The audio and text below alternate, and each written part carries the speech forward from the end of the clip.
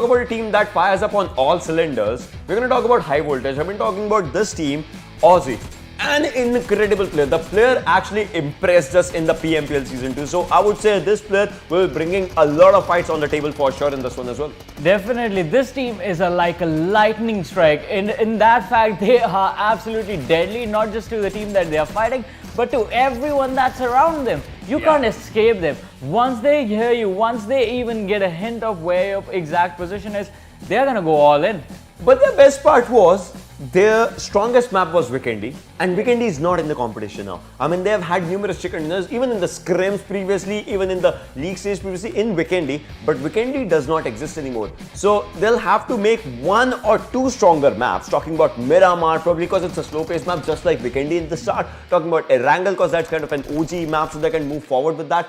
And that is where they'll have to familiarize onto everything, just so that they dominate the competition. Otherwise, everyone else is practicing as well. Exactly. And talk about practices, one team that we have seen for this team as a practice method is going to be the fact that they like to fight individually. They start those fights not as a team but as individual. It's going to be one man trying to take down one or two players from the opposing side, and then the rest of the players will fall in line, get into formation, and then they try and take the opponents down. But that strategy can sometimes backfire. So for high voltage, they're gonna have to be extra careful in the situation that they put themselves in, especially considering the teams that are coming to the competition this time. It's the most important thing. Can they insulate the competition or not? We'll find out.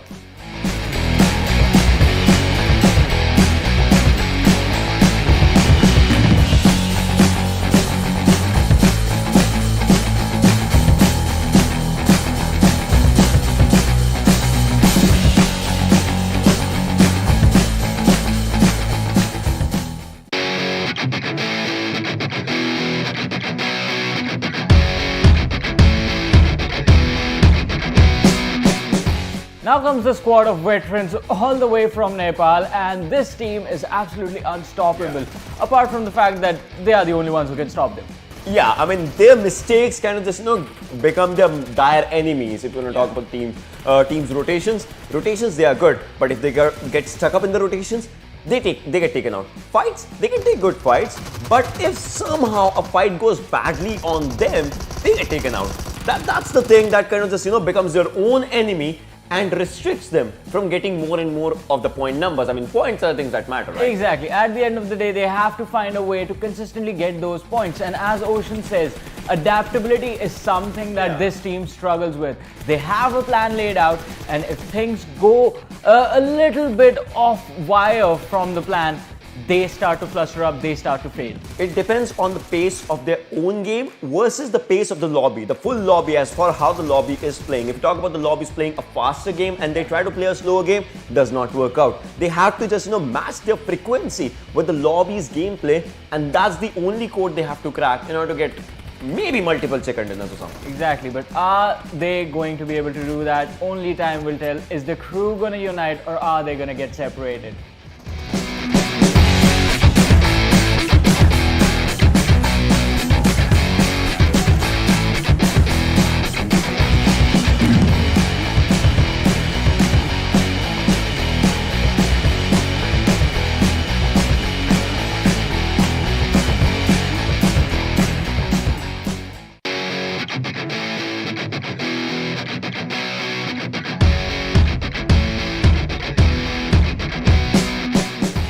When we talk about a team that has always showcased an incredible gameplay from time to time, but has not been able to reach to that position, that's where R3D comes up to our names. Because this team has showcased their gameplay in numerous PMCOs, and they have been an incredible team. But it's the first time going for PMPL. I would love to see how they actually play in this one. Exactly, I agree with that, because as far as the domestic competition from the region of Pakistan is concerned, these guys are veterans, but this is their first time setting foot on the international stage. And with Joker, Anubis being present in the squad, it's going to be highly interesting to see, is R3D actually made for this level of competition? Exactly, but there's one thing that I would say somehow just, relates, differentiates, I would say, this team from the other, the open fights that this team takes. I mean, they take brilliant open fights. They always win, like 99% they would be winning those open fights. I would love to see how that happens in the maps of Miramar or maybe Erangel Open Circle. So that's one brilliant thing. See, the maps are going to be different, but the teams are going to remain the same. And with that, for R3D, the pressure is going to be there, but so is the hunger. And all they have to do is make sure that their colors are going to shine and the maps are going to be painted red.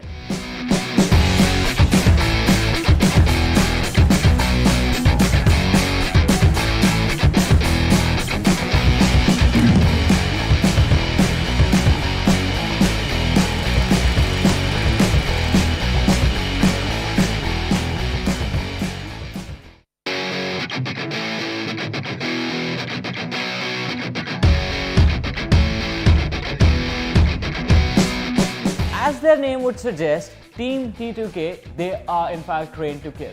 And well, kill is what they do really well. Exactly, that's one thing that they do really, really well.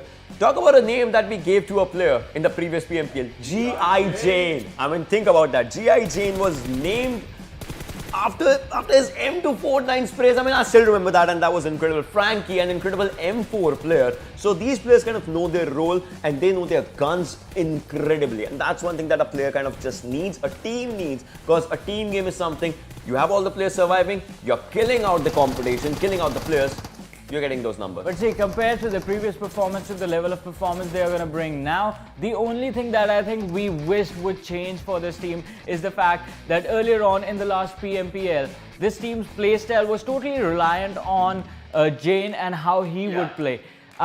This time they have to fix that. This time this team needs to play as a unit and not just around one player. If they can achieve that thing, I think T2K has a long way to go. Exactly, T2K do have a long way to go, but the thing is, they sometimes falter in one thing, and that is the quick decision making once they are taking up fights. I mean, one player rushes up forward, the second player comes up, the third player is trying to go forward with the grenades or something, and that's where the fight sometimes falter down. So they'll have to just, look out for the shot callings once the shot callings are done. Because if you remember, it's just, if it's one player surviving, even that one player somehow just, brings the game to home.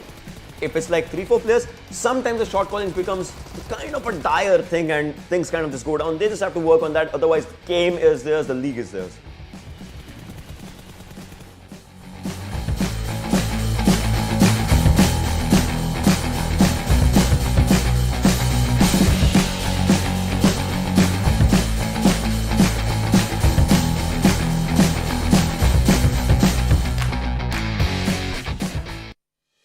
Every day is a fight.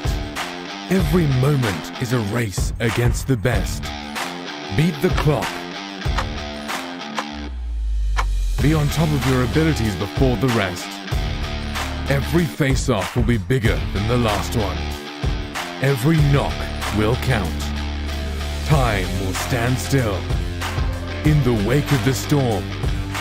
And that's why the sun never sets on this battleground. This is where champions will gather to etch their names on the highway to glory. Welcome to the Colosseum. Welcome to PUBG Mobile Pro League Season 3. Hello and welcome to PUBG Mobile Pro League South Asia Season 3. This is the second Super Weekend is where we're at, and in that we got done with day 1 yesterday. Now we move on to day 2 of the Super Weekend, in which of course we've got 16 teams from the entirety of 20 looking really dominating. With that, alongside all this, it is a huge thanks to Oppo F19 Pro. Hashtag Wook Up Your Fun. I'm your host Blotter. Joining me on the analyst desk, we've got the 2 best analysts that we know of. That is going to be none other than Super Johnny and Ocean Sharma. Well, thank you so much, first of all, for calling us the best analyst. I mean, we do try our level best, but the games are really something to look at. Exactly. Games are really something to look at because these players, I mean, they have incredible capabilities for their own gameplay, and they showcase it time to time for themselves. Absolutely do. Every single opportunity that these teams have been gotten, they have been able to bring them in their favor every single time. And amongst them, there are a few teams that we will be talking about. Alongside though, we do first things first need to talk about what are we looking at. We're looking at 16 teams as of now because this is the second Super Weekend that we're a part of. But overall, when it comes to PMPL South Asia, we've got 20 teams. Exactly, 20 teams and only 16 make it to the Super Weekend every single time. 3 Super Weekends, and after that we have the South Asia Finals, followed by the Regional Finals, where a bunch of other teams are going to be joining the teams that qualify from here, the 9 teams that make it to the other side. But first of all, the second Super Weekend, it's going pretty well. Exactly, it has been going incredible. I mean, as far as we have seen the upsets, the ups and downs all together happening. So I'm open to more surprises if we see any. There certainly will be. By the end of today, there will certainly be a lot of incredible turnover wins, which will of course be reflected onto the point system, onto the overall rankings. But before we head into that, let's talk about the entirety of this gala. We're looking at $300,000 on the line, from which of course 150 grand has already been separated just for the finals of PMPL South Asia. Exactly, and well, once we make it to the finals, the prize money is going to be distributed among the 16 teams that will be there. But before that, the teams get the attendance fee for playing the league stages. The teams that make it to the Super Weekend every time have an opportunity to earn $1,000 by winning a chicken dinner in one of the 15 games. They win a chicken dinner, they get $1,000. They get another chicken dinner, they get another $1,000. I mean, we have seen a few names getting so rich right now that they have been, that just showcases how much they can flaunt their gameplay, right? Because they have been firing up on all cylinders with their own gameplay, with their own capabilities, back to back.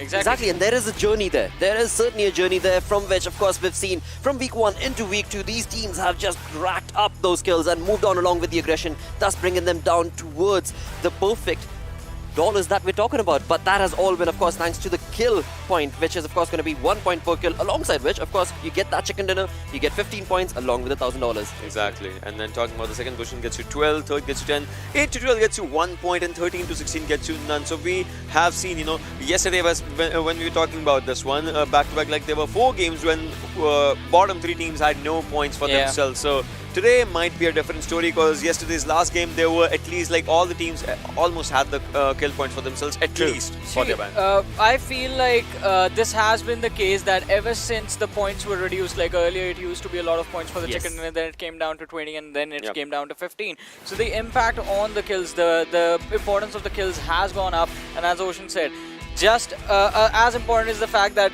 if you finish low enough, you get nothing. So there's going to be a lot of pressure to not be within the bottom 3, or well, for the matter, bottom 6, I would say. Absolutely, mate. 1 point is bad. Absolutely agreed. Because again, when you bring that up, right, there is one thing that makes a huge difference, which is going to be the aggression from the entirety of the lobby, because now the points are that much more closer when it comes to the chicken dinner to the final sum itself. The points are so close that implies that these teams need to be bringing their A-game performance every single game, and that one game could genuinely give you a lead and boost to be able to catch up. Otherwise, it was a different affair when you talk about the previous point system, but never mind all that conversation. Let's talk about them teams itself. As we just discussed, we're looking at 16 teams that are going to be part of this Super Weekend, the second Super Weekend, and in that, we've got INES starting off. Yeah, they started off yesterday and they were off to a good start if you talk about it. The first match they did brilliant, but then we saw the fall off happen, and well, that sort of created an interesting situation. But still, I have to say, INES said their expectations should be achievable and realistic. I mean, target is still F4 team sitting on the 16th position, so that is something that they're going to be, well, at least today they're going to be aiming to hit that marker. Exactly. Absolutely, mate. And again, along with that, we've got Seal9 chiming in along in the second Super Weekend, and they're doing fabulous for themselves, Ocean. They are doing really good for themselves. P and Crew as well, 1952. I mean, they did not have a good start yesterday, 1952, but after that, they started off slowly and steadily. DE, meanwhile, is showcasing really good comeback after the third game. I mean, they started going up really good. Second position, first position, second position. So, yeah, they have been off to a good chart for themselves. So, I would love to see how DE plays today, because, again, they are at 7th or 8th position, somewhere around that area. They would love to move a bit further onto the competition. But talking about the other teams, I mean, A1 Esports, T2K. A1 Esports still in the top 8, but without a chicken dinner, they might have to start up that. Again, every day we talk about it. They have to start on that thing. But here's the interesting thing about A1 Esports. They're still maintaining themselves a really good position without a chicken dinner. This team was really consistent during the first Super Weekend. The second Super Weekend has just started yesterday. Yesterday, A1 Esports, they had some decent games, but I think the pop-off should happen today, because it happened day number 2 last time as well. True, mate, because again, we've reached the second Super Weekend, which remains only one more Super Weekend. That is going to be a tight knot when it comes to the 16 teams that will be a part of that. But move on to the conversation that we are looking at right now. Of course, we've got the real soldiers gotten another chicken dinner for themselves. And again, Venom Legends did showcase perfect turn of events. So did XP Blood Legions. Yeah, I mean, talk about XP Blood Legions, right? They in the first week, it kind of just showed that they might be fearing something as they had because their PMCO games were amazing. They started off really slow, but then now they are picking up a good pace for themselves. Absolutely. Another side, we did have high voltage right there, and that too also needs to be brought up. A team that has actually been very consistent and has gotten themselves a pretty good placement as of now. As we move on towards the overall rankings, of course, I mean, yesterday we saw UC Sports taking away $1,000, along with which overcoming, of course, Sealy Sports and taking that top pole position.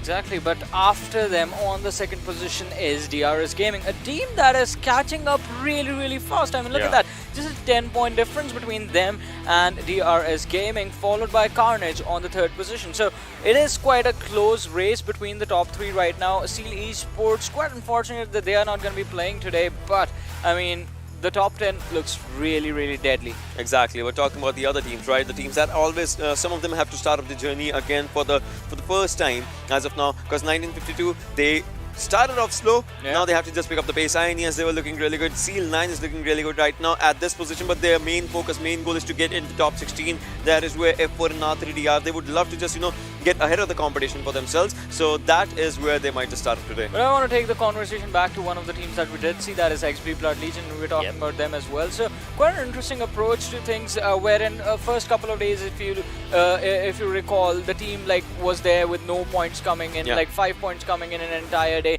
But now, finally doing really well for themselves. They certainly are. And along with that, another team to talk about is certainly going to be, Dead Eyes, guys. Everybody had their eyes gazed on towards this team. But as we move on towards the start itself, we've got day one of week 1 of the Super Weekend compared to, well, day 1 of week 2 Super Weekend. And boy, oh boy, there is a drastic shift from this team's gameplay.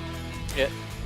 I mean, think about this one. 1800 damage dealt on the first Super Weekend's first day, right? But 6,270, that's a big difference, a day and night difference, as we can just, talk about this one. 7 kills versus 36 kills. So the numbers are increasing, and this just showcases one thing, and that is their mind is just now hell-bent on causing destruction onto their opponents. Yeah, if it wasn't for the players of DRS yesterday, we would have seen Dead Eyes guys sort of pop off even harder, but they played really well. I mean, we're finally seeing this team as we had a conversation with Shifu sir yesterday as well, and he mentioned go back to the old team that was there, that used to dominate, put up dominating performances time and time again. That is what we are seeing right now, and it is going to be quite interesting to see how can they sort of take it a step further once they make it to the finals. Because right now, this was pointed out yesterday as well, that the target is to make it to the finals. They are saving some strategies,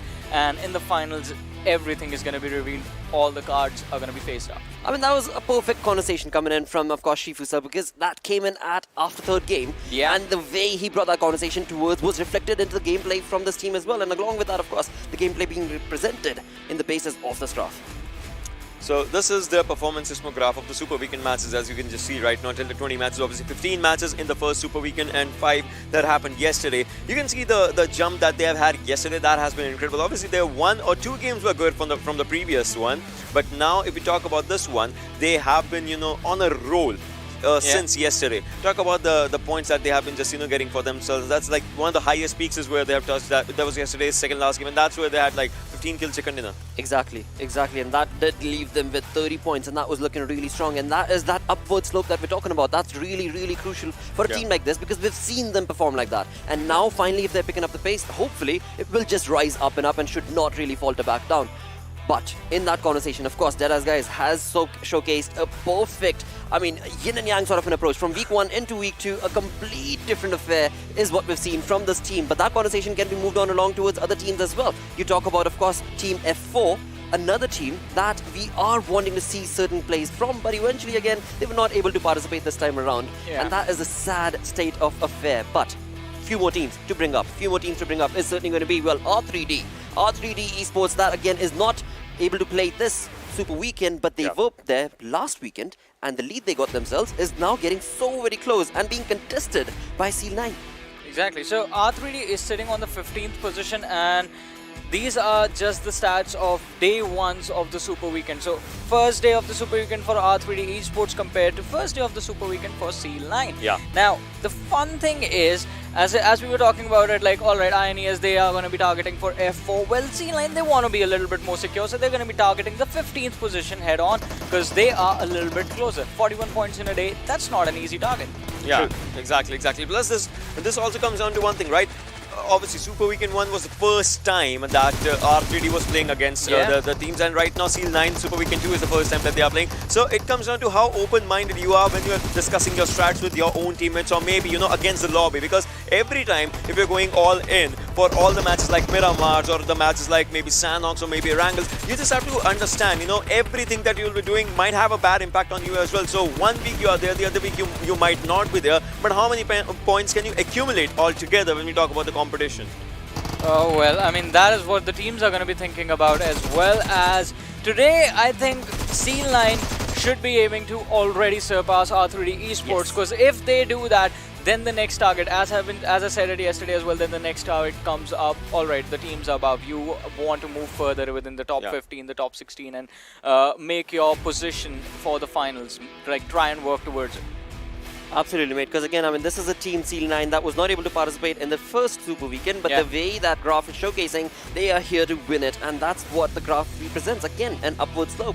Yeah, exactly. I mean, in this one also we can see the matches that all together that they have played, right? The first league play and the second league play, and yesterday's day as well. You can see yesterday there was a bit of an ups and downs faltering, but it's not obviously their fault. It's like the lobby obviously becomes tough when it's a Super Weekend, because every team wants to show their super mode for themselves, the best gameplays that they have, the best strategies that they might be having or might be hiding.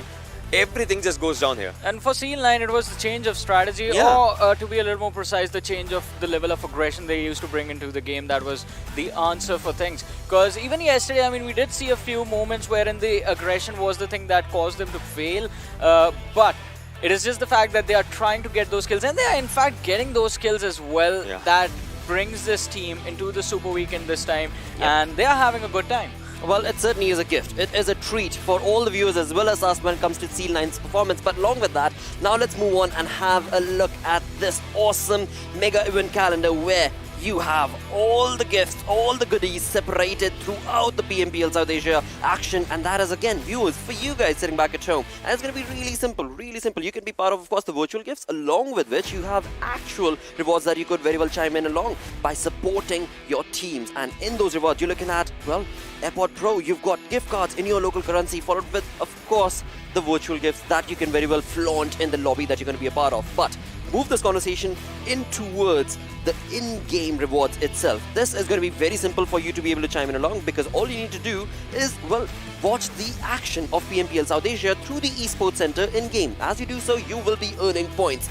Those points can then be multiplied by guessing weekly winners, or tripled and quadrupled by participating in the lucky draw. And again, you get to have, if you're lucky, that permanent outfit for yourselves, and that's exclusive for PMPL South Asia. You have to be really, really lucky. Like top 3. Yep. Only the top 3 will be getting that permanent outfit, and it's super awesome. It is super awesome, mate. And with that, Super Johnny, let's move on towards the super giveaway once again, where again, this is where it all breaks down. Of course, we've spoken about the virtual gifts. Of course, we've spoken about the entirety of the calendar. But now this is what is at stake, viewers, because we've got Airport Pro set up for you guys. We've got, again, gift cards in your local currency along with the in-game items, and all you need to do is hashtag PMPLSA followed by your unique code, your UID code from in-game and the region that you are supporting. As you do so, well, you get a chance to get those gifts for yourself. But again, do not forget, you do need to showcase that love for the teams from your region. And with that, let's get our day started. The second Super Weekend awesomeness. It is time to move on to the schedule, where once again we shall start the day off on the map of Erangel. Exactly. Guys, what do you think this time around on Erangel? Who's going to be dominating? Let's talk about regions. Oh, regions. We are gonna go that way now. I think it's still gonna be. I like one thing. Lakshay always asks us, which region do you think Lakshay is going to dominate? Let's ask you. Like, let's put him I think right it's out. going to be Nepal again, because I'm going to go first. As I said, Nepal again, because almost like majority of the Nepali teams have had good momentum yesterday. That is so very true. But how about Ocean? I answer that based on the stats, mate, because we do have the stats on our screens where Erangel, as of now, is looking really dominated by the real soldiers, the DRS team, followed by Zeus Esports. I mean, we're talking about DRS, right? So I would love to see this team get the 6th chicken dinner for themselves. And maybe if they are, on a roll or something, we can see them just dominating all together for today's day. Because DRS's yesterday was good. I just want to see what impact does a break, even if it's like of a few hours, of like from Friday to Saturday, what impact does a break bring on the mentality of the players? Because DE and DRS, they were having good games back to back. So that is true, mate. That is so very true. But again, you talk about that break. That break is not really a break. It is so much more of a brainstorm from within the teams, because that is what is important. They better be getting back into those green rooms and, genuinely, as you analysts do, get into the gameplay itself, not only from them, but the other teams. Exactly. And that's going to be crucial. Now we're at that crux. We're on week 2. Only one more week remains before we move on into the finals, and only top 16 are going to be part of it. Exactly. But one team I would love to see in action, he pointed out DRS, but as we were talking about those discussion times that are there between the days, between day 1, between day 2, I want to see Stalwart Flex in the action again, because now from the the 3 teams that usually make it from the region of Pakistan, now only one is here in the Super Weekend. That's true. And they have sort of taken their foot off the gas for a little bit. Yesterday we did not really see the usual Stalwart Flex that we love to see, where in every single game they might not be getting those chicken dinners, but they are destroying their opponents. So that is something that I would love to see again. Another name I do want to bring up is going to be High Voltage. Now, High Voltage is another team that has been consistent. Their gameplay, as of now, based on yesterday's play, have been a bit on the low-key pace, but they've still been able to maintain that top 6 position, top 10 position, and that's working in their favor. But they better be able to convert that into a chicken dinner. That's highly important now. Come on, Assassin, you better give us that chicken dinner. But with that, it is time for predictions, guys. Are you guys going to be moving on along with a specific team? Nothing? No. No? Alright, well, it is time to step into this first game on Erangel. And once again, we're going to be going on to our commentators who are going to be taking us through this first game on Erangel. It is the Erangel boys. It is none other than XP, joined in with Playmate. Thank you for that, Blotter. And on that note, we're going to be jumping into the first game of day 2 of the second Super Weekend. As Blotter pointed out, it is of course going to be myself, Bleh, and XP is going to be bringing you the action once more on Erangel. Everyone's ready to rock and roll. People are locked and loaded, and you, sir, are suited and booted. I am suited up. I thought, as we're getting closer to the end game, I'll just whip out the little jacket and not too much, no ties overhead this time around. Making me feel underdressed. I see what you're doing here, but you know what? It's okay. It's all right. Because guess what? They're not gonna have to look at us for very long. We're going to be jumping straight into the map indeed, and on that very note, perfectly on cue, ladies and gentlemen, boys and girls, children of all ages, we're going to be jumping into Erangel once again. We're going to be seeing how these 16 teams are going to be duking out. Now, looking at the playing path, it is going to be starting all the way from the shooting range and ending towards the military base. We've seen multiple playing paths like this, sometimes from north to south, sometimes from south to the north, and at this point, almost halfway through the Super Weekend, I guess we can kind of say that we have an inkling as to where the majority of these teams are going to be dropping towards. However, there are a couple of teams who can throw a curveball. Oh, absolutely. Of course, everyone has their favorite drop spots, and every once in a while, teams like XB Blood Legion, they suddenly have some confidence infused in them, and they're like going out on the hunt, in fact challenging teams like Deadeye's guys right at their drop spot. In case you don't know what I'm talking about, expect some action to break out at Rozhok early on once more. And now, we did talk about Zeus Esports. They are heading towards Georgia Paul, as it kind of does look like that on our screens. Now, they love dropping down at the compounds near the shelter, but they're one team, we've seen this, I mean, they barely have any equipment, they don't have any helmets, but if they pick up a gun and they see anyone else who is not a part of the team, these boys just go out for the kill. They do indeed, and speaking of some of the teams here, we did have, High Voltage was touched upon. We had Stalwart Flex, currently placed 9th, the only team from Pakistan playing this weekend, and they haven't had a chance to get a chicken dinner yet, but you seem to have spotted something out. Talking about the team that likes to play spoil sport, have a look at what's happening on the military island this time, Blair, and you are going to be a bit happy. I see that smirk coming out, and well, the first circle is going to form. It is going to be pretty much central, which is, again, a pleasant change from what we've seen. Most of the times we've seen everything towards the west, pretty much around Primorsk and Quarry. So this is something that people are going to be watching out for. But have a look at who is joining Stalwart Flex at the military base. It's Blood Legion. Yep, and the question here is, are Blood Legion gonna contest military base, try and take the fight with Stalwart Flex, or are they gonna be heading towards Nova Rep Noi? And it looks like my answer has been, the answer to my question has been given there. You can see Blood Legion slowly moving away towards the side of Nova, where, you know, they have the bridge available, they can even grab a couple of boats, head on towards Military Power if needs be.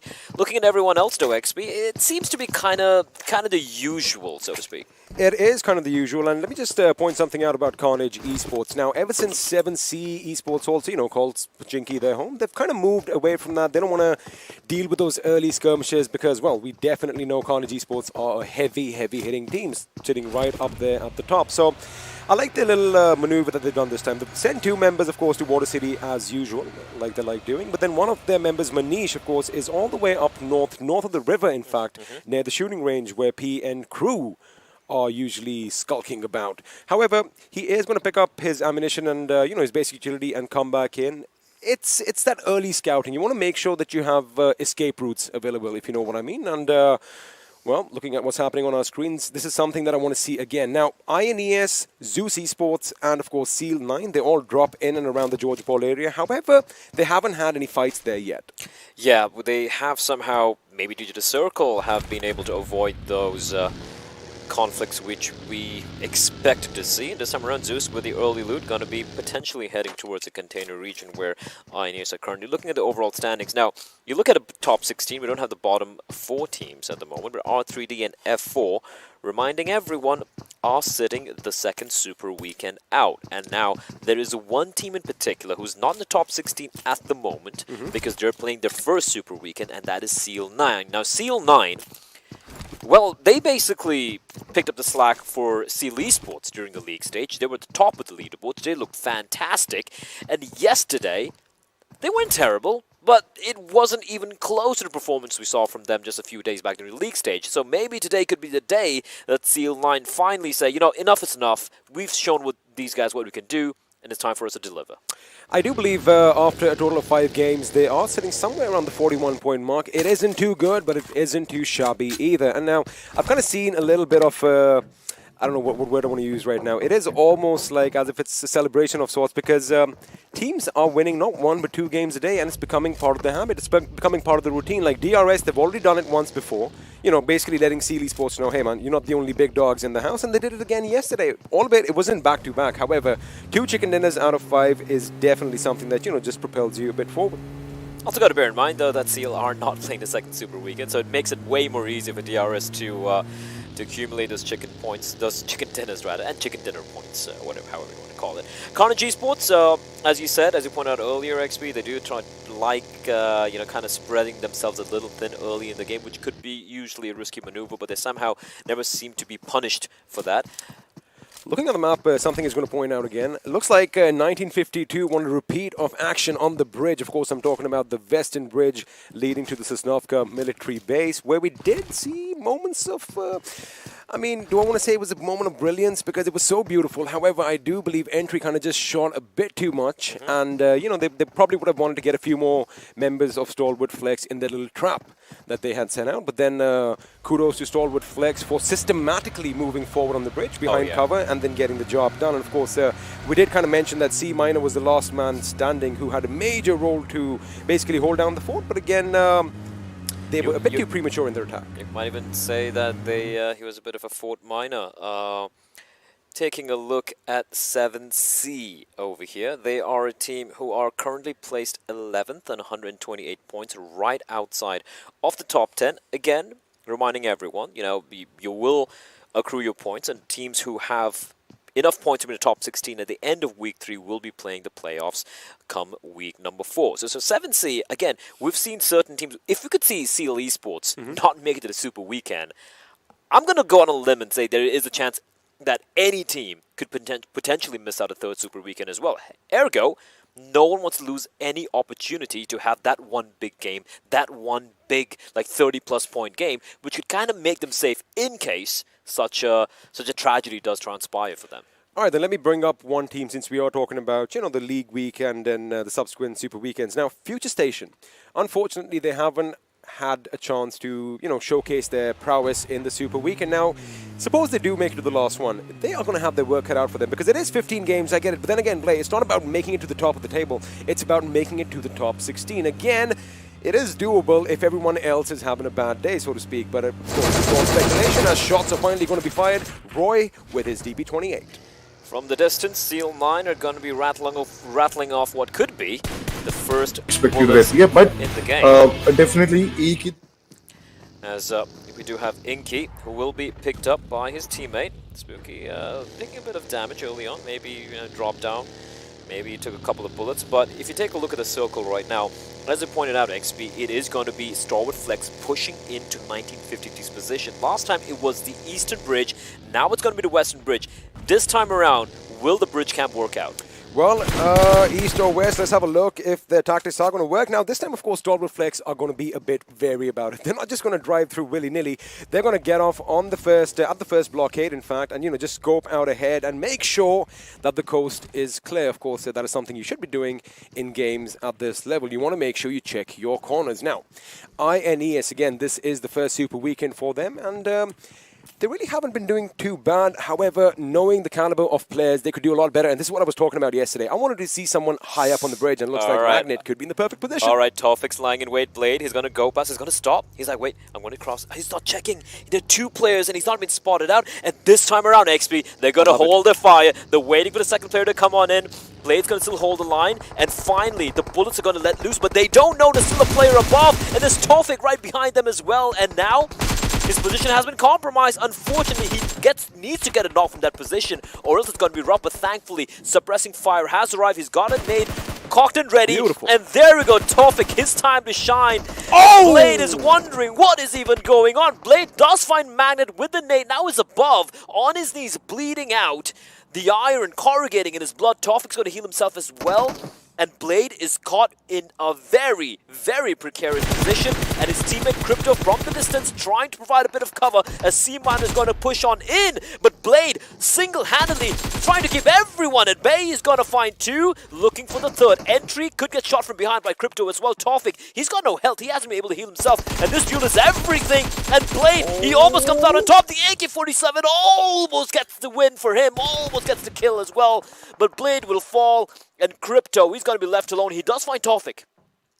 3 members down for 1952. And right now, it is a 1v1. Crypto calculating in his head, what options do I have available? What do I do? Do I go in for the kill? Do I try to get the team wipe? Or do I just make a run for it as a res has taken place? Now, let me tell you one thing. I like the fact that Blade actually held his ground. He tried to do the best that he could, and it was almost in their favor, because I do believe C minor and Entry were just a bit too late, and it could have gone either way. But now, what's going to happen is that Crypto is going to wait for that little revive attempt to come towards Taufik, because he knows he's down there. And remember, he cannot drop down in the water, because if he does, he is going to go straight to Davy Doan's locker, and that is something they do not want. But again, I like the fact that 1952 finally did learn from their mistakes.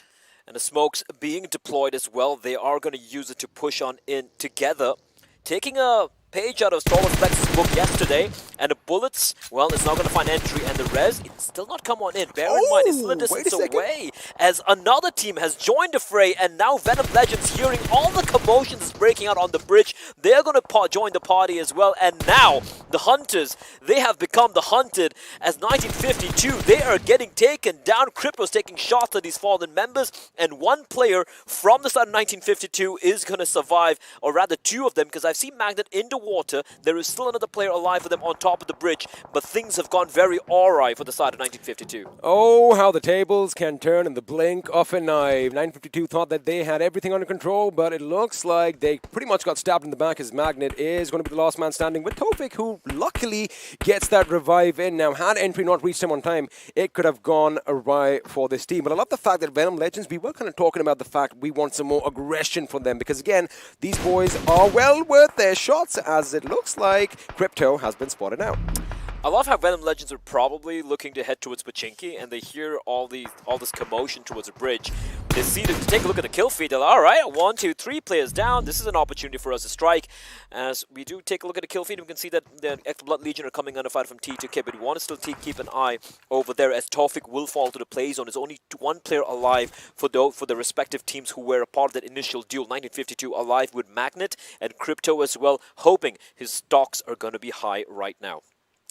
XP Blood Legion on our screens right now. They are traversing Pareto Hill. I think they want to get that little high top position. Little do they know that A1 Esports is already going to be posted up front. And now Venom Legends, the guys who pretty much came in and took a few kills, a few free kills in fact, are going to be happy with their take as they're now going to move up. Magnet made the right decision to kind of swim out into the blue zone, because remember, you can't patch yourself up while you're floating in water. So he needs to go and patch himself up. In fact, we just might see a little bit of a skirmish between Magnet and Crypto before one of them leaves. Only one shall leave the island alive play. That's in true Battle Royale style. We might indeed see that breaking out. It looks like, however, Crypto is going to be going for a more safer route. He's going to take the long way, all the way around towards Milta, heading towards the play zone through farm. It's going to be a bit of a detour. Hopefully, he's got a few med kits, a few bandages, and energy drinks to work with. But 1952, man, it sucks. They played it so well, and in the end, it just didn't matter. Again, the thing is, you know, you got to realize one thing. This is a battle royale, as you did, of course, mention. And when you are firing a few shots here and there, people are going to hear them about 700-800 meters away. If it's not suppressed, people are going to hear that. And well, you know, everyone has a little bit of curiosity, and you want to check out what's happening. So I think Venom Legends just played it really well. And also, you look at the names. You look at the teams who are being part of that conflict. You look at the kill feed. You're like, hey, that's Stalwart Flex. That's 1952. They know where they are. We know where they're like dropping. We know what's happening over here. They're on the bridge battling it out. It's going to be easy. And what's not going to be easy is Hungry Box trying to stave off this push coming in from Sandesh and Ayush from PN Crew. And speaking of PN Crew, Killer, he has been downed. The rest is going to be coming on in. He's got a bit of cover. And this is basically a team fight breaking out on two different fronts. Deadeye's guys going up against PN Crew, both the teams from Group E. That nade almost finding Hungry Box. Now, the thing is, if Ayush and Sandesh push up together simultaneously, they can finish off Hungry Box. It's not going to be any opportunity for a trade. But if they take the sweet time, Shifu is going to come on in and make life a little bit harder. Also, keep in mind, you can't see two players from Deadeye's guys. They are just on the right of our screens. They were kind of separated, but now looks like PN Crew are getting ready for a little bit of assault. Shifu with a good grenade over here can actually thwart that attack. In fact, the grenade is going to find its way inside. It does. Sandesh taking just a little bit of damage. A little bit of chip damage as Hungry Box. He knows their enemies nearby. He knows he needs to hold on for as long as possible. Finally, from Shifu, sir, the nade is good, and he is going to find a double. And that's the opportunity for everyone else on Deadeye's guys to go in for the push. Killer and Legend having to hold the fort down, and it's all down to Killer. He's going to go prone, and he will be finished off. The nade was a catalyst, and that's all Deadeye's guys needed to wipe out PN Crew in the last position. Sure, they lose. They don't lose anyone, actually. They get a knockdown, but what a brilliant nade. The timing couldn't have been any better. Ever since Deadeye's guys have kind of found their footing and they've had that momentum rolling for them, these boys have been on a tear, basically decimating team after team. And this is what we talked about earlier. Where are the Deadeye's guys that literally shred their opponents, as it looks like INES are going to be kind of thwarting an attack by Skylight Gaming. INES yet to get a chicken dinner during the Super Weekend, and they're right now placed, I think, like in the 8th position. They're definitely in the top 10. They have accumulated a very healthy number of kills. At one point, I gotta be like, you gotta ask the question, like, when are they gonna get to sink their teeth into that juicy chicken dinner. Taking a look at the circle, next play zone is going to be up on our screens in the next few seconds, and that's where everyone is currently just biding the time, waiting. It is going to be a school circle. We haven't seen this one in a while, XP, and there are already a multitude of teams who have already made school their temporary home. But I don't want to go to school. Back to school again. Already, at least it's in the game as people try and murder one another. Now, Magnet, remember, is still alive against all odds. Of course, we can't see him on our screen. A lot of shots are going to be fired. I love this. Everyone wants a little piece of school and the apartments, and this is what we're going to see. A lot of firing and a lot of cars driving by. Godless, Icy, Zeus, they've called the school their home. They're like, you want to come at this, you're going to have to deal with all these bullets we're going to be sending your way. And because of that, Scarlet Gaming opting to go for a more safer route. Godless, a bit optimistic, but he spots out a couple of players from Blood Legion who, bear in mind, have lost They only had 3 players in the server, mind you, and they have lost a player already. So down to just to 2 members. As Hungry Box, he's gonna just whiz on past and is gonna find some cover. He's actually gonna want to. His teammate actually providing a bit of covering fire and getting a knock onto a player from Zeus. However, Zeus, considering their fortification inside the school, they're gonna be very, very comfortable. As Seal 9 right now are going up against High Voltage. Mind you, just south of the school and the apartments, we have the major hill, which gradually kind of slopes down, and I'm kind of surprised that a lot of teams are still up on that mountain. Now, the thing is, if the zone kind of shifts further south, that is going to be in their favor. However, they are going to have to come in, but it looks like Starboard Flex are opening up, and they are literally wiping out DRS. Starboard Flex is one guy. It's one guy. It's Crypto. He's still alive, and he's taking the fight single-handedly to DRS, who are now down to 1 member. It's AJ and Crypto. He spotted AJ as well. And Crypto, he's taken a shot. But he's got he's got the energy drink. If he waits a few more seconds, it's going to heal himself up to 100%. And now, this battle, he deals a bit more damage. AJ pushing on in. He needs to get this kill quickly here. And Crypto waiting, pre-firing through the door, through the window. 1 bullet is all he needs, and Crypto has single-handedly wiped out DRS Gaming. He doesn't need his teammates. He's a one-man army, a monster. I mean, I'm just speechless right now. That was just clinical the way he did it. And let me just tell you one thing. Sound sense was on point. Let's quickly have a look at the replay. Gyalzen goes down first, and then, of course, he's going to fix his sights on Mafia Ninja, who's taken down. And AJ, of course, trying his best, getting 3 kills in the blink of an eye. Of course, the fact was DRS got a bit complacent because they were at the edge of the circle. They were not expecting a single lone guy to come in from behind and pretty much wipe them off the face of Erangel. Complacency, that's the word of the hour. You got to be wary. It doesn't matter how late it is. You have to expect someone coming on in. And all it needed was the one guy, just the one guy, Crypto.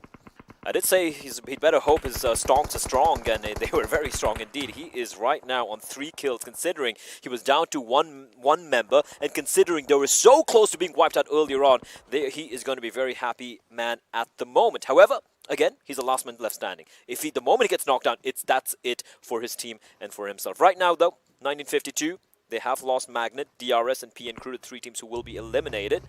We still have 13 teams alive and 42 players in the server. 7C, in the meantime, they're getting knocked down, getting shot at by multiple players, and right now it's A1 who's making life a bit miserable for them. I'm kind of wary about 7C's position. As the circle is going to shift further down south, as we did kind of predict, which means Venom Legends are going to be pretty much in the center of the new circle. And I like the fact we are basically vacating all the buildings, and we're going to be going up on this mountaintop. Have a look at that. Aeneas in a world of trouble. Someone's pushing up. Ironic, the last man standing. Can he get those revives in? I don't think so. Carnage, they're going to push on up. But Joker could play a little bit of spoils, but I'm stumbling over my words. Because this is getting chaotic, and Joker is going to get a knock. He's going to find Jiggle, but he should be traded here. Where are the members for Carnage? They were just right next to him, but Jiggle pushing in a little bit too further ahead of the rest of his teammates, and that's going to be an easy kill and an easy knock as Ionis in the meantime gets eliminated. Mind you, this gave enough time for the members of 7Cs to be back up on their feet. They've got to be careful though, because on one side we still have CNE who suddenly were thwarted by Joker, and they were like, wait a second, we have someone hiding behind a rock over here. So A1 Esports have a little bit of respite as well. Have a look at this map. They are a bit further up towards the top of your screens. They have the high ground, however, they are outside the circle. Only Jax and one other member are inside, so they need to come in, and they need to come in quick, as everyone else is trying to find that little niche in this madness. Right now, Zeus haven't yet made a move from the school. They need to head on down south, but they might have to go up against High Voltage, Seal 9, and Deadeye's guys up north. In order to avoid that, they're going to be going for more of a western route. You can take a look over here in the map. You can see Zeus sneaking the way in from the western side of the play zone. What's going to happen up north is Deadeye's guys, High Voltage, and Seal 9, they need to either pick a fight right now, because there's no way they can run away without getting shot in the back. And talking about getting shot in the back, it's Joker, the last man standing, throwing a grenade that just kind of deflected and came back when they did it. Oh my goodness, does he know that? Oh, he should, right? Wait for it. Oh my goodness, ladies and gentlemen. A moment of silence here, please, F's for in the chat. our fallen Joker. F's in the chat for this man. Oh my goodness, I mean... He didn't know. He didn't know. Oh, that is so unlucky, Blair. I'm just going to take a second just to... All right, moment of silence.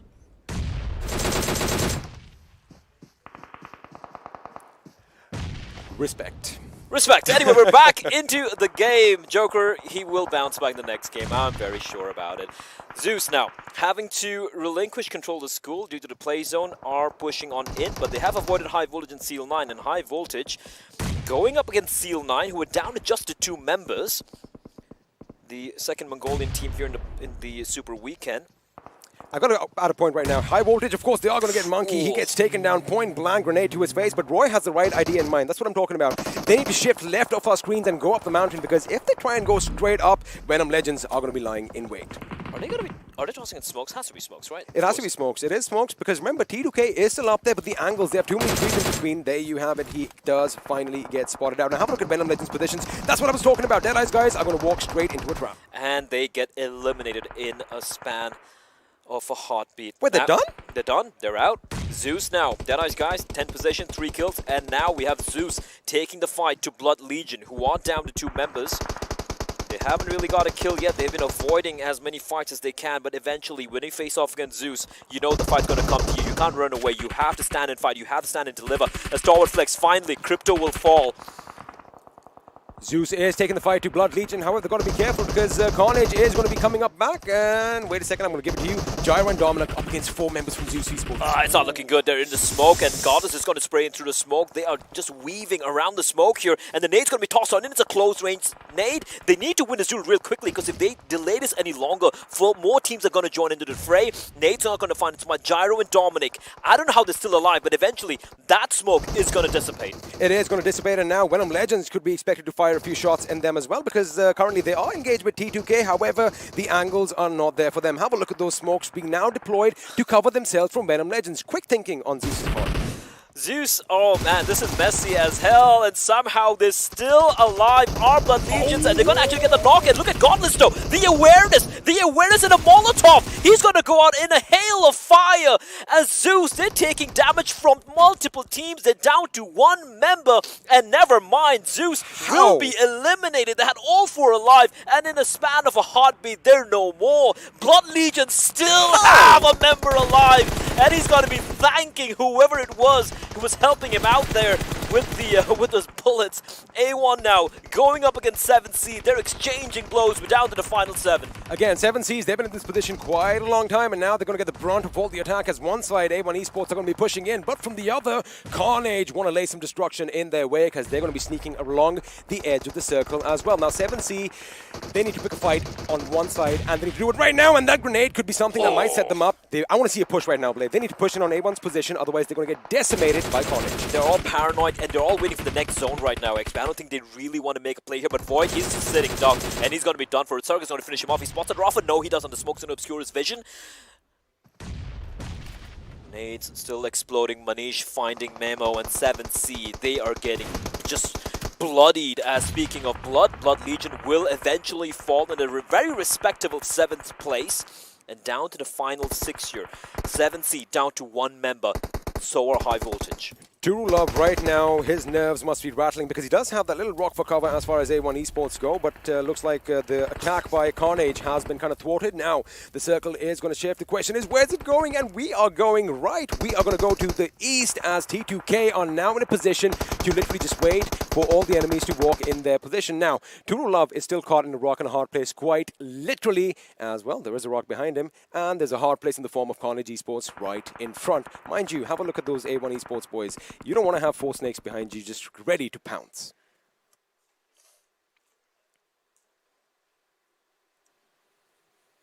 Take a break. Just take a breath. Just lull in the action.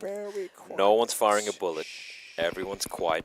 Everyone's waiting. A few suppressed shots going out. Molotov being deployed. Someone knows True Love is in the vicinity. Will they be expecting him behind the rock is the question. If a nade goes there, he's done for. Finally, Rafa will be spotted. Manish is going to be going in for the push. I am a little wary of Praveen's position, because he was... Wait a second. He needs to make sure he gets that car to the rock. They need to make a fortification for themselves. As now Snipe White can do something, but A1 Esports from behind. A1 Esports coming in from behind. It's a 3-way fight. Praveen now, he's still in the grass. A number of his teammates have been taken down. And T2K, like you said, they're blowing the vehicles. They're like, this is the final stand, ladies and gentlemen. We're going to hold this one down. But as I say that, A1 Sinister, he lets loose, finds 2 knocks onto T2K, and despite having the cover, it's still not that easy. Sinister gets knocked down by Fry Pan from the side of Venom Legends. In the meantime, T2K replying back and finish off Sinister as well, and just bullets are flying thick and fast. T2K, even though they have a player down, even though Jane is on very low HP, they're still holding strong. Utharga was taken down over there, which is perfect for T2K because their left flank is now secure. All they have to do is Utharga just needs to concentrate on Turu Love and Dante's position as, oh my goodness, Turu Love is going to catch him. Does he catch him? No, it's Utharga who gets the kill for Train to Kill. Which is really good though. He doesn't need to really let loose. He can just buy this time, wait it out. It's 3 teams alive. It's 3 teams alive. It's 4 members of T2K. They have managed to hold down the fort. Turu Love slowly sneaking in from behind. They're unaware. Utharga could be found by Turu Love, but Turu Love wants to get to safety before that takes place. A1 Esports getting eliminated early on. Meanwhile, in the 5th position with 5 points. And now, 7C. The last man left alive, Turu Love. He's done a fantastic job staying alive for this long, but in the end, I don't think it's going to be enough. T2K, all 4 members alive and kicking, and looking for that chicken dinner. They need one more frag. They are going to get that frag. In fact, they have an idea where the person is. They are going to be lobbing a few grenades. Now, Turu Love, he can pull up a miraculous clutch over here. I mean, you never know. Be a dreamer. See, Jane goes down now. Blah, blah, blah. Gets taken down. Then Utharga might come in the line of fire. But Jane jumps. Jane spots the enemy. Jane gets taken down. But of course, when 3 guns are trained at you, can't really do anything. What a wonderful, wonderful win over here in Game 1 by the boys from Trained to Kill. They were trained. They were ready. And they were more than able to get that chicken dinner, winning it in style, keeping all 4 players alive. But once you saw that circle shift, they were coming under fire. And they had 2 knocks take place as well. But they were able to kind of recover very, very quickly, very efficiently. And in the end, I believe that was like a 10+ kill game for them. I think 12 or 13 is what I saw. But let me just not take anything away from Venom Legends as well. What an aggressive game they played. But a couple of these mistakes at the end is what kind of led to the downfall. But again, T2K, they held down the fort. And when they realized that, you know, wait, the circle's coming towards us, let me just destroy our vehicles and just hunker down. But with that, of course, the action is going to continue on day 2 of the second Super Weekend. Y'all don't go anywhere. We're going to take a quick break. We'll be back after this.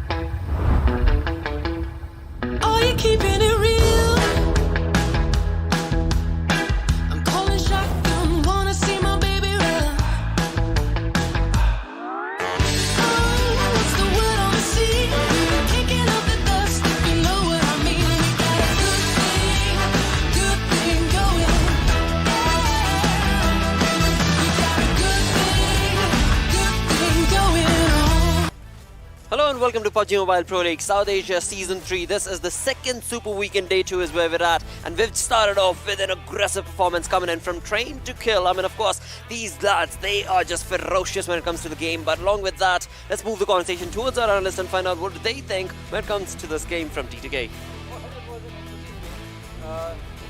I mean, it was a really, really good game. You know, the way it just started off with everything. Plus, obviously, we are back to seeing the old T2K as we have seen and we have loved, right? Exactly, and not just them. I wanted to say, like, it was an interesting game from T2K, but Venom Legends also put up an interesting performance, and it was really right from the very start of the game. True, mate. Talk about this one, right? Rafat, he truly deserves a point out here. 5 kills, 850 damage, 3 assists as well, and 242 healing done. Obviously, these kinds of circles, right? The ones that are in the open. Plus, talking about Team Venom Legends, holding on the zone for themselves, taking down the teams outside the circle, then moving inside the circle. This team kind of just, the healing factor comes out. Talk about taking down teams. I mean, it all comes down to the bridge. Bridge situation. I mean, perfect third party. Yeah, a perfect third party, perfect capitalization of an opportunity that was laid out in front of them. Exactly, but talk about the contribution that, you know, this player had 23.4% kill contribution in the entire team. So it's like, you know, he becomes a front face of the competition when we talk about the domination that he has to do, and he just showcases it perfectly whenever it's needed. Exactly, and talk about showcasing, gameplay, good performances. It wasn't just this one player. Yeah, true, mate. Because again, I mean, you talk about top players coming in from the entirety of this saga on Erangel. It was just perfect start, of course, from Rafat from the side of Venom Legends, but you move that conversation towards the side of T2K as well as Carnage. I mean, these guys have been a problem for so many teams in the lobby. Exactly. T2K, I mean, all the players were surviving, right? And then once you have all the team, the whole team surviving, you get to know, like, even if someone else is taking it on, you have that perfect cover, the adequate cover that there is needed. Plus the circle being onto the backside of the school area, the upper open area. So you kind of need to, you know, just learn how to live onto the upper areas of the fights whenever you are taking up the fight, because there are some minute hills which you need to contest at those points. Or in case of True Love from 7C, you got to learn to live on the edge, because in a situation he was sandwiched sort of between the players of Carnage and the players of T2K. But I mean, as it would turn out, as Destiny would have it, T2K finish off Carnage first and then spot out True Love. So quite an impressive performance from that man, just keeping his head down, because sometimes patience also pays off. Exactly. It is seriously so very crucial to be able to, you know, hold your ground to bring in that perfect play if you are the only man in the entirety of that fight. And with that, we move on towards Train to Kill. I mean, yesterday we started the day off. This team came in third on rank with 7 kills. Now they've gotten that chicken dinner off to a great start. Yeah, and talking about the 14 kills as well. So another high kill gameplay for the chicken dinner team, right? So this just showcases how they wanted to just, you know, start off their momentum for the day. Carnage, they are looking really good. Venom Legends, you know, 10 placement points, 11 kill points, but 7C just playing it for the placement points right now. Then they will be just, you know, so in the upcoming games they might just go for the kill points for themselves. But this is where it just comes down. DRS, INES, PN Crew. Again, 3 names, no points. Ouch. Oh well. Alright, so a few teams that I want to talk about is, first of all, 1952. Amazing fight that they picked up against the players of Stalwart Flex right there on the bridge, destroying 3 players, like finishing off those 3 players. And then quite unfortunate for them as well, as they stayed too long on the bridge, allowing Venom Legends to actually come in towards their backs, and the players were forced to jump. It wasn't even a backstab, dude. It was a backsting. They were not ready. They were not ready at that moment. Like they waited. The time was the main crucial factor in that one. The time was not right. Apart from that, talk about timing things. PN Crew versus, I want to say, one individual player who held them off for a really long time. That was Hungry Box from the side of Dead Eyes guys, because he was pinned down. Exactly. He certainly was. Exactly. But then, you know, just talking about the fight, right? The bridge movements and the momentums, are talking about the stall, but, you know, that's where the momentum just comes down. You are not ready for the fights. You're not ready for how the things are going to start. And we'll be looking at that thing as well, how the fight just, you know, began to take over onto everything. Look at this. I mean, this is where the starting, we were hoping for everything to happen. But hey, the right calls, when you're the last person standing, you have to rely on your own self for how you can take up all the fights. And AJ, he did have the perfect cover for himself onto the other direction. But once he's just spotted down, you need to showcase, you know, how you can take up this fight, because it's a head-on collision with AJ. But right now, again, this comes down to your utility usages that he was doing, and in that time, AJ knew something might just come down to him, and this is where the proper sound sense just comes to you. You get to know about it, right? Exactly. Talk about utility. That is the thing that is missing from this clip. Absolutely no utility. I mean, we get it for Crypto. It was down. He was the last man on the wire, and then the aggressive stance coming in from AJ, just peeking him head-on, taking those shots. Yeah, once Crypto knows, he did not take any damage in that fight. Yeah, and once Crypto knew that the damage was done, he went for this one. But this is the fight that you were talking about, John. Yeah, this is the bridge situation that was there between 1952 and the players of Stalwart Flex. As you see, Tofik in the backlines, he gets there. Stalwart Flex did not know where this lad came from. If we just he was pause an in this one, ninja. just think about this one, right? If we just pause in this one, you can see from where 1952 actually has the hold. I mean, Tawfiq is onto the backside. Maybe if Blade just tries to move on to the other direction, Tawfiq gives up the perfect call. I mean, alright, Magneto did go down from Blade's grenade, but from all the directions, the players kind of know their perspectives of where and how they have to take up the fight. And this is an interesting situation for Stalwart as well, because as you see, I mean, Blade is pinned down, you have one lad from the back lines. It has to be a priority to take down Tawfiq so that you can later on focus on the 2 other players that are on the other side of the bridge. But then we see Miner closing in, he goes down as well. 1952, there was a hiccup in this situation, because now we thought, alright, Blade, he has this one in the back. 1952, they are going to be out of things. They were going to be out of things had they made another mistake. That was Tawfiq just, you know, overcommitting for themselves. But talk about Crypto and Blade, they had an area, they might have pinned down the players of 1952. They did try to go for this one, but damage given and damage taken was kind of equivalent as entry. He was on low HP, but then once he started his own damage, he took the players down. And Crypto, well, it was a bit too late. It was a bit too late, and it got even later as well. Venom Legends, a few seconds later, they came in. Again, timing was towards bad. timing. Venom Legends timing was perfect. I mean, For them it was. for them it was absolutely on point. I mean, you talk about rivalries. This is the rivalry that we've been seeing for quite some time. And 1952 is always there for that bridge camp. Stalwart, we know for a fact, always does go down to military base. And as they make that rotation, 1952 has tried it, but this time around they were able to capitalize on that. That was just a few moments coming in from this first game. Let's move on to the open moments and describe the entirety of this wonderful saga. Do you think Joker's grenade is going to be in this one? Hey, that should not even be a That question. should not be, but I mean, the way the grenade was, because see, a person will be thinking like, the grenade would be out onto the other direction. I don't know how did it just went. It hit the edge of the rock. Yeah, it backfired. It hit the edge. Let it backfire. Okay, talking about nades in this situation, the first nade coming in from Shifu before he entered, that was so amazing. PN crew, absolutely. I mean, Hungry Box first of all held them for what felt like around 15 to 20 seconds. Yeah, there's the bouncer. You guys were hoping that let the first hit kick in, let him get the HP. We were hoping for it. Let the first hit just be enough. But this was an incredible fight. Look at Godless just taking the players down. But then Zeus somehow from nowhere, Zeus goes down as they were trying to take fight against XP Blood Legions, and this was like they've never anticipated this fight to go in a way that would be against them, and that too in the final moments. Because we knew had Zeus survived that fight, they would have gone really catastrophic with the high kill numbers. Yeah. I mean that was an amazing moment. But the thing that in that scenario was the spray coming in from the other side, just taking down both players, and then this last player from the side of XP Blood Legion is just there hiding in that small wooden construction that's there. And then we rotate towards the end, or move towards the end, wherein we do see T2K sort of finish off the match. But I want to come back a few steps, talk about that grenade from the side of Joker. Alright, so no matter what we say, it was a pretty hilarious moment, but that nade was lined up quite nicely. Yes. Had it gone to the other side, it would have taken down a few players, but it was perfect either way. I mean, yes, in terms of moments, that was just perfect. Had it gone, of course, Carnage would have had one player already sent back to the lobby, another one probably knocked, but move that conversation towards the damage that we've seen throughout this lobby. This is good now. 9 teams with 1000 plus damage for themselves. Exactly. Out of which you would see 14 and 11 kills coming for T2K and Venom Legends. There was 7C as well. 7C got good hold of their placement points. But talk about the teams, right? INES, talk about Seal9, talk about DRS, talk about PN Crew. I mean, if you're talking about these teams were the ones that started playing good yesterday. Yes. And again, the definition that I was just talking about, today is going to be the day of upsets.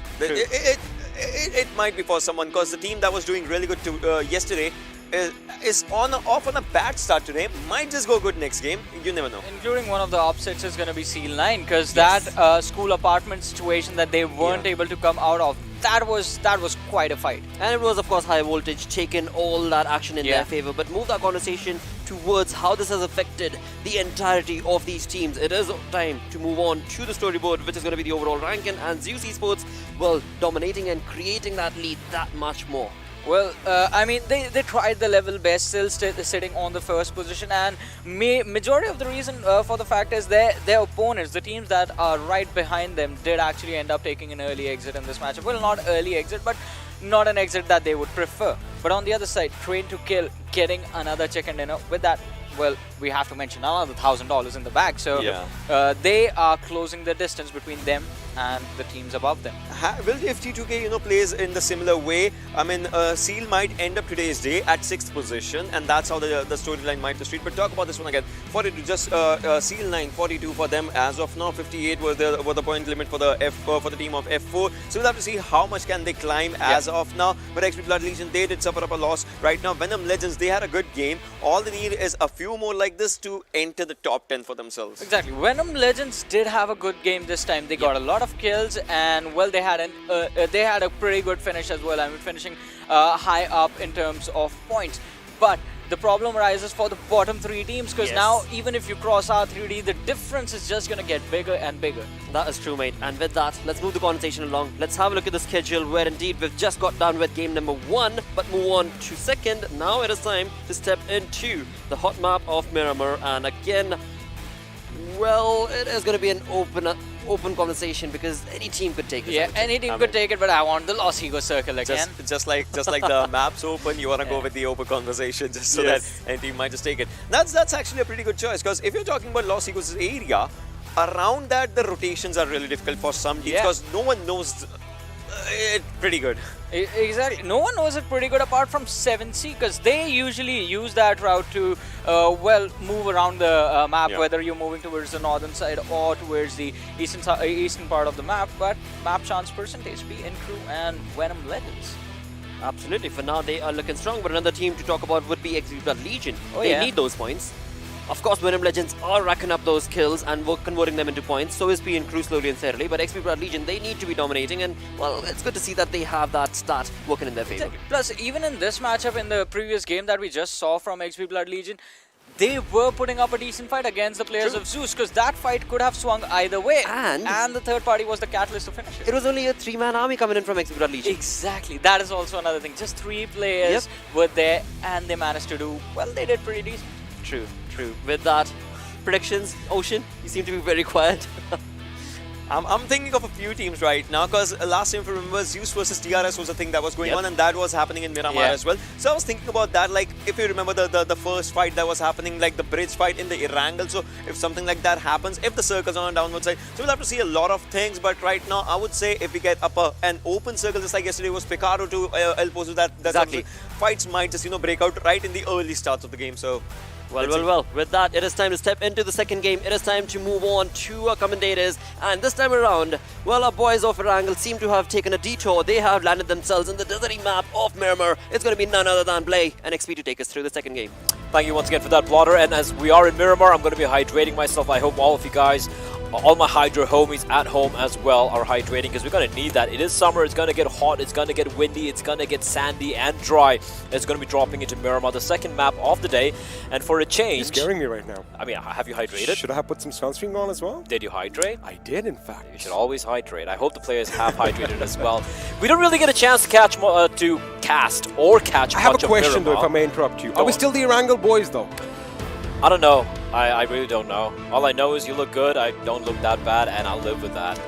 We're going to be jumping to Miramar though, XP, and we haven't had, as I was saying, much of a chance to really cast too many Miramar games so far.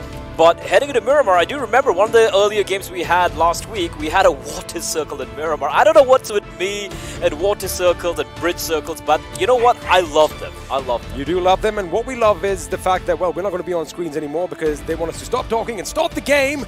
And without further ado, the Big Bird is going to take over to the skies once more. This time, not over the plains of Erangel, but the deserts of Miramar and Blay. Would you please take us through the plane path?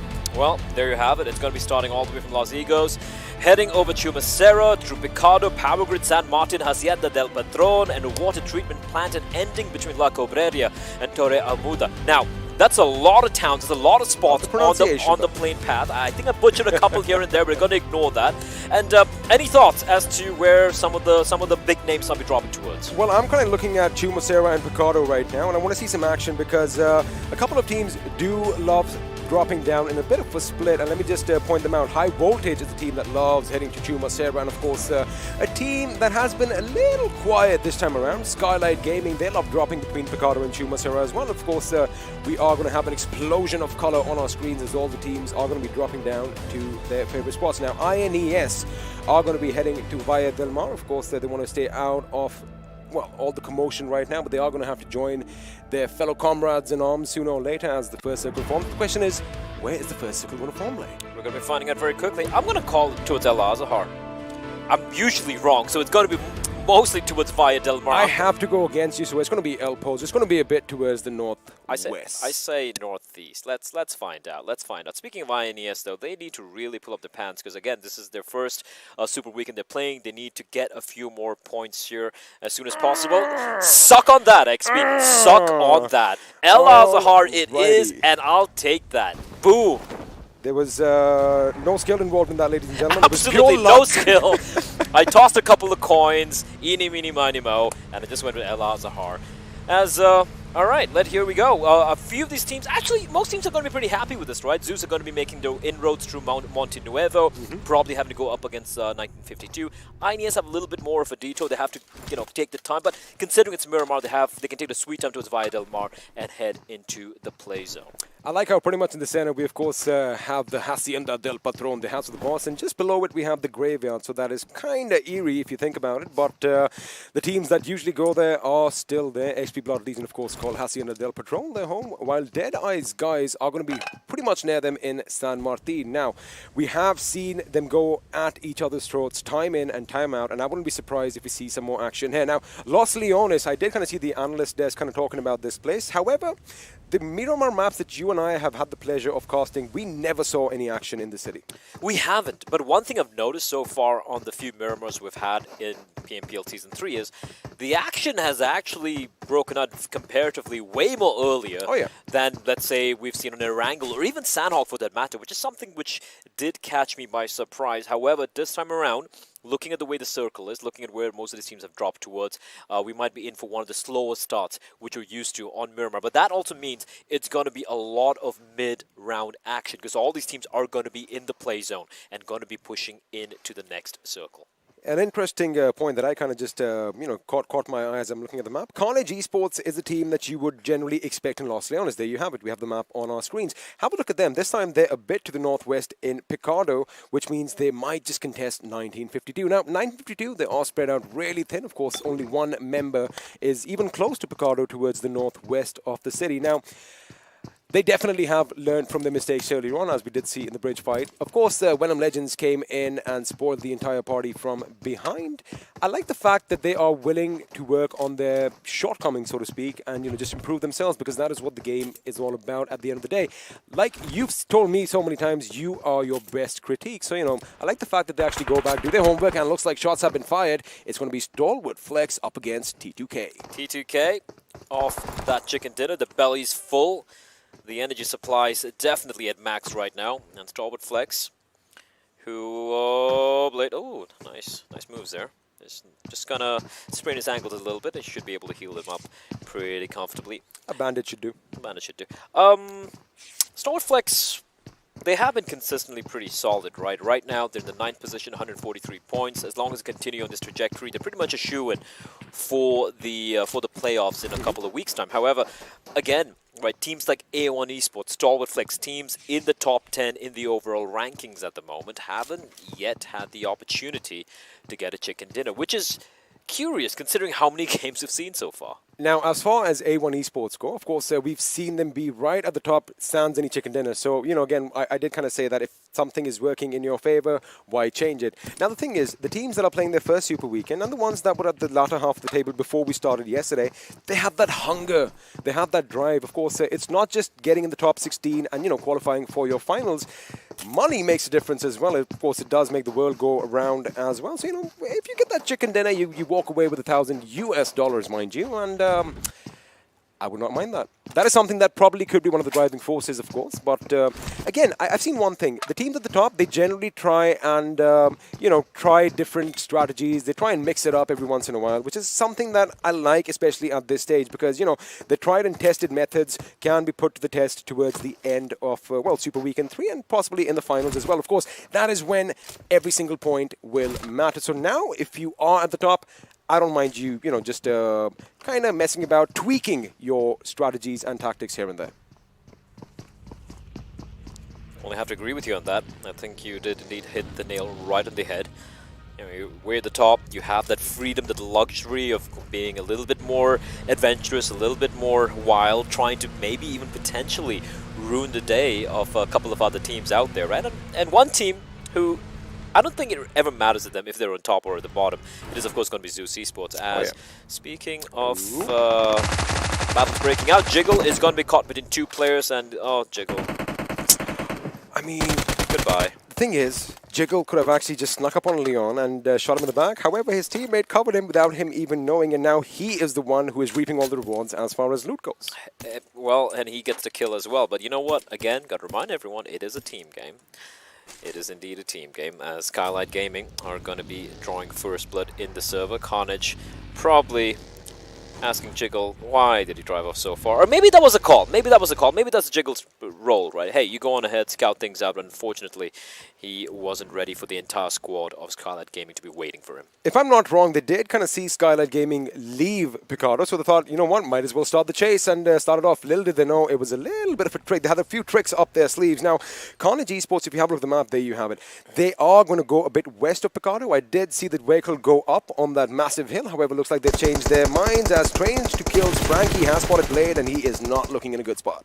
Yeah, that's not looking great. That vehicle with its burnt out tires is going to provide him a bit of cover for the time being. However, the question is, will some respite arrive in the form of his teammates, which is not looking likely. He is bleeding on out, and you can see Frankie, his crosshairs trained, looking all around, trying to spot the other members of Stalwart Flex, but everyone, yeah, they seem to have just forsaken him, and I wouldn't really blame them. This is a very rough spot for him to extricate him, right? Imagine if they even deploy a few smokes in the vehicle, they can get blown up. They could get blown up. However, there is a little bit of a niche that if someone really goes, let me just think. If someone, one of the teammates from Stalwart Flex goes all the way down south, goes around Los Leones and comes up from the other side where the blue zone is coming in, that is the only way I can see a revive coming in. Of course, they are leaving it a bit too late. It is going to be a bit too late, but there you have it. That's what I was talking about. Although Crypto almost reached his position, that's what I was saying. That is the move I wanted to see. And kudos to Crypto for at least attempting a revive on his fallen comrade. Can't forget Crypto pulling off that 1v3 wipe on a DRS earlier. So that guy can definitely play. And yeah, the moment he got taken down, his teammate got taken down, that's when Crypto immediately took a U-turn and headed back to where his teammates are. But then INES taking his sweet time, but sneaking in from the south. Of course, Crypto does not want to give his position away, as his teammates are going to be maneuvering around Los Leones. But have a look at this. INES on your maps right now. You can have a look at them at the bottom of your map, right? They are going to be coming up that road, and, well, as I say that, of course, something happens to me whenever I see this particular weapon in the airdrop. This time they have a suppressor with a sniper as well, and I actually kind of held myself pretty good this time. Yeah. Are you proud, Blay? Kinda. Usually you lose your train of thought completely when it comes to an AWM drop, but what I'm interested in is earlier, Crypto single-handedly wiped out DRS Gaming. And now his team is potentially going up against him towards Impala, where Venom Legends are also lying in wait, and INES are sneaking up from the south. Now, Venom Legends, of course, are going to be in Impala, and looks like the AWM is going to be picked up, and it's going to be Rig who is going to be using that big, bad gun. I already see it in his hands, and there he goes off with the AWM. Beautiful weapon, and let me just have a look at the skin. Yes, I do approve. Anyway, coming back to the game. Now, you did kind of mention that DRS and Crypto had a little bit of kerfuffle, if I may say, in the last game. But now Impala is going to be the scene of a lot of action, as not one, not two, but three teams are going to be converging in on that little site right now. And wait a second, no, Rig! No, don't do that. All right, it's for his teammate. It's for his teammate. I thought for a second he is ditching the AWM. That is near sacrilegious, Blay. It is indeed sacrilegious, and Memo is going to definitely save your feelings, protect your feelings, ensure that the arm will not be tossed aside. And 7C, a team I'm going to be keeping an eye out for because of that particular weapon as well. Switching over to Venom Legends, we did talk about their presence towards Impala. They've opted to go for a bit of a journey in towards the interior. They've opted to leave Impala, and why not? Because the circle has shifted slightly, but DRS have been spotted out. Rafford is lighting up the shot, and he's going to upload, looking for the second. He's got a bit of cover, but now he needs his backup to arrive. Now his team definitely starts pushing in. He was staying behind them just to make sure that, they can kind of pinch them in, but AJ's down. Now he's going to be the last man standing. They've got to come in, but where are they? They're far away. They're coming in, bro. What is that? What is that? As Rafford, he's holding the ground single-handedly. Finally, he will be knocked down, and he is still alive for a few seconds, not for long. No, he's going to bleed out now. There's no way they're going to approach it in time, but the backup has arrived. The cavalry come riding in as Frypan is going to drop guards, and he's going to finish him off as well. And DRS down to the one member. The res should be able to take place. No, it won't. Boro has to take the fight. Oh, it's and done. With that DRS will be wiped out. Venom Legend, sure, they lose one player, but doesn't matter. They wipe DRS out of the server. I do have a couple of points to make right now before the action continues. First of all, that push should have come in a little quicker, because the moment Rafa took someone down, he should have realized that, you know, wait a second. And the second point is Physics has gone for a toss in Miramar. Physics? What's that? We could probably ask Fixes later on. But yeah, this was wild. That was a wild fight. And Venom Legends, sure, they do lose Rafa, but what a play from him. I kind of feel that there was a little bit of a miscommunication over there. Not just a miscommunication, but it was delayed. The moment Rafa took that shot or was about to take the shot, his boys should have been moving in. But again, what is done is done. They have lost one member, but DRS Gaming have been wiped out now. As the circle is going to be converging in, we're going to be imploding sooner or later. The question is, are we going to have any drastic shifts? Well, unless or until or unless, I beg your pardon, it's not in the center, it is going to be pretty drastic for a few of these teams. Junkyard, calling it. It's going to go...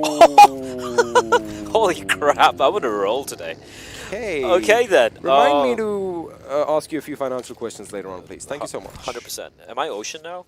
I mean, I guess you are the guy who's calling it out, so I'm very fickle-minded. I just have 1% of his Instagram followers, but I guess I'm Ocean at this point. Well, now you definitely are going to have 2. Yay. Well, okay, Godless unleashing onto Snipe, and Snipe unfortunately doesn't have any teammate in his buggy, so he just needs to drive away. He can't really take this duel. And Zeus being Zeus are not going to let up. They're going to continue to hold W and just push on in. And they spot the member out. That's Crypto. Wait, what? Oh, what is going on? You do not chase Crypto like that, because he's going to stop the car behind a rock, and chances are you might regret chasing that man. Well, right now, he's taking a bit of damage. He's getting shot from behind as well. He's got to leg it. He's got to get inside of that hut, and he will do so in the nick of time. And he's got a little bit of time to heal himself up. But right now, his position is compromised. He does have his teammates alive, though. Crypto.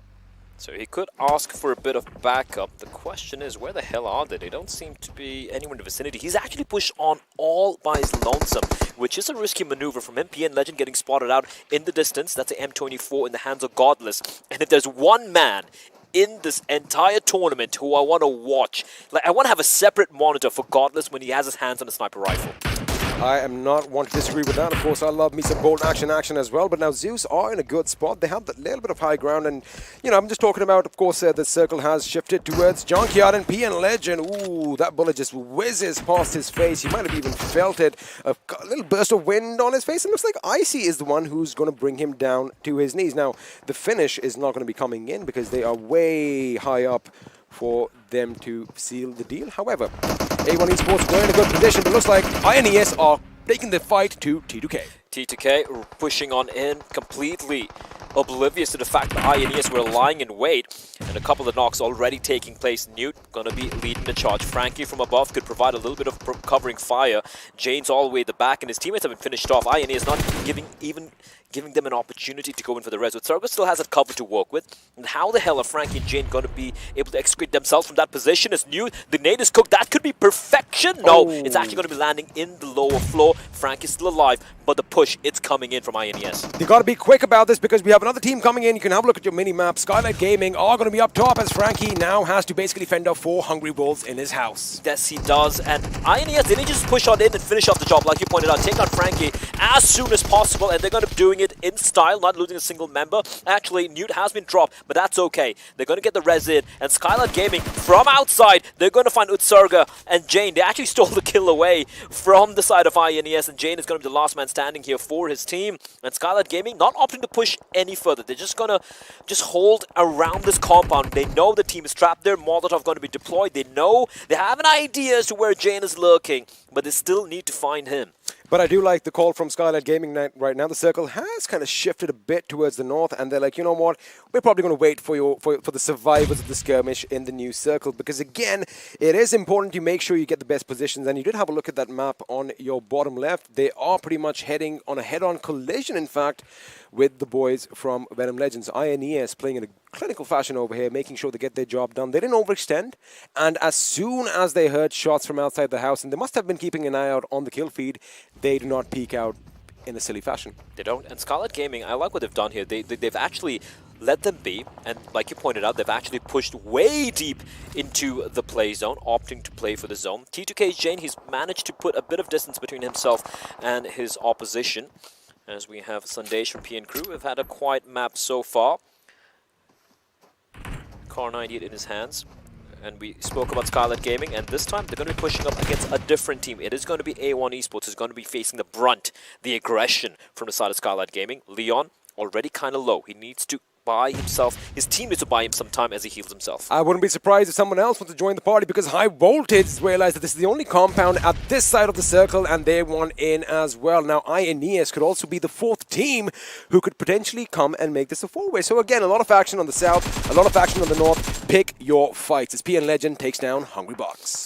They're nice guys. These are group mates. These two teams are from Group E, and PN Crew, a hail of lead going the way of Deadeye's guys. One nade, like you said, it could be everything. It could just wipe out the team, but they need to be wary because Seal9 is way above, and Legend is aware. He is zigzagging and he knows Seal9 is above. He's going to drop on down. Meanwhile, Sinister is putting in the pain. Two members, Charlie and Joker, down on the knees, and Scarlet Gaming, this ill-advised push not quite panning out for them, and 9 was going to finish off one, finishes off the second kill, and I do believe that is the wipe. They have just eliminated Skylight Gaming without dropping a single player. That push just fell flat from Skylight. That did fall flat indeed, and it looks like High Voltage, they were thinking of pushing in as well, but they've been thwarted because Stalwart Flex are hot on their tails. And it looks like A1 Esports Dante definitely has an idea that someone else is in the vicinity. Of course, when you pop out some smoke grenades, it is pretty much a big giveaway. But of course, that is going to be needed as they are coming under fire, but Stalwart, Johnny down on his knees. This could get a little tricky, a little picklish for the side of High Voltage. Cooney repositioning himself, but has been spotted out by Dante, who is conveying all this information to his teammates. Meanwhile, S9 from above, they have a fantastic position at the top of this bit of a mount, and they are in the play zone. Now, they spotted out 1952. They have a bit of cover in the form of a couple of trees, a couple of clusters of rocks.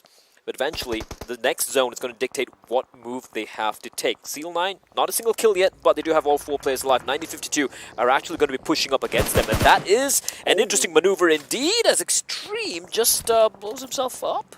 That is quite extreme indeed. And let me just point one thing out again. Stalwart Flex is survived by one man. Any guesses who that is? I don't know, you tell me. Crypto, the man, the myth, the legend, the one who did pretty much the impossible in the last game, getting all 3 members of DRS. And right now, did he have a clear shot? I don't know, but you know what? The circle, it's shrunken further, and I called it XP. It was going to be the junkyard. Indeed, it is going to be winding up straight onto the junkyard amongst all the rusted, corrugated metal and debris. The final battle is going to be breaking out. I want to know a question, Mr. Crystal Ball. Is your map feed synced with mine? I don't know. Anyway, all jokes aside, the junkyard is going to be the scene of the action, as Zeus are going to be they have to come down from their high horse, literally, and pick another peak to settle upon. Now, of course, there is no Mount Olympus over here. We left that back in the wrangle. But Roy, behind cover, needs to reload his SKS. You don't want 4 bullets. There you go. 20 is a lot better in your magazine, as Legend is going to take the fight to Zeus Esports. And he's aware, or at least has an idea who these guys might be in Leo. Cooking the nade, tosses out in, should not be finding its mark though. Zeus has a little bit of a depression in the landscape to work with. That nade is fantastic, however. Leo taking quite a bit of damage, and a reply nade comes on in. Legend has to escape from his position, so a bit of a trade here, a bit of a battle breaking out. His Stalwart Flex final member, Crypto, will meet his maker, and now Zeus, despite being in good position, they are taking fights on multiple fronts with 2 teams. Keep one thing in mind, Seal9 could be potentially shooting down on all these teams, as Deadeye's guys are going to be moving in as well. If PN Crew want to make this their game, they need to either take this team out right now. There you have it. They are going to stop the little attack coming in, but now they do not want to pick fights on multiple fronts. That is going to be their downfall. That indeed could be the downfall of multiple teams here, because Zeus has one member of Zeus has been knocked down. However, as we pointed out earlier, they have the bit of a hit to work with. Sandesh is going for a very brave play, and look at the push coming in from PN Crew. You should have slipped off HP. Still pushing. Godless left alone, and they're going to finish him off. Zeus have got eliminated. 1 player left standing for the side of Zeus. They got just butchered by their opposition. I love the fact that PN Crew realized the urgency that they did need to move in this position. Otherwise, Deadeye's guys and Seal9 would have completely decimated them. And there you go. Leos is going to be taken out. Ayush, lucky he was not caught by that shrapnel. Sandesh down on his knees, should be picked up as Havoc is not having a good time. Ooh, Cooney did go down. Monkey getting spotted out, of course. Now, we're going to see a lot of fights breaking out. PN Crew do have the best position, but the next circle is again going to be that detrimental factor. Can I just admire PN Crew taking the fight to Zeus? They don't give a damn. They knew Zeus were in a more comfortable position, and yet they pushed on in perfectly timed. The fact that he took that one member from Deadeye's guys gave him that cue that you gotta go, and I was talking about Havoc not having the best of days, and now he's going to be found out, and with that, High Voltage are out of the building. They're out of the building, and PN Crew are out of that position as well. They're going to be pushing in from the blue. They have a bit of time now. They see the next play zone as Seal9 will be eliminated despite having such a fantastic position uphill. And for Blood Legion, they're down to Gyro, and he is getting shot at by Jax. Now, this is where things are going to be switching around for PN Crew. Of course, we're going to be concentrating on Blood Legion up against A1 Esports RX Jax. But coming back to the fight, since the circle has a little bit of a shift towards the east, they are now going to have to go back up. They have to take out the remnants of Zeus. Of course, Ice, the last man standing, and Hungry Box. But right now, Ayush gets that knock on Jax. The question is, can Sinister pick him up, or is he going to run away to live and fight another day? That's the big question. That's $1 million question for the side of A1. Ayush pushing on up. Jax is down. Dominic barely alive. As I see, last man left standing. He's doing the dance macabre with Deadeye's guys. But Zeus, even though they're down to the one final member, they still hold on. Icy with 3 kills, 4 kills in total for the side of his team. Deadeye's guys will be finished off with that particular knock. PN Crew pushing up towards Gyro. Last man left alive. Barely a sliver of health is all he's holding on to. How is he still standing? I don't even know. He's got to go for the play. The blue finished him off? Yes, it does. And the blue is doing a lot of tick damage, and PN Crew have to push on in. Now, this is what I'm afraid of. I told you they wanted to go a bit to the north, not to the south, because Venom Legends are in prime position to lay down some heavy lead, as Jane is now taking a fight with INES. Ironic down on his knees again. I thought he would have been knocked out. Ironic that was a whiff. That was an easy kill, and well, fortunately for him, Jane not able to push on up and get the finish, get the confirmed kill, as T2K will be eliminated in the 6th place. 14 players still left alive in the circle XP, but only 5, as Killer has also been knocked down. It's going to come down to the final man for PN Crew. It's going to be Sandesh holding the flag, flying the flag alone for his team. I think Sandesh finally gets the memo and realizes that, going south is not going to be an option. He is going to have to basically follow Icy's footsteps, and Icy now he's in a perfect position. The thing is, he's one man up against an army, 7C and INES, but he's not one to stop away from the fight. He takes Turu Love out, sliver of HP. Can he make it behind cover? Before that, he wants to confirm the kill. He does. Rig comes in and wipes him out. Valiant effort, 5th position finish with 5 kills to their name. Not too shabby at all from the side of Zeus. Again, like we keep talking about these guys, even one player is such a deadly force to be reckoned with. And 7C now losing that one member, suddenly with a bit of a handicap, although they are in a pretty comfortable spot inside of that compound. But you got to be wary, Sandesh is still alive and above. I was just going to bring that up. My eyes are now all on the circle. If it goes a little Sandesh's way, then basically we could see a major upset. Let's hold with bated breath, as in about 5, 4, 3, 2, I messed up, I started too early. 1.5. And skidoosh. Almost. That's an audio lag. It's in no one's favor. It was an audio glitch. That's of course about it was. Yep. Okay, all right. Let's paint a picture here. Let me break it down right now. So now all these teams are going to have to move out of the little safe haven, which means 7Cs is going to pick a fight with INES. Now Sandesh is further up. They are going to have to come south on our screens right now per se. But Venom Legends, now these guys, they've got to bear the blue just a little bit, because if they go up further, they're going to have to go really close to the enemy. They want to make sure they get a few knocks, and then revives aren't coming in right now because the circle is going to start moving in about 20 seconds. It's a 4v3v3, and of course the last man standing for the side of PN Crew, Sandesh. And Sandesh is going to take his sweet time. He's hoping for one of these teams to be eliminated. That nade is almost perfect from Clutch. And INES wants to ensure that the Venom Legends are actually going in for the push. They are pushing in at Sandesh. He is still not being spotted out. Now, Venom Legends can literally block them out, gatekeep them out of the circle. Sandesh could be in a pivotal position to shoot Venom Legends in the back now. Oh my lord, he can get a multitude of free kills, but if I'm him, I'm going to be exercising a bit of trigger discipline. A bit? A lot of trigger discipline. You don't want to shoot right now, but he is like, you know what, screw it, I'm going to take out Void, and in fact, he is going to put him down in the ground. He's got cover. Now, this is when Ineos and 7C need to push in on Venom Legends as well. Now they could be in the thick and thin of all the action. Venom Legends now down to 2 members, and as you pointed out, they don't know what to do. They're kind of stuck in a rough spot. They went for the early rotation, as Ineos is going to finish off Rig from 7C. The AWM not really coming into play here, as he will be knocked and finished off. Ironic, is he aware? He should know where Frypan is, right? He's literally in front of him. He is in front of him, however, it is that cover. I think Frypan has an idea. He's going to come around. He does peek the right. Ironic is going to get that little pre-fire, which works, and Frypan is going to get taken down. However, Steel Shot is in a pickle because Sandesh could still shoot him, stab him in the back. Sandesh, he can get us so many free kills here as Gazor will be dropped.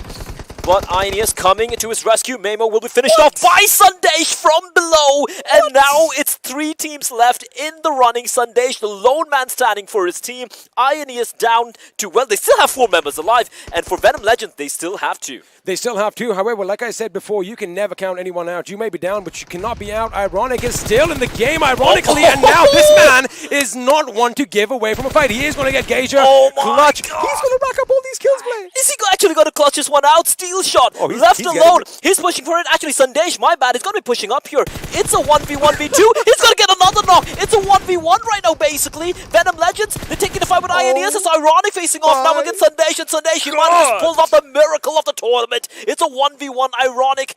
He is bleeding out. He needs to heal himself, and Sandesh is aware of it. He's got an M249. He's just going to inject a fatal dose of lead into Ironic. He knows where he is. He goes on one, and Sandesh will pull off the clutch of the tournament. The one man left standing, and that's all they needed. What a game. What a monster. You have it, ladies and gentlemen. PN Crew, once again, they've done this before. You can never rule them out. You can never count them out. Getting that chicken dinner in such pristine fashion, in such amazing style. I mean, you were talking about he needs a little discipline. And I was like, yeah, he does need some trigger discipline, but he's like, I'm going to show you how it's done. He showed us all how it's done. Oh, I think I kind of lost my voice there. Well, I mean, I'm going to do this for him. He literally just silenced all of us, especially this gentleman. Are you to my right? He is to my right. This gentleman to my right, on the left of your screens. But what a game. PN Crew coming in, getting the job done, and forget trigger discipline. Trigger discipline went out the window because when you have big guns in your hands, well, you can just wipe out the enemies. And with that, go back and have a look at it. Go back and have a look at it. It's going to be in the replays up ahead, but we'll take a quick little break. We'll be back after this.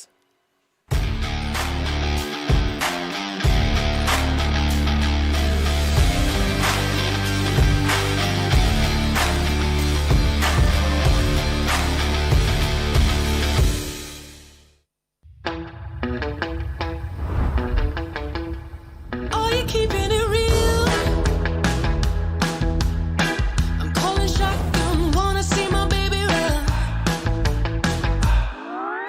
Oh, what's the word on the sea? Kicking up the dust, if you know what I mean. We got a good thing going. We got a good thing going on. Hello and welcome to PUBG Mobile Pro League South Asia Season 3 is where we're at, and boy oh boy, this second Super Weekend is looking dominating by so many of these teams. This is just the kind of play that we wanted to see, but along with that, it is of course a huge thanks to Oppo F9 in Pro. Hashtag Wook up your fun. With that, I'm your host Brother. Let's move on to our analyst and ask them, dude, were you guys predicting this? I mean, I know Ocean, I was in a conversation with you, mate, but again, the way this lad played, final man. Not me. I mean, I had counted that man out a long time ago. I was like, last player surviving, not a good position. He's not going to get it. I almost told Blood, I was like, hey, I have an intuition. Well, PN Crew might just take this one because every team's fighting. Yes. And that gives you the perfect chance. Talk about the MVP Sandesh, 4 kills, 730 damage. And those were the starting points of his own kills, if you remember. Before that, the team had kills. He had no kill. All the kills came from the final fight itself. Yeah, I mean, the man stepped up when it mattered the most, and an amazing, amazing performance. Well, talk about the assist percentage. I would say he assisted his team to that chicken dinner. You know, the momentum that where it was. Damage percentage is also really good with this one. Yeah, obviously the kills are not a lot if you talk about as compared to the other like 20% plus teams, but it still comes down to one thing, and that is he has been doing good whenever it is needed, whenever it's the most important thing. And hey, it is chicken dinners. Exactly, and not just that. PN Crew this time off to a wonderful start as well. As I mean, the first thing they did was take revenge for the last game from the players of Dead Eyes. I mean, putting them in a really uncomfortable position, and that too with an aid on the man that naded them in the last game. That was Shifu Sir, the first man to be taken down. And from there on out, they had to escape that situation because we saw the third party coming. But then PN Crew going on to take on the players of Zeus Esports, and then in the end, Sandesh. Dudes, I mean, again, this leaves me with just one word. That is, of course, supercalifragilisticexpialidocious play coming in from Sandesh. But boy, oh boy, move that conversation towards the top players. I mean, again, you talk about stats. These teams are looking ridiculously awesome right now. Yeah, I mean, awesome is, well, that would be the perfect word to describe these guys. Zeus, they always have a wonderful game. I see this time getting those 4 kills, but I want to focus on one thing. Look at Steel Shot. The man is smiling. His team is going to be smiling today as well, because first game, second game, both matches, they had amazing performance. Venom Esports today, they are looking really good and consistent. I mean, it's just been 2 games, but I'm going to say it already. This team looks in good form. Exactly, mate, because again, they started the fights in the previous game as well as this game, and they're stinging the entire lobby. There's no two ways about it. Sticking to what counts, and with that, we are looking at the match rankings, and this is PN Crew Sandesh taking a chicken dinner for the team, along with which, of course, they are going to get the $1,000. Exactly, they do get the $1,000, and it's sort of been stolen from the players of INES and Venom Legends. Venom Legends towards the endings, we were talking about this. They had a really good position. All right, think about it. He took down 3 players with their M4, right. And when you least expect it, gets out an M249 out of nowhere, just rushes in on the final player. Because obviously he knew he was 32 meters away from the circle in the final fight, so he had to get inside the circle, could not get totally in from the straight line. Yeah, true. Went for a small flank of his own, and it was his good luck that, the opponent was obviously on a low HP already. Alright, but let's talk about the second page of the standings, where we do have, again, like Stalwart DRS is going to be the team I want to focus on. So it is like the momentum that was being built up for the team slipping from their hands. Just like we said in before the first game, right? We talked about it. When you get a gap of a few hours as well, that can create a difference. For DE, and not exactly for DE, but for DRS, it did create a difference, as this is the second bad game, we would say, for today. Right. But talk about Carnage. The previous game was decent. This game was on to the ups and downs. So the things kind of those happen. And let's talk about the fights as well, right? The fights that did just, go down. Let's talk about Venom Legends' momentum when it just started against DRS. I mean, the buggy flip that almost just, went down. I mean, it's a time, right? You spot them, they take him down, and after that, I mean, vehicles in Miramar, I don't know how things just change, because if you're not, using it in the righteous ways, it goes down. And it's the man coming from the distance, Mafia Ninja, who sort of chose to dive in to the situation with Rafat. And Rafat, first of all, the trigger discipline to wait for AJ to get out of the buggy to take him down. And here's the flip. Mafia Ninja, he's going to get punished of it. Rafat basically holding the situation. It's a 1v4 right now. He holds them on long enough for the backup to arrive. And when the backup comes in, it is Frypan who strikes first,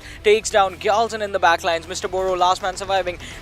Well, no opportunity to go even for a revive, because he knows Venom Legends, they are coming for him. I mean, he was already 30 HP remaining when the buggy, he just came out of buggy, right? The damage was done. But look at this one. All right, just right now, if you just pause the clip at this moment, you can see where the circle and where the other teams are fighting, and he's away from the fight. INES on one area, Venom Legends on the other area, and they are fighting against each other. He just needs to find out the perfect way, perfect moment where he can take the players down. He spots a few of INES, still waits. I think now it happens. He sees them. Yeah, and then he starts up, takes down one with the final bullet as it touches the ground, as the player goes down. Then he finishes them down, and when you least expect it, his rotation starts up onto the other direction, as he knows that there's going to be just one more player remaining. Newt also goes down. I mean, he has been taken down, and now it's going to be Ironic as the last one surviving. And then he switches on to his different gun. I was thinking about two things.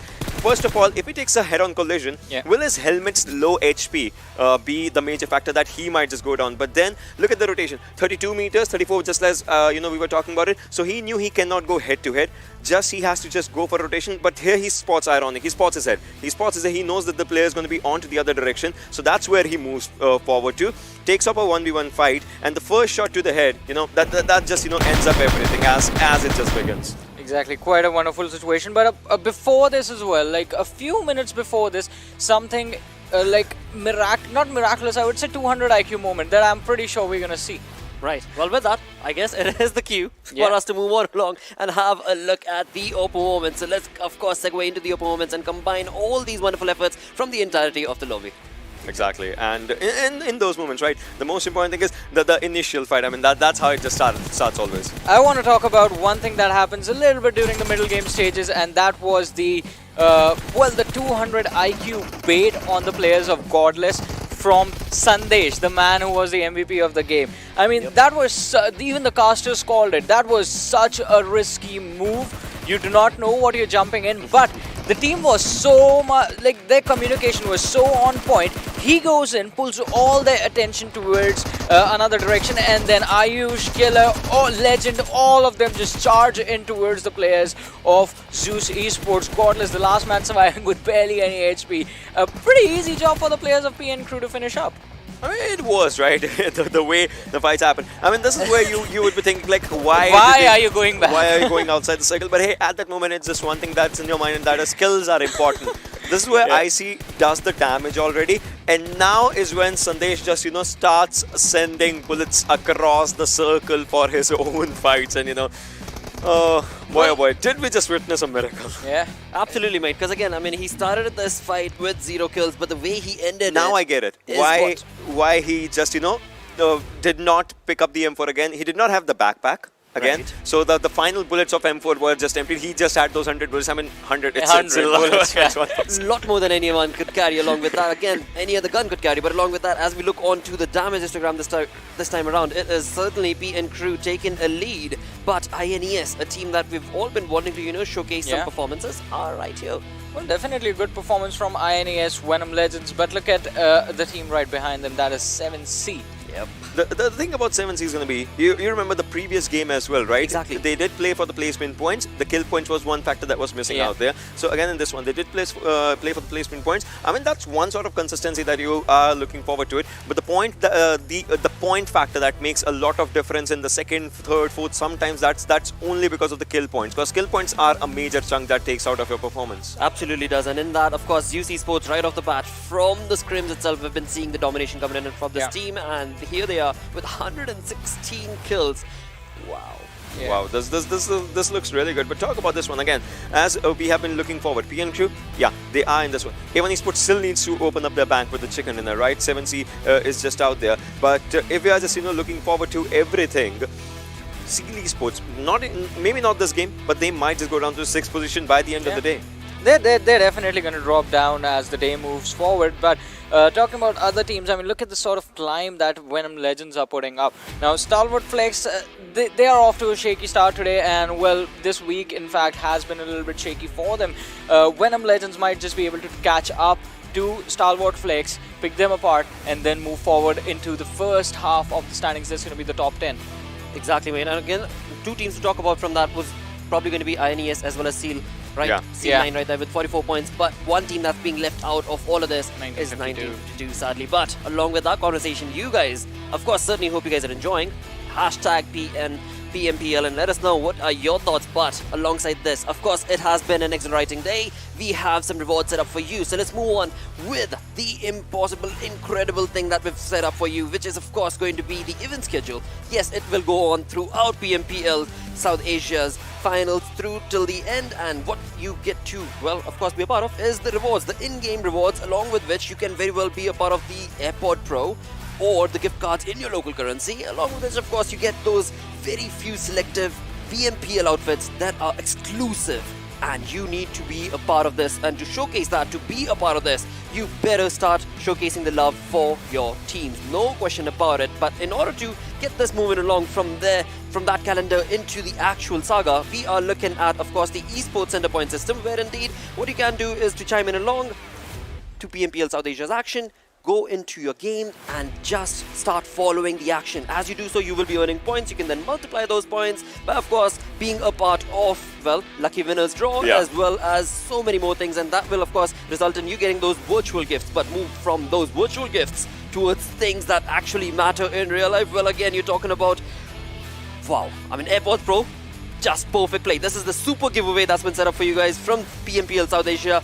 At first is going to be the AirPods Pro, followed in very closely with the items, the in-game items that you could very well be flaunting in lobby, and of course, like I just mentioned, the gift cards in your local currency. And to be a part of this, once again, hashtag PMPLSA, followed by your UID code, in-game code, and the region that you guys are supporting, because that is going to be very crucial. You showcase that love, and that will convert into a gift for you. I just love this one. Cheer for your national squad, and once they win, you are going to be getting, you know, extra rewards with every win of a chicken dinner. So, you know, that just, you know, gets a good punch for everyone. Exactly. Boy. But again, I mean, this is just the kind of excitement that we were voting for, because again, this is week 2, thus implying we are in the middle of PMPL South Asia's action. This weekend, some teams need to outperform the other to be a part of the third super weekend. If not, things are going to go sideways. But with that, talking about the custom, the usual, it is Erangel that we move on to now. Exactly. We are going to be moving on to the Erangel, and it was, I would say, just one match that we saw, the military-based circle. After that, we haven't seen military circles as per se. So I would love to see that. But again, Zone, it listens to no one. So maybe. I want to talk about one thing that happens quite frequently in the game, and again, between one of the teams that you mentioned, 1952. Right. So for the second time, we got to see the clash between 1952 and Stalwart Flex earlier today. I want to see it happen again. But this time, the teams need to know, because it was the same mistake that 1952 made the last time, that Stalwart made this time, just going and absolutely not checking the positions and not watching out, because you need to expect that to happen. And this time, I want the sort of scuffle to last a little bit longer, or the teams to sort of try and outplay each other over there. Exactly, mate. That would be certainly something that we can all hope and expect for, because again, this team, they need those points. There's no two ways about it. But it is time to step into this game, the map of Erangel, and the two lads that are going to be taking us through this game, well, they don't have the usual Erangel boys. That has changed today, because now we move on to Pain Fixes and Necro to take us through this game. Well, thank you so much, Blotter. And well, it's been quite some evening for the Nepali boys. They've sort of channeled in that Gurkhali spirit in them. And well, Necro, heading on to the third game, which we of course have, is Erangel. Where do you think the circle might pan out this time? Well, I mean, the circle, as you know, Ocean did mention, he wanted it to be inside military. It's been quite a long time, you know, and my eyes are actually quite thirsty to see that circle pan out. And we all do know the struggle shown by all these teams to make it inside the military island. Wow, it's just on another level. But what a day it has been, Fixes, with a lot of twists and turns. We saw Crypto doing 1v3 against DRS all by himself. Wow. And we can't really rule out Sandesh. I mean, clutching things out, getting the chicken dinner for his team. He's always been that instrumental player that has always, you know, propelled PN crew to even better heights. But moving along, you know, it's the second game of Erangel that we have. And in Erangel, things get really tipsy and turvy in terms of where the zone lies. I mean, whoever has the better of it towards the end has the best possible chance of winning this one out. And as we are speaking, we are already heading inside the game, and where we do have the flight path trajectory heading all the way from Primorsk towards Lipovka. So maybe a certain circle might just be coming for us. Yeah, to be honest, I was literally about to say that we might see a military-based circle, considering the fact of taking a look at the plane fly path. But again, last time we saw Blood Legion kind of throwing a curveball today inside Erangel and going towards the military island, which I didn't really expect personally. And they actually did go towards the military island. Now I really want to see, are they going to be going towards military again? Or maybe Milta or somewhere new. But again, Zeus this time seems like they are not going to be going to shelter anymore, because even in the last time they went to Georgiapol, where Aeneas do like to go there, and I really feel like that's the city where they are in prime. I mean, talking about teams like Zeus, they certainly have those plan A, plan Bs, and then you of course have a plan C going on. So might as well try experimenting. I mean, you are the top of the table, you are doing well, 237 points already, nothing really to worry about. You've got Zol, who is also leading the kill leaderboard. So yeah, I mean, Zeus are really taking their own sweet time, they're experimenting things around, but looks like Starwood Flex are the ones who will be again, as usual, heading down to the military base over here. But talking about Blood Legion, well, my eyes are definitely searching for them, and I believe this time they've headed again back towards Rozhok. Well, I mean, quite a good decision. I mean, to be honest, it really depends on the circle, and yes, Rozhok will barely make it inside the circle. But again, now, circle definitely isn't in Military Island, so I'm kind of disappointed, but this circle can also be quite interesting if we see some drastic circle changes. But again, only time can answer those questions. And as I was saying, Style Flex, they will have to be quite cautious this time if they want to cross the bridge, because 1952 are always the one who make the bridge area their houses. But now take a look at this fight that might be panning out. Dead Eyes crossing eyes with Blood Legions. Now, this is not the first time we are watching Dead Eyes going after Blood Legion. Now, we have seen this fight happen again and again, and it has always been two ways. It's just not a single-sided fight. I mean, Blood Legion put up quite a show over there. Even Dead Eyes do not shy away from a fight. So I'm really excited to see as to what the outcome will be this time when these two players, or rather teams, lock horns against each other. But somehow this fight has been brought to a standstill, but Shifu finally making the movement over here. Dominic and Cairo praying around from the fences over here as the entire team, in fact the pack, the three-man squad of Dead Eyes is actually committing in for a push. Now, Blood Legion look well prepared. I mean, the setup is really good, but that one nade, this is going to give down a lot of information as On Top has managed to spot out Dominic in the process. What an eagle eye. Gotta say that. Spotted him just through a little pixel and a minor gap. Finally, the fight will be breaking down. On Top taking a lot of damage in the process. Dominic doing a lot of damage on the Shifu, sir. On Top is down low as well. Gyro from the backlines will be doing the work as, again, Deadeye's kind of struggling on their knees. But Blood Legion are the one who brought them down to their knees, and so it seems like Hungry Box will aggressing right inside, but again, Blood Legion are there to provide the backup from the backlines, of course, Gyro being the man, and a little bit of disrespect coming in from the side of Blood Legion against Deadeyes, and this is what we like to see, the rivalry building up. That saltiness, I love that.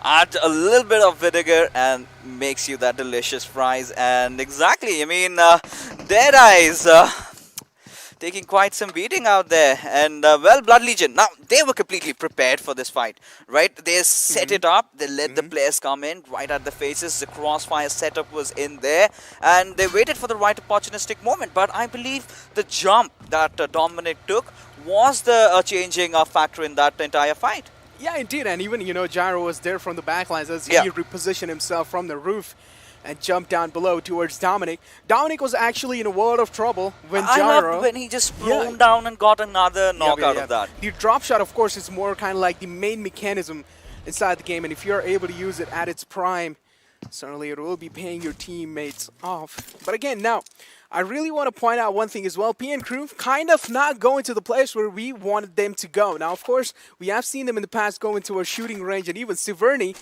But this time, Kamishki is going to be the place where they are going to be rooting for.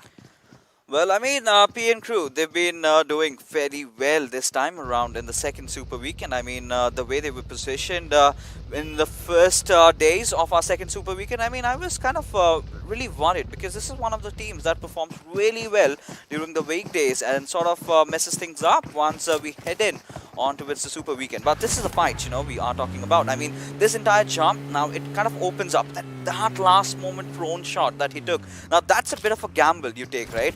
If you are missing out on those shots, you're basically going down because you do not have enough area to move around. And now Blood Legion finally sort of solidifying the fact that this is our area and now sort of has sparked that rivalry between these two teams. I mean, I got to give props to the players of Blood Legion, you know. They have 100%. came through a long way and probably learned a lot of things. And we have seen quite a drastic change inside the gameplay. In PMCO, we were seeing that aggressive Blood Legion. But inside this PMPL, we are seeing more kind of a passive Blood Legion. And in week 2, since week 2, their performance has been quite good. So props to them. But again, C9 is one of those teams who actually heavily prefers those early games rotation. And again, it seems like they will be doing that as blah blah blah has spotted down the players of C9, is going to be putting down a little bit of lead in their direction. But C9 is on the move and doesn't really seem like they will be stopping for anyone. Oh, they indeed won't. But I really want to see where the circle is actually going to head out though. Because it's still the first circle that we are looking at is starting to shrink. But quite a cluster around the Pochinki area that we have now. 7C and Zeus are beside each other. Any single moment we can expect a fight erupting out between the two. But here we have T2K's players sort of getting back together and waiting for the circle to form. Now they are playing from the edges of the circle from what I can see. Now that's a really good interesting approach at the game, because now if you have that Katka circle building up, a lot of teams are sort of fighting for the center. That kind of makes it really troublesome for you to actually settle in at a good place. So maybe an edge to edge approach might just work out in that particular scenario. But again, Zeus, so far, doing quite great. The aggression sometimes isn't really paying them off. But they are also eliminating some top tier teams like it's nothing. So, I mean, overall, Zeus' performance is quite seamless and relentless the way these guys have been playing since a long time. And again, talking about style flex, seems like they will be taking the bridge area, but this time 1952 isn't there to camp them out. So they will be quite safe for now, as C-Line have already spotted down the players of 7C. And it doesn't really seem like any shots will be taken, though. Well, C-Line. I mean, this has been one of those teams that are playing their first Super Weekend, and they've been playing fairly well, considering they did not qualify in the first one. So, yeah, so this has been a good affair for these lads, and sort of picking their pace up, you know, really kind of getting those chicken dinners. In fact, 2 chicken dinners in those weekdays, ending things on a high note. In fact, being the leaderboards toppers over there in the weekdays. And now moving on, I think this is a team that is slowly but surely sort of settling in. And now they've got that bit of a potato hill position for themselves. Any single moment, we might see a skirmish between the players of 7C and the lads from C9 going out, and there you have shots being exchanged, presence being made felt over there, as John will also try to exchange a few bullets against Spooky. Now, take a look at the middle of the circle. So many teams inside it. It's more kind of like a rainbow, because we are seeing a lot of colors inside the middle. Even C-Line being next to the players of 7C. And take a look at the circle shift. Wow, it's going to be favoring the lads who are in the middle of the circle. But even this time, Blood Legion having quite a lucky spot for themselves. They haven't moved an inch. I mean, of course, yeah, they were in those next to the Rosehawk houses. But all they did was just move inside the Rosehawk City, and the circle will walk right next to them, as the circle will be favoring them as well. Look at the teams traversing around. Everyone sort of is heading towards the Pochinki areas. Now, we have not seen a hardcore Pochinki circle, right? What we have also seen is a circle that has sort of gone towards the church area. So that is where, in fact, Zeus got the first chicken of the day yesterday. So now I think Zeus is going to do exactly the same. Now, they have taken over those warehouse compound that we were sort of anticipating. My apologies there. This is the barn house compound that they've gotten themselves to, sort of trying to be contesting somewhere down the center. Not exactly the center, but somewhere certain. So this is where the predictions are going to work out. This is where they have their hunch, telling to themselves that this might be just the area where the circle is going to pan out. Well, talking about Circle, I really want to talk about a team, of course, DRS. Today has been kind of an off day for them. They aren't really able to show up much. But now, seems like finally a brawl will be starting. And of course, Extreme already getting the opening on the players of INES, as the knockdown is going to be there. Extreme, again. The res will be there as well, Extreme, but he of course doesn't want them to res, as Cooney trying to spot down any other players of INES. Of course, spots down Newty. Not a lot of shots connected, but again, INES, they are quite inside a good compound. Unless the circle moves away from them, and then they will have to make the rotation all in the open, and that's where high voltage might shine. Indeed, they will. And INES, a good game in Miramar is all I can say. I mean, they have been trying to pick up those points that they did lose out on in the first Super Weekend. So I think by the end of this week, we will have INES at a good position in terms of those overall points that they've gotten. And here we have Gayor, well, with the bolt action, the most in the guard. And it's the latest edition, right? We have to talk about this weapon. So it has got that long barrel, sort of gets you that low bullet drop, so you could to go on those long distances. But in a map like Erangel, where you have majority of the fight sort of erupting out in those mid-area combat, so not really a long-range combat that you get, a lot of mid-range and a lot of long mid at the max. So I think that's where you good to do with your mini 14s or maybe your SKS or your SLRs. So DMRs are still the weapon of choice of majority of the players, but if you can do it, might as well do. Again, now, one kind of like a stare-down competition between the players of INES and High Voltage, but another skirmish breaking down between the players, and it seems like Zeus is going to be taking a little bit of shots. And of course, 1952 being the victim as Godless is going to be putting down a lot of blood into them. But take a look at how these guys have positioned themselves. High Voltage kind of separated out. Of course, Assassin is not really next to his pack, which of course can not be that beneficial for them. But again, if INES do not have any clue about Assassin's position, then that can of course favor them a lot much more. Indeed, it will. And I mean, this has been the tale to tell, right? Considering how the Circle has taken that southern shift. Now, we see that fight happening between the players of A1 Esports and Star Flex. Now, Johnny might just be in a whole world of trouble as he is all by his lonesome, as the players of A1 Esports are going to charge in. Dante leading the pack, but it's Sinister still playing from the fences, and well, they are going to get the job done with those nades coming in, and nothing yet has happened right now, but Johnny rather taking an aggressive stance. Johnny again, kind of in a heap of trouble, of course getting knocked out, but Dante seemed like the seamless aggression will be shown, and even Esports again naming themselves a compound as they stole it away. And of course now, Style Flex seems like they are going to be on a passive feat this time. Of course, backing off, do not really want to challenge a fight against the entire squad of A1 Esports, but take a look at what Zeus is doing. Icy shattering down the entire squad of Carnage.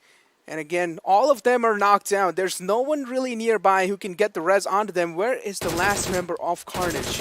I mean, Jiggle will have to come in for the support for his own teammates. He's really far away. Yes, he is really far. And I mean, if he leaves that spot, he's basically going to compromise it with those positioning. So, well, Carnage, the players, kind of a formation being made over there. It's like a human centipede. Is it though? It's kind of. I mean, I'm having different thoughts over here, but yeah, it is what it is.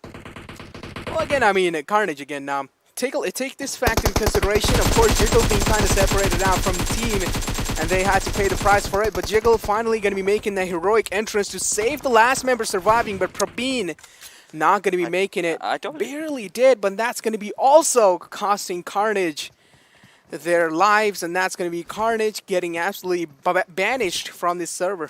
I mean, this was ought to happen, right? 3 players taken down. You are expecting your last teammate to leave his really good position inside the circle, and he could have actually contested for the center. Maybe could have contested for those survival points, and getting eliminated at the 16th spot is where you would not expect a team like Carnage to go down at. And just with one player taking those players down, but I have to hold on to my thought as we have the players of Scarlet Gaming pushing on towards INES. And of course, those nades, the barrage of nades is coming from the side of Scarlet Gaming as INES are again quite clueless to actually lob any nades in. Now all they can do is just work on those sound cues, and Kajorha is exposing his back, and of course will be taken down by Demon.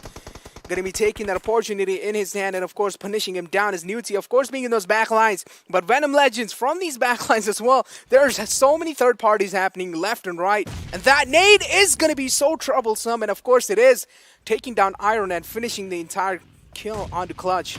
And now it's just Newt and Ironic.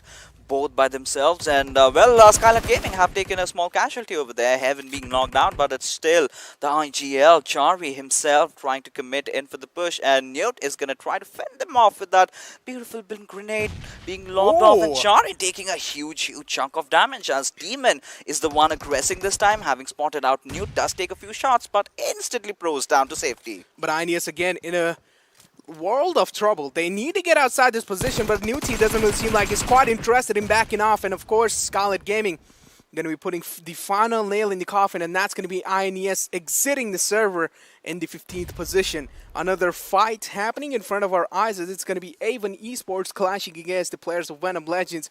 And there's one more fight happening all across the way. It's DRS going up against another team.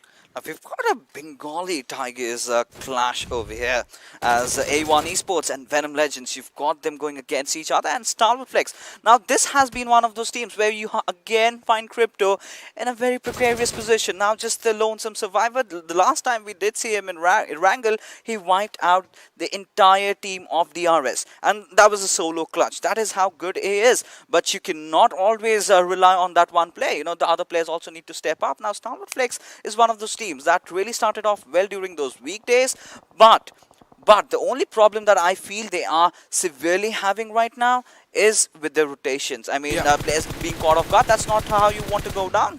Yeah, exactly. Of course, that's exactly not how you really want to go down, especially inside a competition like this. But again, as you were talking about players getting caught off guard in rotation, Scarlet Gaming being a victim of that, and Venom Legends throwing down a lot of lead and pressuring them on a lot. Now again, Chari is kind of in an uncomfortable spot, of course, throwing down those smoke grenades to provide him that essential cover, and Sundesh might be taking entry down. Quite a risky rotation coming in from the side of entry, of course, blasting down the tires of that buggy, and the buggy flipped all across. And now seems like entry is gonna be in all sorts of trouble. Take a look at this man, he's so scared for his life. He has to be. He must be, and it is against the players of PN Crew. He does realize that, and C-Line are taking a commanding position in this fight as they have that upper elevation for themselves, as 7C being on the low ground field, ready being taken down, as Rig also follows him up, as Inky gets that beautiful knock, but from far lines, we do have Memo. Was trying to exchange a few shots, but it was Roy who did spot him out in quick succession, and Spooky is going after True Love, but he does get taken down. But the trade-offs are there, as 7C Esports have also been eliminated from the lobby. What unfortunate stuff for 7C, but a lot of fights are panning down as the circle is shrinking down as well. Of course, Zeus going against XP Blood Legion. Blood Legion doing phenomenal inside the game, and we have seen in the past Blood Legion wiping out the entire squad of Zeus. Not once, we have seen it happening twice, but this time Blood Legion kind of flipping the tables as Blood Legions don't really have the circle favoring for them, but Zeus is putting down relentless pressure with that M249. And Godless, of course, is going to be the man holding it down. Indeed, he will, as Godless, again, being that demolishing man that he is, completely unfazed by absolutely no one over here. And, Godless has to go in any single moment. We might have him charging over on towards the players of Blood Legion. Now, Dominic, he is trying to cook up that grenade. Now, take a look at the circle shift. If we can have the map feed in front of our screens, look at how east and side it has gone, and it's definitely going to favor the boys. Oh from my PDK, God, what's happening? Godless with a beautiful spray and takes down Leo. Godless is dismantling the entire squad of Blood Legion one by one, getting those knockdowns in his hands like is nothing. And again, Godless backing off this time because, of course, he was in a world of trouble, and he has been knocked down as well. Now, Zeus seems like they do want to get the res onto him, but no, it's going to be the call this time because the circle is on a move. And Zeus do not really want to risk their lives, so they will be making those risky rotation. And Blood Legion seems like they will be going for that heal battle because Dominic sure is not going to be out surviving that zone damage. I mean, now this is the top point where we're gonna have the majority of the fights breaking down because everyone is focused on rotating. Now, this is a circle that's way too out in the open. You need to have those rocky covers. You need to have those wooden shacks. Else you are gonna over there. But now look at Heaven just lobbing those grenades, trying to fend off Frypan. But he could not really save his teammate in the process as gets that beautiful knock again onto its Frypan and Ruffet.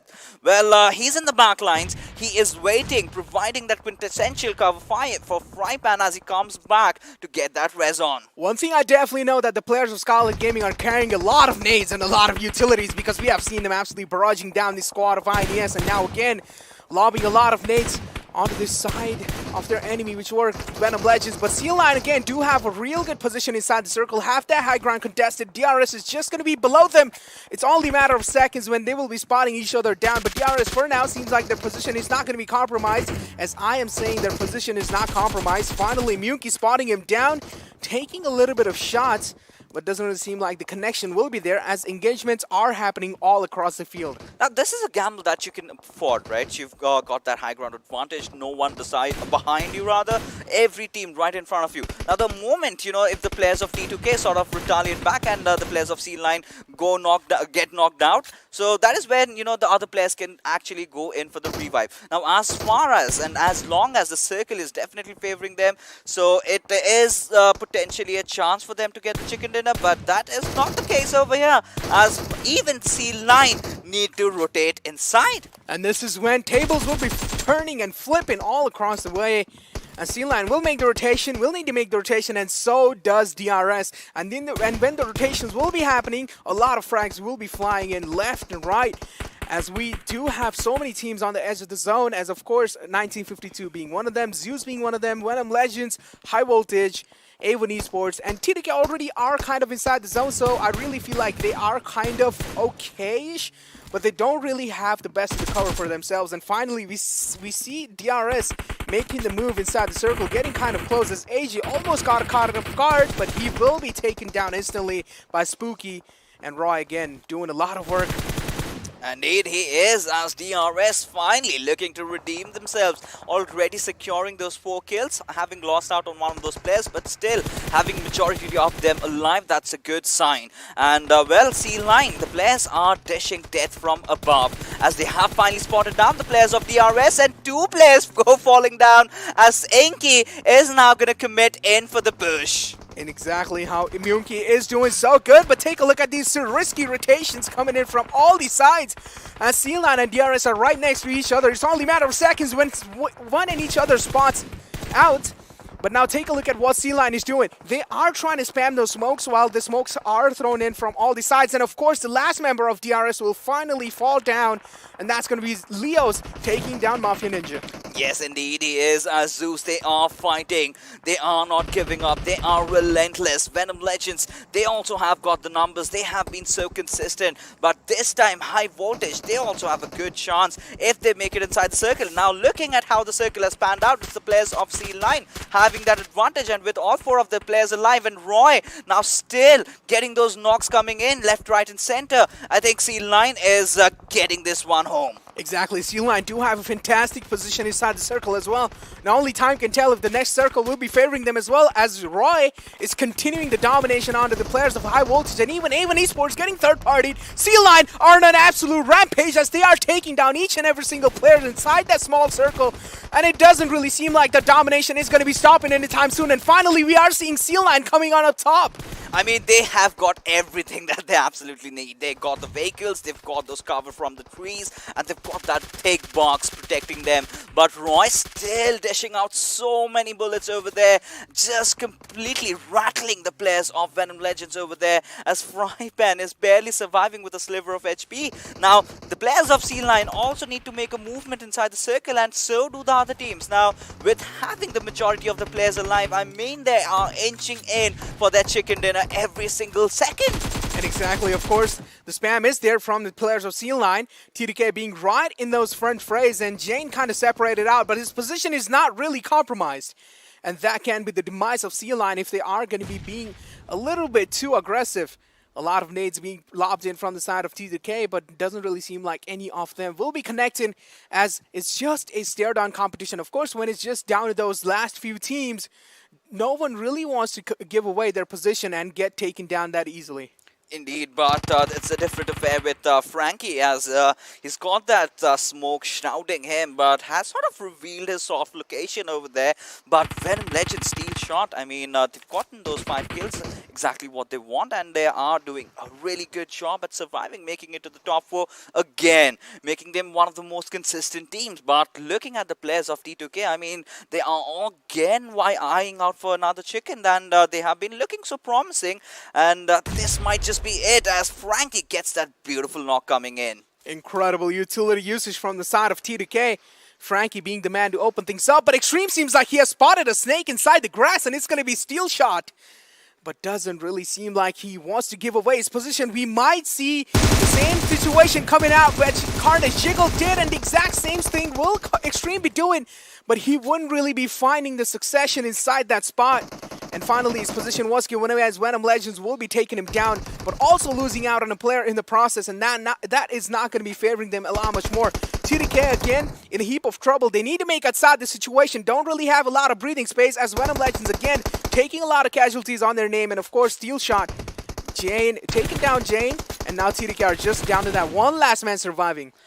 They are, but this is one of those teams that can actually clutch it out. If Frankie plays his cards right, he might just be able to do that, but with C9, the Mongolian Kings getting 10 kills already, they are getting so close to the victory. They can absolutely just taste it. Any single moment, NK is going to spot out Frankie, and I believe he has been spotted out from elsewhere as Roy is going to be bringing in all that hurt, ending his misery, and Venom Legends Frypan, he's fighting back. He has already gotten that one beautiful knock onto his Enki.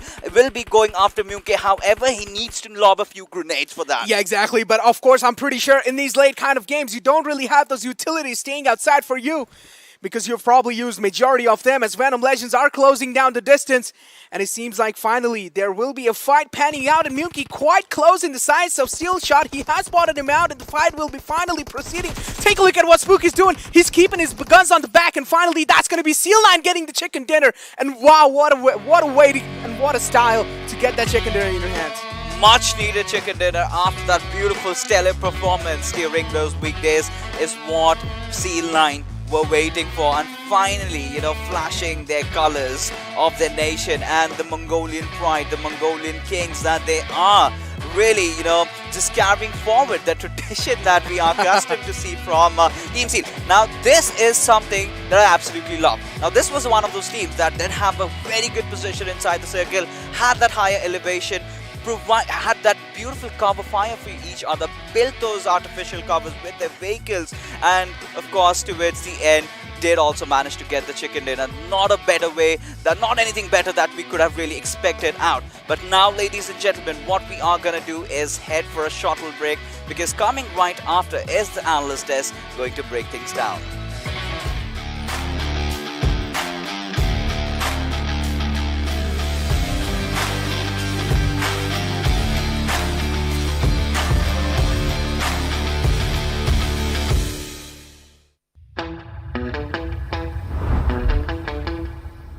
Keeping it real. I'm calling shotgun, wanna see my baby run. Oh, what's the word on the sea? Kicking up the dust, if you know what I mean. We got a good thing going. We got a good thing going on. Hello and welcome to PUBG Mobile Pro League South Asia Season 3. This is week 2 of the Super Weekend, and day 2 is already upon us with an incredible turn of wins, with some really aggressive matches as what we've seen. And of course, it is all thanks to Oppo F19 Pro for making it all happen. Hashtag hook up your fun. Once again, thanks to Oppo for sponsoring the PMPL events. I'm your host, Bloro. Let's move on to the analyst and ask them, when it comes to the map of Erangel, had you guys expected this to be the final result? Not really, no. Kind of close, kind of not so close. I mean, if we talk about this one, because let's talk about the MVP first, because you can see, Roy out his 7 kills, 1 assist, 780 damage. So in these fights, I talked about it. I was hoping T2K gets that game, and that too after the 3rd circle or something, because when the circle started shifting away from Pochinki, they were the only team that was behind. So they could have just, went for a really good backstab in the fights, and they were in the top 5. That's a good thing. But hey, talk about Venom Legends again and again and again consistency. Yeah. A really, really amazing performance from that team, but we do have the stats for Roy in front of us right now, and they look pretty impressive. I mean, he's definitely not getting a lot of assists, but hey, if the man secures those kills, it's all right. It's a win-win, right? It's a win-win. Because if you remember, there was a previous time when Seal9 had a game for themselves, but they did not get a chicken dinner. That was also an open circle, a similar one. So I would say they have fixed their mistakes. This shows that they have fixed their open fight mistakes. Plus, I would still say Spooky did not have a gun in his hand when he was just rushing down. So please carry it. I mean, Ocean was the man who was scared at that point. I was like, hey, get the gun, get the gun! Why are you doing that? Well, top players right now, if we talk about that one, Frypan, again, you know, Venom Legends, they are trying to make their way in this one. Also, I have to say, I love the way Venom Legends approach this game. I mean, alright, the finish was a little bit interesting. They just did not have enough players to take on the players of Scene9, but let's like move a little bit back into the game before the finish. When Venom Legends, they were trying to take on the players of SG. What happens? Frypan comes in with his vehicle, drives over two lads, and one of the players gets finished off because his own teammate threw a nade trying to take down Frypan like a final Hail Mary approach over there. And well, we know what happened. The HP got lost. And of course the point was given away. Exactly, mates. I mean, talking about those points, of course, let's have a look at the match ranking right here, where we know for a fact that Seal9 did get themselves a really good chicken dinner with 13 kills and 28 points. Again, a high kill gameplay coming up from the team that has had a chicken dinner. It's been a ritual now. Double kills is what you are getting if you're going for the win for yourself. Venom Legends, meanwhile, again a consistent performance. T2K in top 3. Zeus Esports are having a good day for themselves. But now, INES, one game goes good, one game goes bad, the other one goes good. I mean, the previous Miramar was a good one for them as they were in the top 3, but now this one goes on. Carnage in this one match, if we talk about them, like they were onto the lower side. So DRS was in the top 8, but still, you know, we need to see back-to-back good games. But Blood Legion. I mean, talk about Blood Legion and those fist fights that started the entirety of the game. Oh yeah, the players of DE. Yep, that was just crazy affair in there. With that, of course, let's move on to the zones that did take place throughout this game. Let's move on and have a look at the zone analysis, which will bring in the rotations for all of these teams. So, right before the game started, I said I wanted to see the fight between Star Wars Flex and 1952 last a bit longer. I mean, I wanted the teams to actually try and take different approaches to the situation wherein they would be able to corner down the opponents every single time. But that did not happen. The teams sort of took their own separate ways. And this is the point where Ocean already predicted this game has to be T2K's. Look at this, look at this. They were so much away from the fights. They had an opening, a big opening to get inside the circle. Plus, once they were inside the circle, they knew the open area was theirs. Again, they could control the circle perfectly for themselves. It's the final chaotic moments. Obviously, in that way, in those moments, you can't say anything. Also, perfect positioning from C9 as well, because just before this one, this circle, as we did see in the zone analysis, there was no one around them. They could basically see the entire open field in front of them with no one visible, and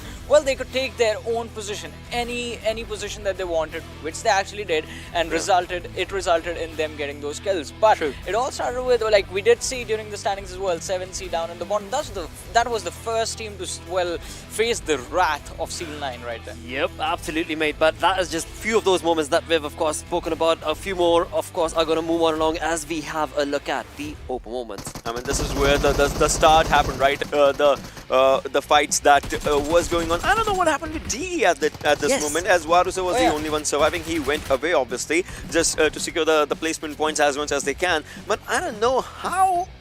Was there no communication or what happened? Because DE, they should not lose a fight like this. You know, again, something quite interesting is switches to the shotgun. You hear the sound of the pump come in, and then the punches come out. Exactly.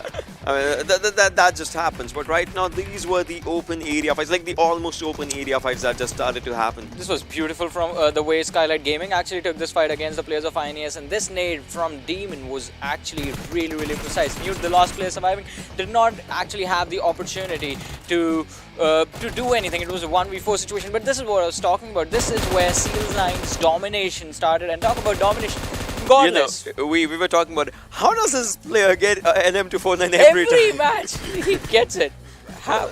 I mean, it might be a secret. And the bold move is he goes to the airdrops. He goes to the airdrops because sometimes there might be a team that's just baiting the airdrop, but he goes to the airdrops. Every single time indeed. And with that, as you move on towards, of course, Seal9, again, you move into those final circles. We've spoken about this every single time, that you need to have all 4 members of your team alive, and that's what Seal9 did to perfection.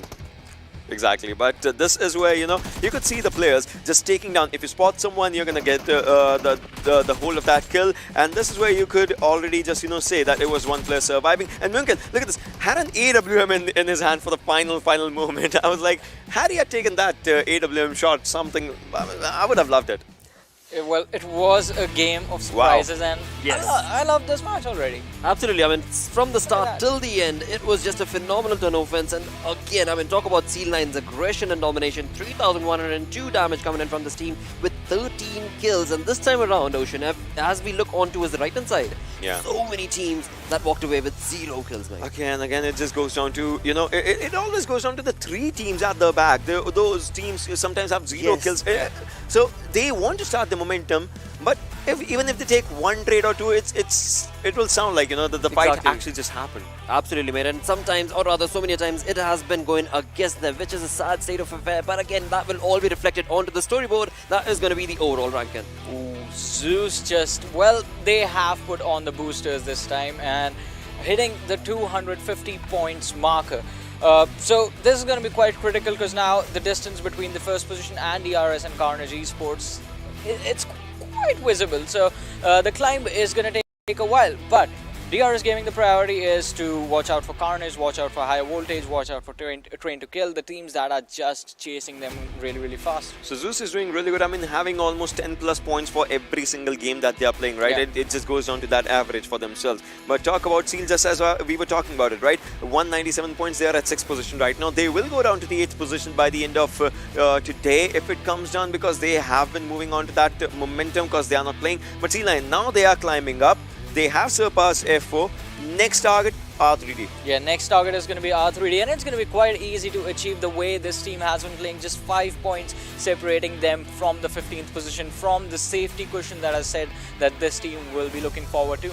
Absolutely, mate, and that's going to be really crucial as well. I mean, they've got that chicken dinner, they've got the $1,000 in the bag, but the journey is not yet done. They still need to climb up a lot more to, of course, be a part of this entire saga. But along with that, now we've got an interview set up with a team that is going to be PN Crew. Again, we just witnessed Sandesh's perfect play, but this time around what we've got is going to be Ayush joining us from PN Crew. So let's move on with the interview and have him on screen if we can.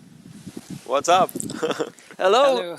Hi. Perfect play coming in from your team. Congratulations, of course. You've gotten one chicken dinner as of now. Talk about the consistency from your team and also that perfect play coming in from Sandesh. Thank you so much. First chicken dinner, very happy. Yeah, that's. I don't know what to say. The perfect coordination from the team, and Sandesh, he's too OP. I don't know what to say about him. I mean, if we are just talking about this one clutch, what was going through your mind as you were just looking through the movement that was just passing on as he was surviving, he was away? Were you guys giving calls to him, just stay behind the fight or maybe shoot now, or was it his own decision to go through every fight at that moment of Miramar? Yeah, we were guiding him, and when he came to the rock, and we knew he could do it, and at last, the fight. Let the fight happen and go on and just go one-on-one and he will win. We knew that one.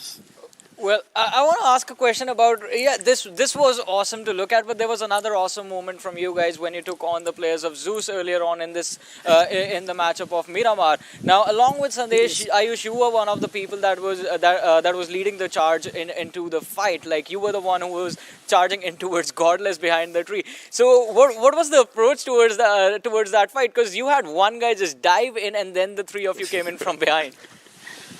Our ISL gave the call and we need to go to the zone. So we need to push whoever the team was. So I got the first knock on the Zeus and we go directly on it. We slammed in and we just killed them. Well, perfect play again. I mean, Ayush, that was just very humble approach again to the entire interview, but a perfect play because again, when it comes to a team, it is always going to be about communication, and you just represented that it is going to be very crucial, very detrimental when it comes to, well, what are the calls like, what are the communication like, and to listen to your IGN. With that, let's have one final question from you guys. Well, my question is just going to be are you guys, because we have heard this quite a lot, people are saving their strategies for the finals. Is it the same with PN Crew?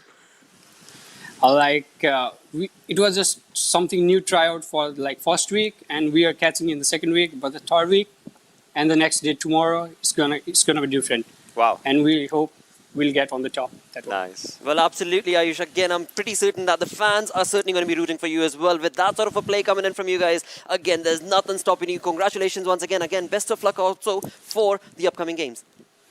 Thank you so much. All the best. Absolutely, All right, mate.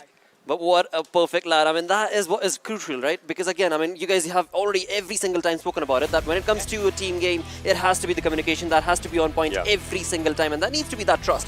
Yeah, trust, and I love the fact one more important thing that he mentioned was like there was just one call made. Exactly. We need to get to the zone, push whoever is in front of us. Just two things said, and the team just absolutely went on a domination.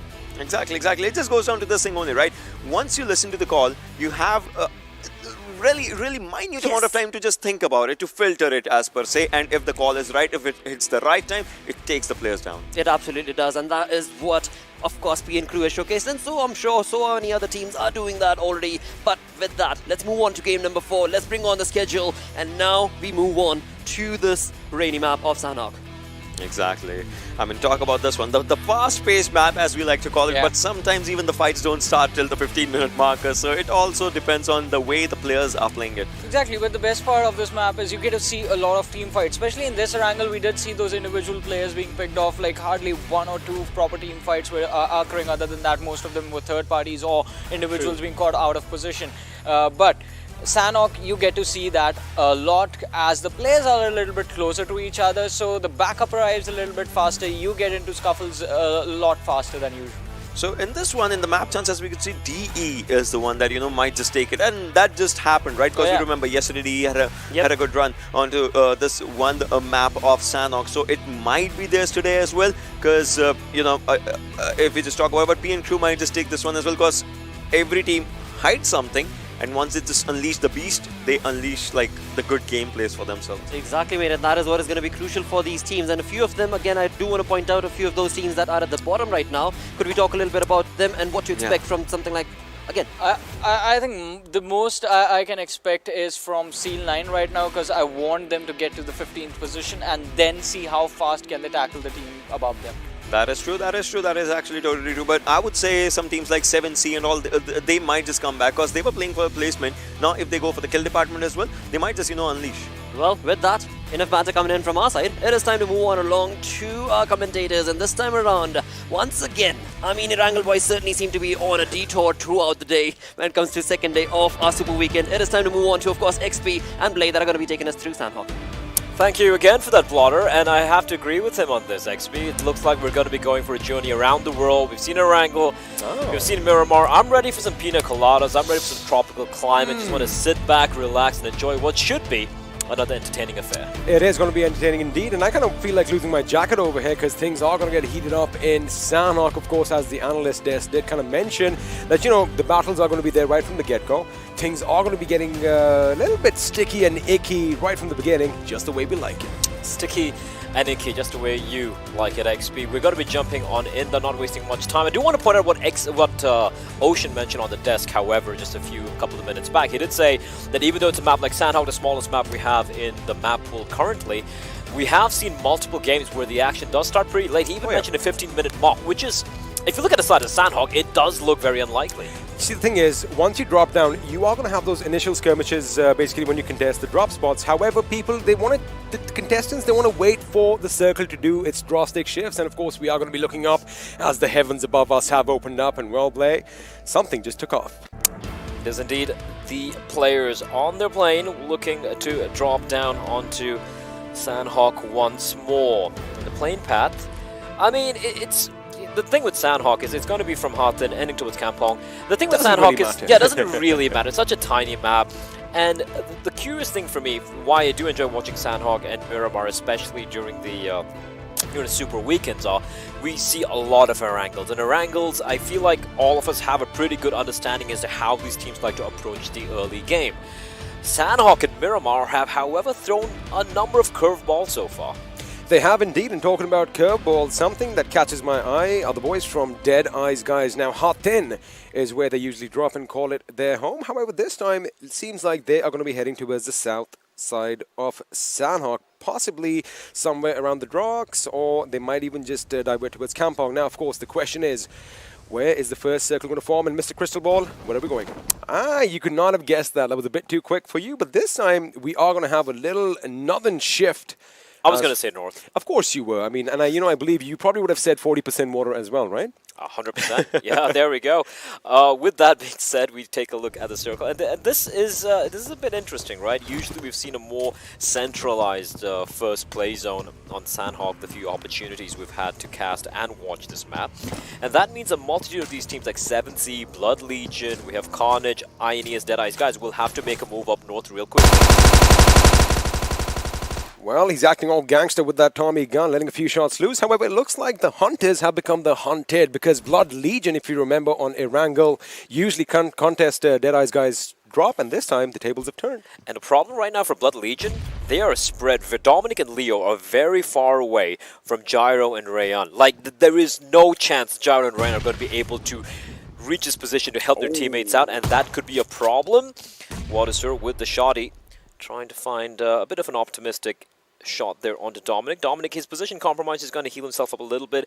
Right now, it's about trying to extricate himself alongside his teammate from this position, but more members of Deadeye's guys are arriving. You did mention that Blood Legion are currently a bit far off from their teammates. Of course, Gyro and Rayan are all the way down south at the docks. Now, the information should have been conveyed that, hey guys, we have a little bit of an issue breaking out over here. We might need your help, and it does look like the boys are going to be moving in. Mind you, Ioneus is pretty nearby Kampong as well, so, if they had the commotion, they might be coming in. And have a look at your mini-map right now.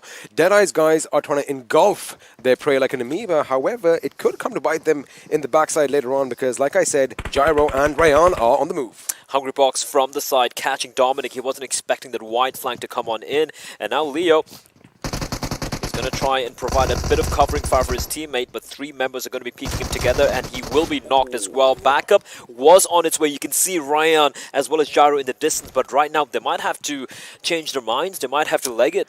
Well, all right, we have a couple of emotes over here, but the thing is, do the boys from Deadeye's guys know that they could literally get bitten from behind? And of course, you want to add insult to injury, and one of them just got punched to death play. You know what? I love it. Oh, they're punching both of them to death. They eat the emote, they dance, and then they take them down. That is so.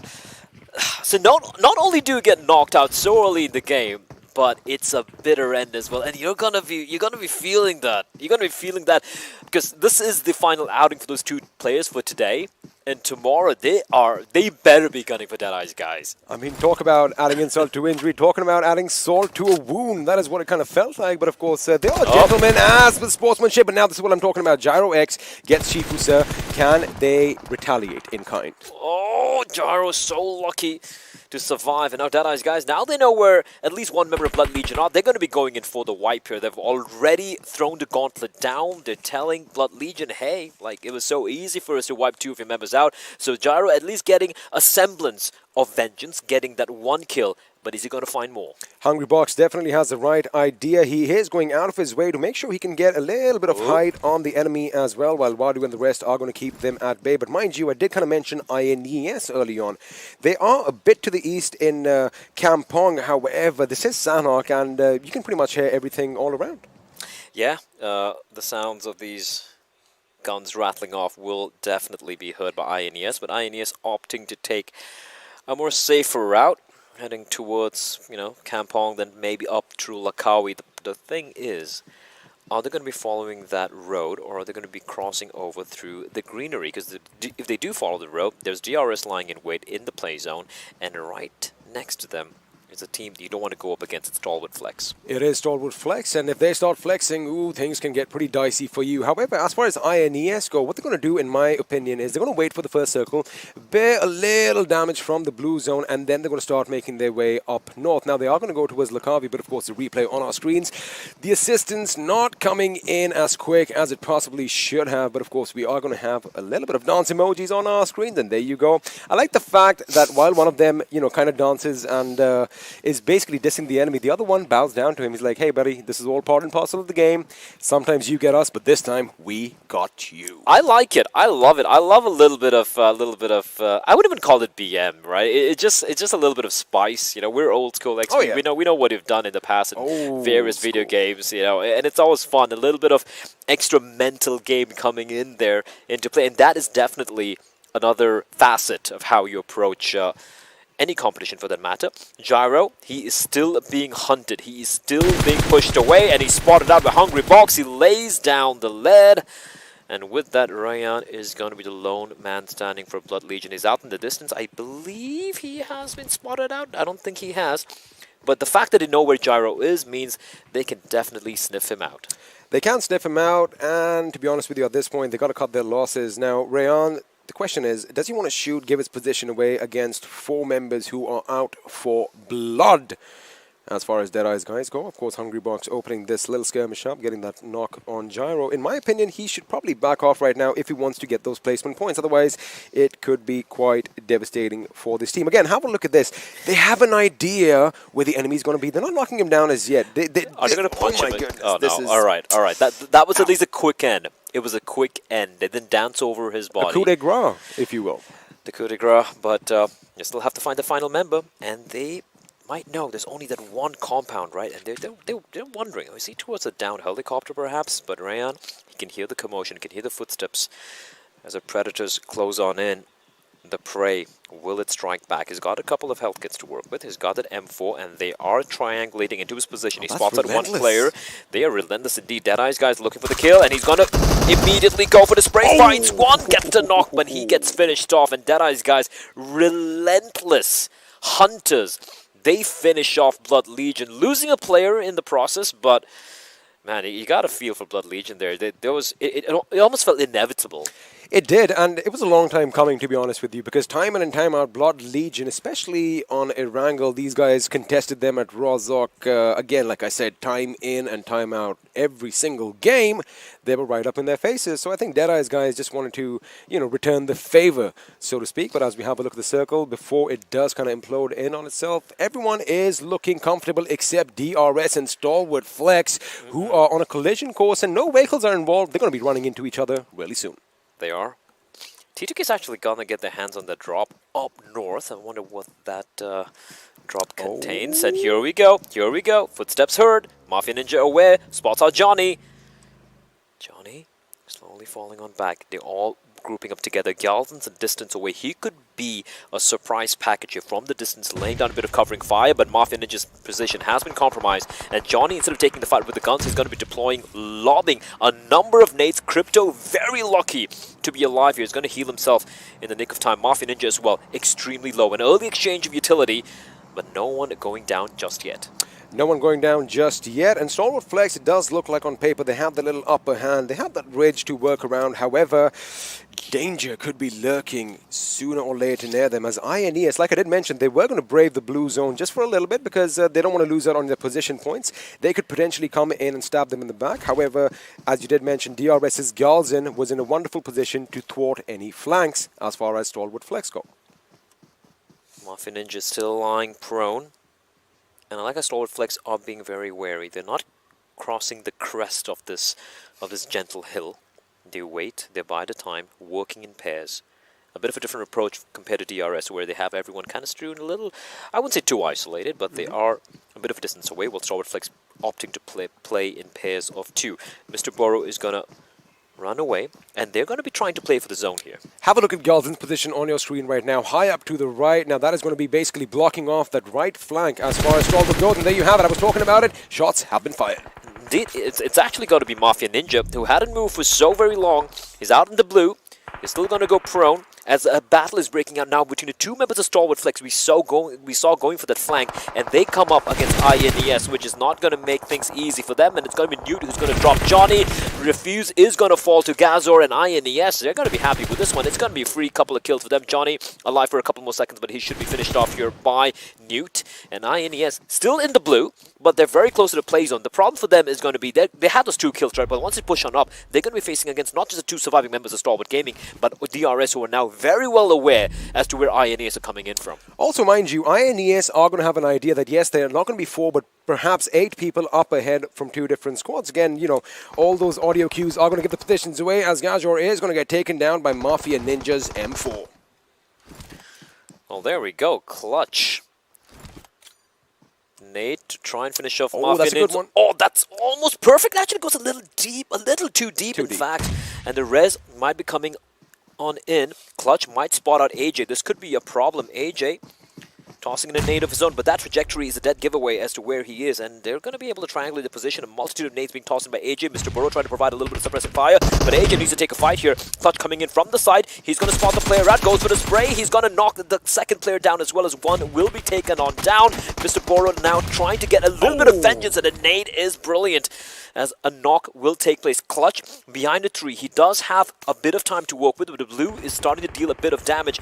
And now, Mr. Burrow, what does he do? Does he try and keep them at bay? He should be, though. He is inside of the play zone. Not yet. The circle has actually moved on, and he's actually taking damage from the blue as well. Now, right now, Galzen's aim obviously is going to be trained on this location. However, he needs to come in and assist his teammate a little bit because Mr. Burrow left it a bit too late to provide that cover fire. And who knows, Mafia Ninja could have been up. AJ does make it, and the revive is going to come in. Now, Galzen, this is pivotal for him. He needs to make sure no one crosses in between these two houses. So INES, even though they got the early knock, a good reply coming in from Mr. Burrow and getting the res, making it a little bit more interesting. Meanwhile, Zeus are being very quiet. They're being extremely quiet, but they can spot out at least a couple of members of Carnage, and they know exactly where Praveen is. Ziolt waiting, holding his line, trying to await the perfect opportune moment to go for the kill. Mind you, have a look at the minimap. You see those two members of Zeus on the right? Now, they have an angle, and I'm talking about Godless and Icy. They are going to be up on the roof of those houses, and it's going to be a team effort. It's going to be a couple of knocks that come in as far as Zeus go. Of course, Zion needs to make sure he holds that trigger discipline, doesn't let loose a few bullets too early, as it looks like Venom Legends are picking a fight with PN Crew. Venom Legends are indeed picking the fight. PN Crew, they had a spectacular game earlier today. It was Sandesh who pulled off probably, it's up there with Jiggle's clutch. One of the biggest plays we've seen so far from an individual in PMPL Season 3. And right now, they're not looking so good. They have lost a member already. Venom Legends are doing a pretty good job keeping them at bay. And that nade is almost perfect.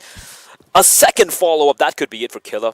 That's a bit too far. A little too deep, but for now he's alive, as we have Stalwart Flex, the 2 surviving members now. They're taking the fight to INES, who have managed to push. No, they're still out in the blue. That could get messy. They were lucky that the circle was kind of towards their side, of course. So that action is taking place at Mong Nai, which kind of gave DRS Gaming a little opportunity to basically scurry out of harm's way. However, Deadeye's guys, they kind of anticipated the fact that, you know, the commotion took place a little bit north to them, and they could be potentially in a position to lay down the herd as far as DRS goes. But right now, Crypto with a knock, in fact, a finish on a member of INES, as Clutch and Geisha are trying to get out of harm's way through the blue once again. But they're being gate-kept so well by these 2 members, and INES, like, oh, they have to run back into the blue, and now the blue is dealing... Lucky with the circle again, Lay. How lucky can it get? They've been in the blue for so very long, but it's right in front of them for the past 5 minutes, but they still need to move on in, and it's still not going to be easy. I like what Clutch is doing. They realize that, you know, they're going to have those little compounds over here. He is going to go up north and then kind of tune in a little north of Mongai. In fact, just north of those fields that we have over here. And let me just tell you one thing. Amongst the bones of these ancient creatures, Manish is picking a fight against 4 members from A1 Esports. That is quite a ballsy move. I've always wondered what the hell this skeleton is, but we can talk about that later on. The nades are going to be going past as Manish is burning alive. Fortunately, he's not burning too much. He's going to be able to heal himself up, but as you pointed out, he's kind of all by his lonesome, and Jax is going in for the long flank around. Dante's going to spot him out. Manish going to be pushing on in because he does have backup arriving, and Dante, he needs to try and keep Manish at bay. Manish pushing on in, is missing all his shots, and Dante taking a bit of damage as well. There's just a battle of attrition between these 2 players, and Dante, how is he still standing? Fine, he's going to fall. Manish trying to finish off the job. He's going to come around the bones, and instead, he's going to opt to go for the rest, which is the priority. He is going with, as Jiggle will fall in the meantime. Carnage, they need every member alive here to take this fight. In A1, Jax, I thought he'd actually push on in and try and get the flank, but instead he tried to reposition himself, but it's still with this duel here. Manish taking a lot of damage, but he needs to go for the reload, and that's the opportunity for Manish to finish off his fallen teammate. As another team joins the fray, 1952 just running on up, taking out Snipe, taking out Manish, and Carnage have been pretty much obliterated by another team, and they're down to the one member left standing. Talk about being opportunistic parasites, because there's there's a lot of bones over there, and someone is picking at whatever flesh is left all around. And 952, of course, are going to come in and finish off Snipe YT. Now, Prabeen, the last man standing for Carnage, knows that, well, his team have pretty much met their maker, and he's the last man standing. So he needs to have his wits about him, as 1952 can potentially take on the remaining members of A1 Esports. But have a look at that. Zeus, they know that they are still in the circle, and Paradise Resort is still what they want to call home. The curious thing is, like, Carnage down to one player, A1 down to the one player, that is Jax. And we've seen Jax in this scenario multiple times, right? So Paradise Resort, well, I'll tell you what, it's not looking very Paradise-esque for a lot of these teams, apart from 1952. And as a zone, oh, Prabeen, he's the last man alive. And if there's one team you don't want to go up against when it's the last man alive, what is he doing, Zul? He knows it. He knows someone's here. No. You got to keep one thing in mind, because they've had this little skirmish, they had a little standoff for quite some time. Zol definitely knows, and I think he might want to go for the pan kill. I want to see some action over here. Maybe he's waiting for his teammate to come around. If he does this, he will be my favorite player of all time. He will go down in history as a legend, is what is going to happen. But now he switched out his weapon once again. He's still keeping his angle. He knows someone's there. He's trying to peek around the corner. Now, if he does jump, he might just spot the enemy. But now, again, I like the fact that he's being patient. He knows. Zeus this time around now, again, they're a team that just pick up a weapon and literally try and hunt every single person on the server. I like the fact that they are exhibiting a bit of trigger discipline, but he has a good position, of course. Why do you want to mess that up? But now the question is, where is the circle going to go? Because any second now, it is going to make a drastic shift, as Rafat is going to be really happy that he gets that Groza. Again, a weapon you want in this map. And looks like Paradise Resort is still in the circle, which means Zeus are still going to be holding their ground. There's going to be a bit of a skirmish towards Tatmark as well. We have Venom Legends, who will be pushing in after they picked up these guns. And they're going to be going up against Seal 9. Rafat's going to get the first knock onto Seal 9, Spooky on his knees. And that's going to be Inky, Monkey, and Roy pushing on up to provide a bit of cover.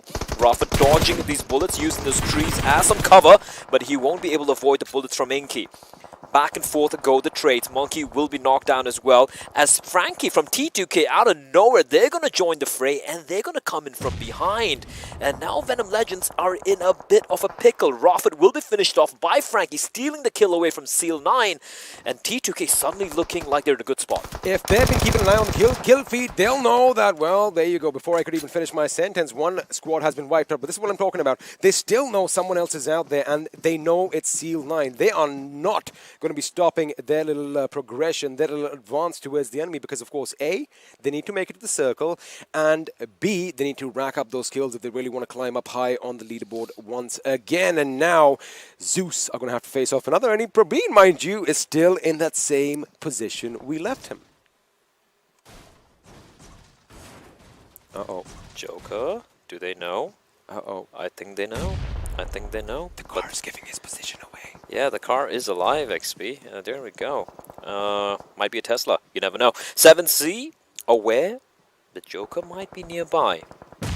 But they're going to be fading away from the position. Multitude of nades popping off. And it is going to be Seal 9 now, taking the fight at T2K. He had all 4 players alive, and Seal 9's like, well, thank you so much for helping us out there by taking on Venom Legends, and let us repay you the favor, but not in kind. Not in kind, and that is a little mishap on T2K's parts. Again, they should have kind of anticipated that, and should have moved in right there and then before Seal 9 had a chance to basically recuperate. But like I said, Deadeye's guys elsewhere in the Paradise Resort are taking the fight against Zeus Esports. They've got to be careful again. Oh my goodness, that was a good nade. That Molotov is actually going to be right hitting its mark as well. But Heaven X, they have the right utility usage, but I like the way 7C are just avoiding everything that is thrown at them. Oh my goodness, that scared me. That grenade felt like it was coming straight at my face. But Heaven over here, I mean, I'm just going to keep going oohs and ahs right now, because he almost got blown to smithereens. Close but no cigar though, and they still need to get these knocks here as Seal 9 Now, spotting out Jane out in the open. Well, good night, Jane. Wait,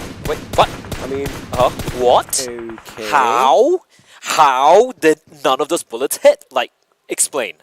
The blue zone acts as a barrier as well, which blocks bullets every now and then.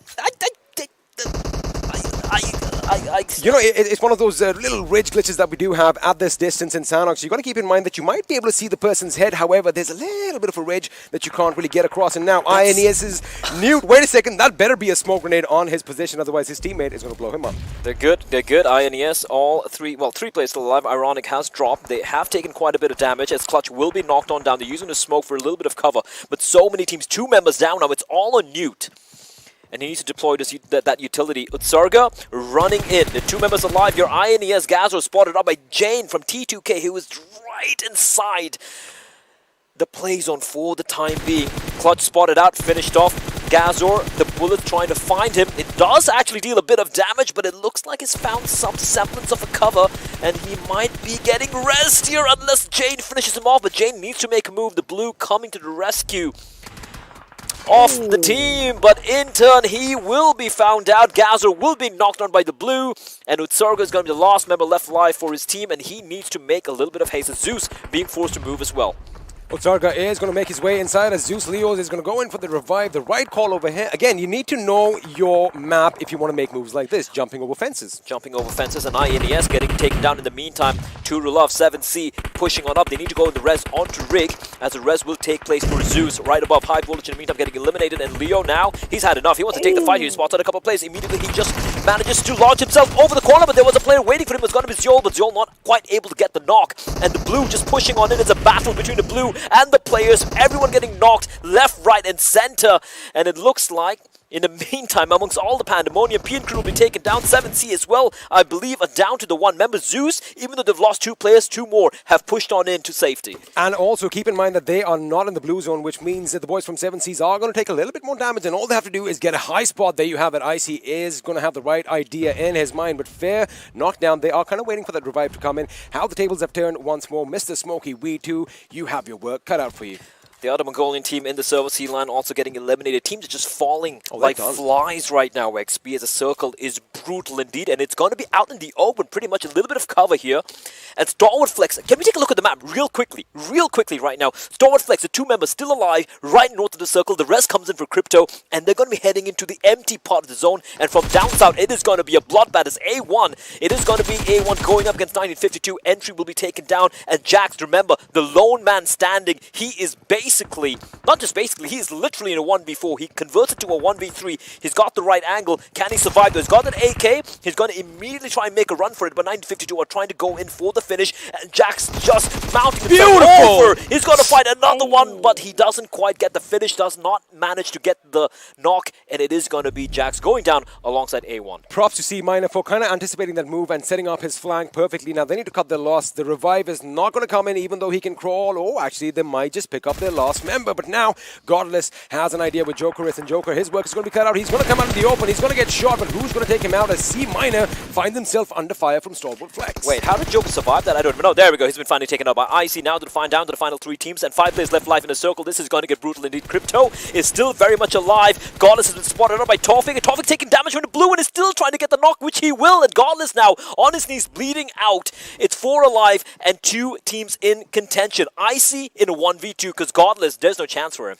There might still be a chance because he has made it to the circle, and that smoke deployed up ahead as far as Icy's position go is like the perfect decoy. But the question is, how will Icy make it to his teammate? Because, well, he just might spot Crypto. There you go, a few shots being laid down, and it is a 2v2 situation. But the thing is, I wonder if they know that someone's downstairs. Yes, they do, because Godless was just shot upon, and now, you know what? He just might have given Crypto a chance to move in, but Uzum coming in for that flank. Godless been taken out. It's going to be a 1v2, but again, I'm not going to rule anything out against Icy.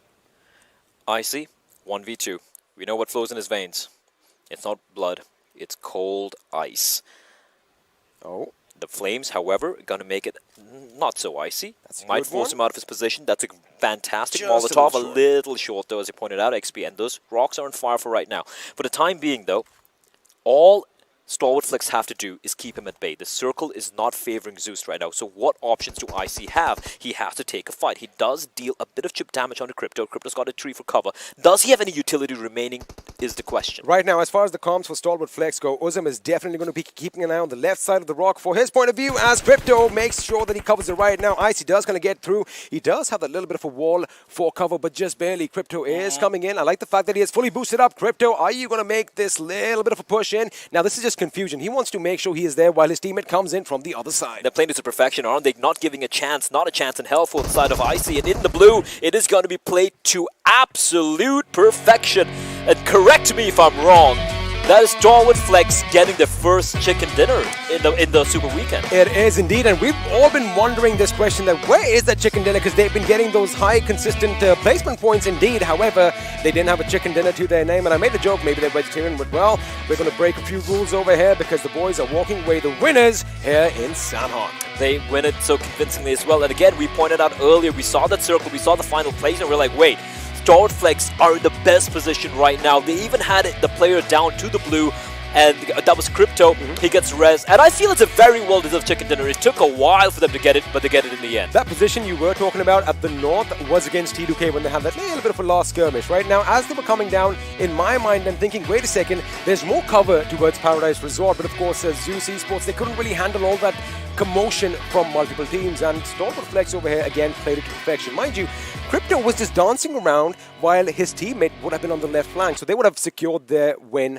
regardless. Speaking of dancing around, I'm still not going to forget this this entire thing between Dead Eyes guys and Blood Legion. A little bit of bad blood. You know what? I love it. I want to see more of it. But XP, take this one. Well, you do want to see some more action. I want to see some more action. I'm sure all of you watching at home want to see some more action. So what we're going to do is take a quick little break. We'll be right back after this.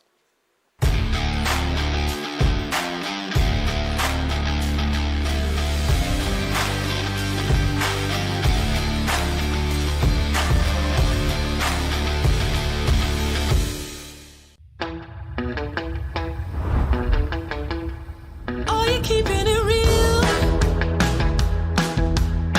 I'm calling shotgun, wanna see my baby run. Oh, what's the word on the sea? Kicking up the dust, if you know what I mean. We got a good thing going. We got a good thing going on.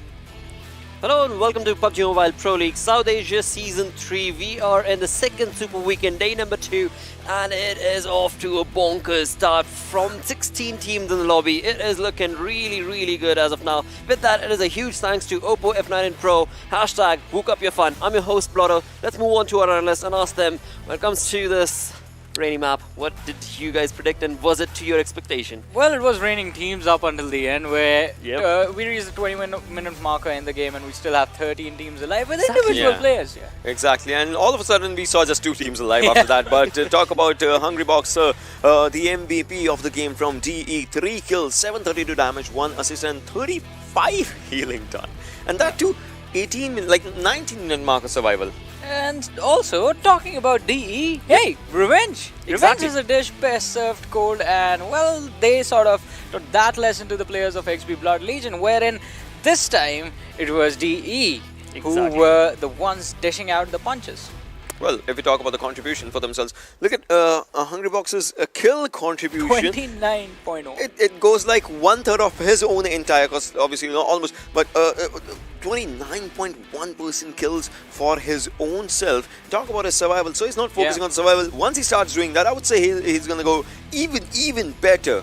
Yeah, but that's the thing. In order to survive more, you have to be less aggressive. And if he goes less aggressive, then the kills are going to stop coming in. Well, not stop entirely, but they're going to slow down. But also, one thing I would like to point out in that donut was the fact that he did not take that much damage as well. So he sort of tends to be a little safe as well when taking those fights. And that is something that you need to focus on. Top-notch play. Top-notch play coming in from the entirety of this team, I would say. But along with that, let's have a look at the top players coming in from this game. from this, we could see, alright, so Crypto's out here, 4 kills, 476 damage, 24 minutes of survival time. Even Esports' Jax is here with 3 kills and 2 survival time out here. But Icy with 3 kills. I mean, Zeus and Stalwart Flex, that was a really good fight to see in the final moments. I mean, Godless was taken down early on. So otherwise, had there been one extra player, it could have been like one extra helping hand, probably. Another interesting 1v1 situation sort of arose close to the not close to, well, in fact, at the skeleton area, where we did see Dante from A1 Esports take on one of the players from Carnage Esports. That was the perfect display of the skills these players have, because for around 10 seconds, both of them were not able to take each other down, and both of them were sort of moving quite perfectly, jiggling in and out of those shots, dropping down the HP bars, but the knock did not come in for a while. But you know what? Who capitalized? 1952. Yeah. The third party coming in perfectly for them. With that, of course, they were able to rack up quite a number when it comes to those skill departments. Let's have a look at the match rank, and of course, we know Starlord Flex took a chicken dinner. Well, this time around, not double digits, but when it comes to the aggression, so that's good, because the entire lobby is part of it. Yeah. This was a game of patience if you want to talk about this, right? Because when we talk about the fights that were happening, right, it was not like every team just going in, because we saw so many teams surviving.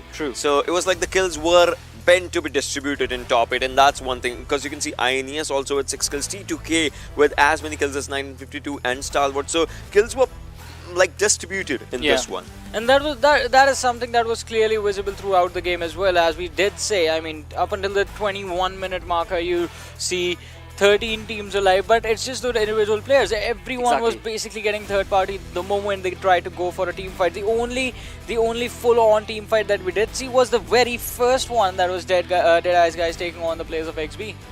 Absolutely, mate, and that of course was a crucial one, because that rivalry that was set up has now kind of started getting into necks of both of them. Well, we'll have to see, of course. There's only day 2 of this wonderful super weekend. Let's move on to the zone analysis and find out, when it comes to those rotations on the map of Sanhok, how did it fare, because the circle was not favored. First of all, it was that northern circle that, you know, no one kind of anticipated, but then the circle was slowly and steadily moving on to the Tatnok Paradise Resorts area, so every team just had to move there, and that's where Carnage was, that's where Zeus already had their hands onto those areas. Even Esports, that was a good rotation, but this is where INES and Stalwart, you know, they were coming up to from the areas of Mongna to get those skill points, to get those numbers. Stalwart, they only had to see INES from their backsides. Once they knew that the backside is pretty good, they can just, you know, rush in for the circle and just get a hold of a good area. Also, good thing that worked out for them was the fact that INES also went up to the northern side, where we did see them come straight down or try and make an attempt to go in that direction, but the players of Skylight Gaming just getting delayed into their rotations because of 1952 being in front of them and, well, not being able to push in towards the circle.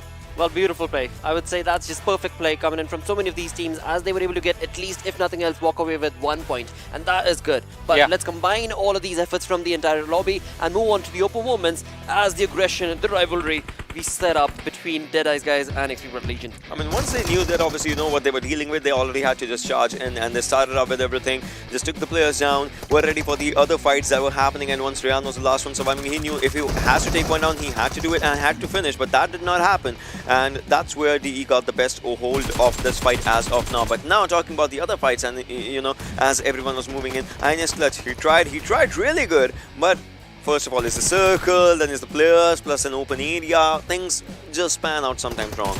Yeah, I mean, aggression is not always going to work out. And this is the moment I was talking about, Manish going up against Dante. This was a good 1v1 between these two lads. Exactly. I mean, those things kind of happen, right? You only had... First of all, you're in an open area, plus you have that backbone cover all for yourself. So those things kind of just, you know, get a hold of the best areas around the fights. Plus, it sort of showcases what all you need to do in order to survive, in order to take down your opponents. They were jiggling, they were dropping down at the right time, just getting up when the opening was there to take their shots and, well, get their aim right. But then Zeus Esports getting a little too aggressive against 7Cs, they lose out on a few of their own. Exactly. But right now, this is where even Esports, you know, a really good effort coming out from the last player, but then 1952 had the best of everything, and this was the final fight. You can see Crypto did not have any vest on himself, his helmet was also totally damaged, but at the end, all they knew was that, you know, they had to just do everything for that fight for themselves, and they got the best of it. And they walk away with, well, $1,000 right here. Starwall Flex looking strong, of course. When it comes to the entirety of this lobby, everybody was able to chime in to those kills, and thus we've got a pretty neat damage histogram right now. This is a good one. Yes, exactly. Because we don't see anyone with 0 kills. Like everyone did get the opportunity to take those fights, and they made it count. Especially in the case of PN Crew, 132 damage being converted to 1 kill. But talk about DE, right? 1294 damage, but that is at the backside. Yeah, right. So this is where you can talk about going over aggressive, because we have seen this case with Zeus as well a number of times. When they sometimes have like 8 kills or 9 kills at the lower area, but they have like 1600 damage or something. So there's a thin line in being aggressive and over aggressive. That's one thing you gotta just remember, because if it's the early stages of the fights, if you're shooting someone, they'll be shooting at you as well, because their helmet and vest are totally proper. Well, again, Ocean, the conversation for that entire saga moves on down towards, well, where are you at when it comes to the overall rankings, because you need to be able to rack up those points. For that, aggression is a must, and in that, we know for a fact, well, these teams, they do not like to back out. No one likes to back out, and I don't think anyone is going to back down. But, well, Stalwart Esports, they are making their way into the top 10 again with this game coming in. 167 points. So the difference with between them and Deadass guys, it's well, basically not there. Just 2 points separating the two teams, 10 to the 8th position. So we're gonna see a few changes coming in, but after that, I think it's gonna take a while before A1 Esports, unless they have a good game, unless they have a decent game even, before they take on Seal Esports. Imagine talking about this one, right? DRS and Zeus. The difference was really close when the day started. Now it's massive. Now it's massive. DRS, they need to get one good game, just to end their day. Probably if they can just, start off with the close deal again for tomorrow. But right now, Seal 9, 74, 77. Next game is where they might just see themselves above R3D. They have to, because if they manage to do that, once again, let me remind you guys, we still have one more day for the Super Weekend. So that means an opportunity for them to potentially go up and close the distance between them and XB Blood Legion. That has to be something that you need to keep an eye.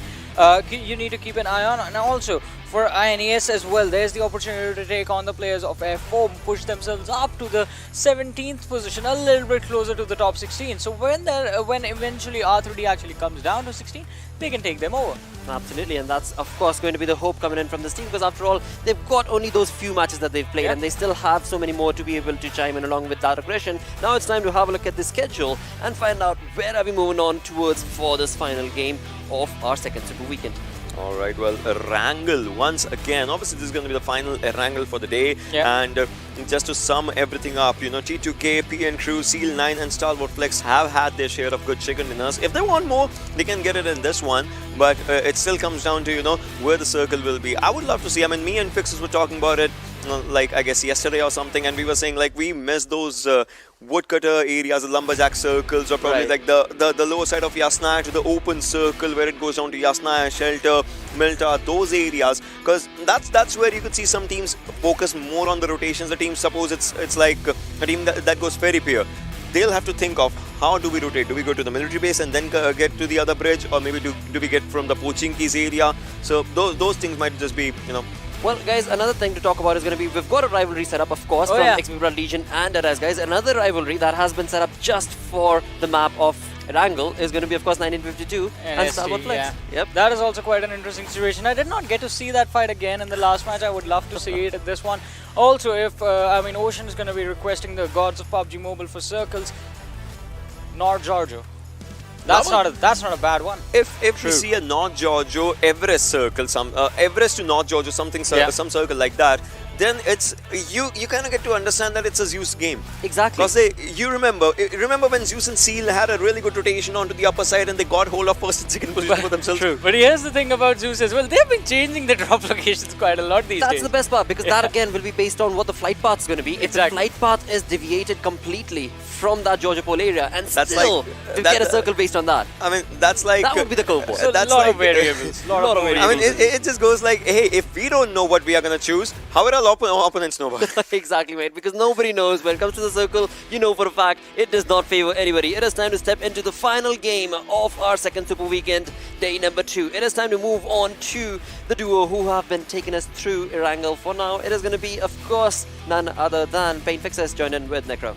Well, thank you so much, Lakshay. And, we were having this conversation about Team Zeus, and we do know for a fact that they are your leader toppers, right? They are the leaderboard rulers, and might as well go in for some experiments. But Necro, now I'm gonna put you on the spot. Now we have seen this fight happen twice.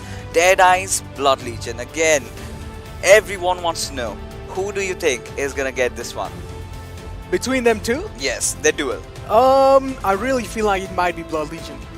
Blood Legion? I think I'm gonna side with Dead Eyes this time, because the last time when they that came means in, we have a rivalry between us now. yeah, we've got different opinions, not a rivalry, and I might not want to call out that big man. And here we go, heading into Erangel, and I'm really keen as to where the flight path trajectory is gonna be. And well, it looks like it's going all the way from Sosnovka military base towards Starbuck. Yeah, exactly. Now, plane flight path, I really feel like I've seen this same kind of plane flight path just a bit to the left side. I think so yesterday was when we saw the same kind of flight path. But again, now, this will be kind of like deja vu, at least for me. And when we see such kind of plane flight path, I really feel like this might be a military circle. Military circle is what you're calling for. But I do not want to see another Gatka circle. I think we've had enough of that. Me too. We've had enough of those Gatka circles right from this entire week. So many of them. For a change of taste, I would like something happening around maybe Zarki or Kameshki, because, well, I'm asking for too much. But this time, however, Blood Legion, they are heading off towards Novorupnoy. Yeah, I mean, talking about circle changes, in the last previous game of Sandhawk, we saw quite a, different circle. Because the most of the circle was actually inside waterways, and this is where, the trickier part starts. Because you don't really have a lot of cover. But take a look at the early fight, which might be potentially panning out. Blood Legion going towards Novorupnoy, and Scarlet Gaming blocking their ways.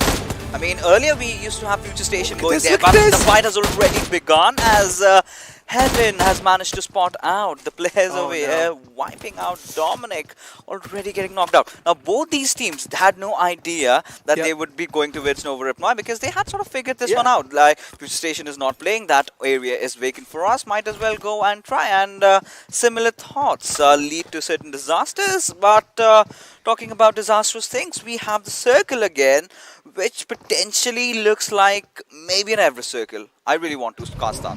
But I mean, you just said you don't really want to see a Gatka circle. Yeah, so that's why I went Everest.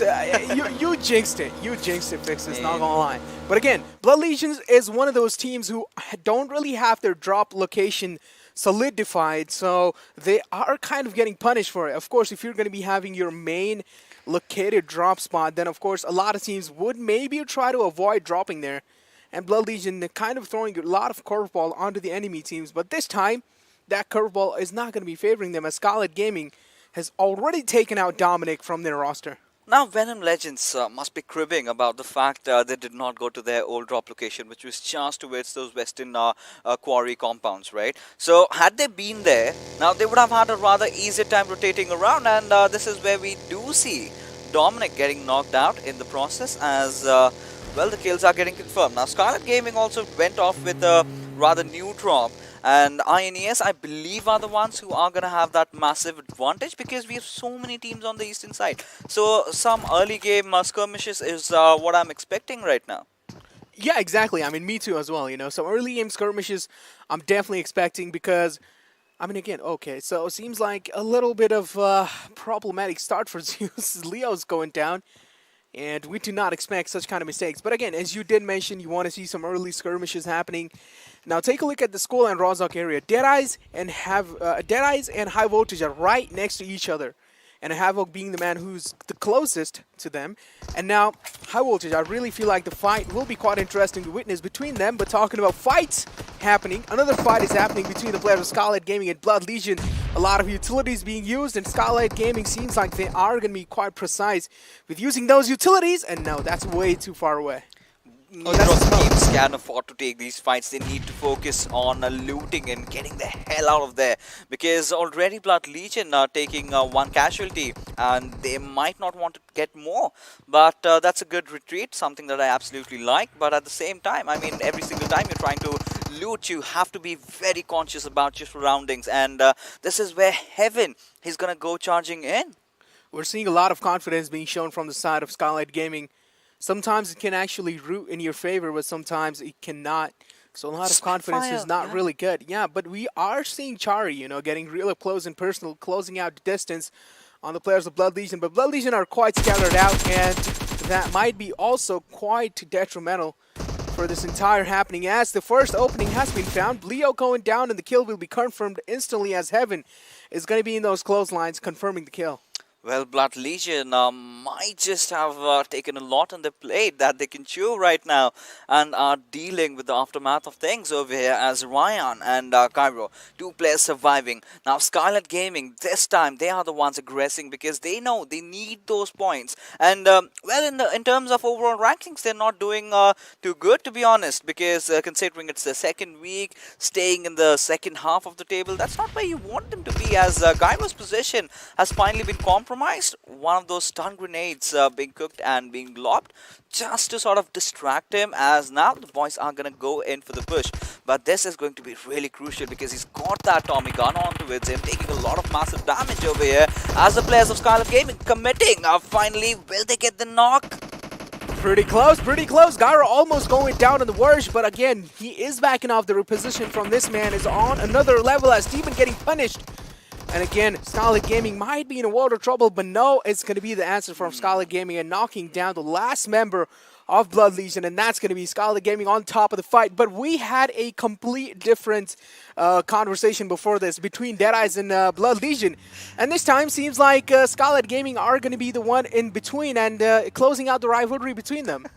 I mean, I didn't want it to end out this way. Come on. Too. Let's be honest. Now, Deadeyes were the bold ones. They still went towards Rozok. Now, I mean, Blood Legion sort of trying different strats this time, or maybe chickening out. I mean, that's entirely their call as to how they wanted to, kind of proceed with things over there.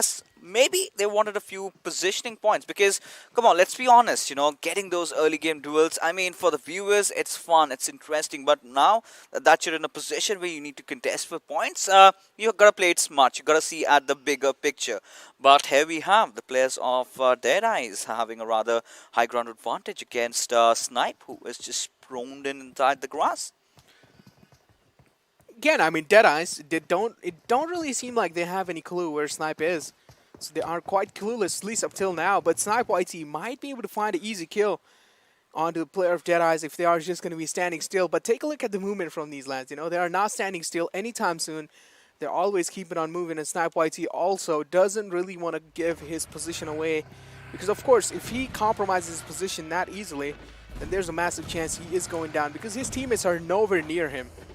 And he doesn't really want that to happen. Indeed, nobody would want that. He can get a few knocks here and there, but eventually it's the full squad. And A1 Esports in a bit of a pickle as Sinister has been taken down by the players of 7C. So another long-range duel is what we are witnessing, as Fear, he's actually making some moves. Now, I really have to check on the map feed if he's actually trying to traverse away or... oh, alright. So 7C do not mean harm. They just were trying to, throw a bit of warning shots. Did get that one knock. However, he was revived. So they're going their own ways, focusing entirely on their rotations. I mean, that knock definitely found them enough time to rotate away. And 7C again, seems like they will be rotating off, as they will be quite safe, at least for now. But talking about Style Flex, of course, dropped inside the military base island and made it out pretty safely, as TDK were kind of in those close ranges, but didn't really seem like TDK wanted to fight against them. I mean, right now, nobody really wants to take those early fights. Everyone is sort of playing for those points, and this is the last game of the evening, so the players sort of want to end on a good note, and what better way than to get a chicken dinner? I mean, of course, yeah, chicken dinner, we all love that. Especially, what better if you aren't going to be having the chicken dinner for dinner. And again, now, we take a look at how Carnage is rotating themselves. Jiggle kind of separated out from the pack with one more guy with him. It seems like Snipe YT and Manish are all the way in the front lines. Now, we have seen these kind of setups coming from Carnage sometimes in the past as well. It has worked out in their favor, and sometimes it hasn't worked out in their favor. But take a look at the circle shift as well. It's going to be right in the center, and a lot of teams will probably be happy. A lot of them will be, but definitely not me. The same old Gatka circle. I mean, A change in taste is what I really wanted, and by the looks of it, we are again heading towards those severe battles erupting out anytime soon. Now, A1 is in a very commanding position, having the epicenter of the circle for themselves, as we can see the players of Deadeye is also making a move. Now, C-Line and Solflex are right beside each other, so they might just be exchanging a few shots here and there. Yeah, shots will be exchanged as the circle is probably shrinking down to its slowest. And again, Venom Legends are of course one of those teams who are making the rotation inside the circle quite late, which will be quite good, at least for now. But take a look at Scarlet Gaming as well. They are so far away and separated from all these teams and even from the circle, and they do have a longer route to go. But I also want to focus on the fact that Zeus this time are way too separated. Take a look at the position that Zol has and take a look at where Godless has positioned himself.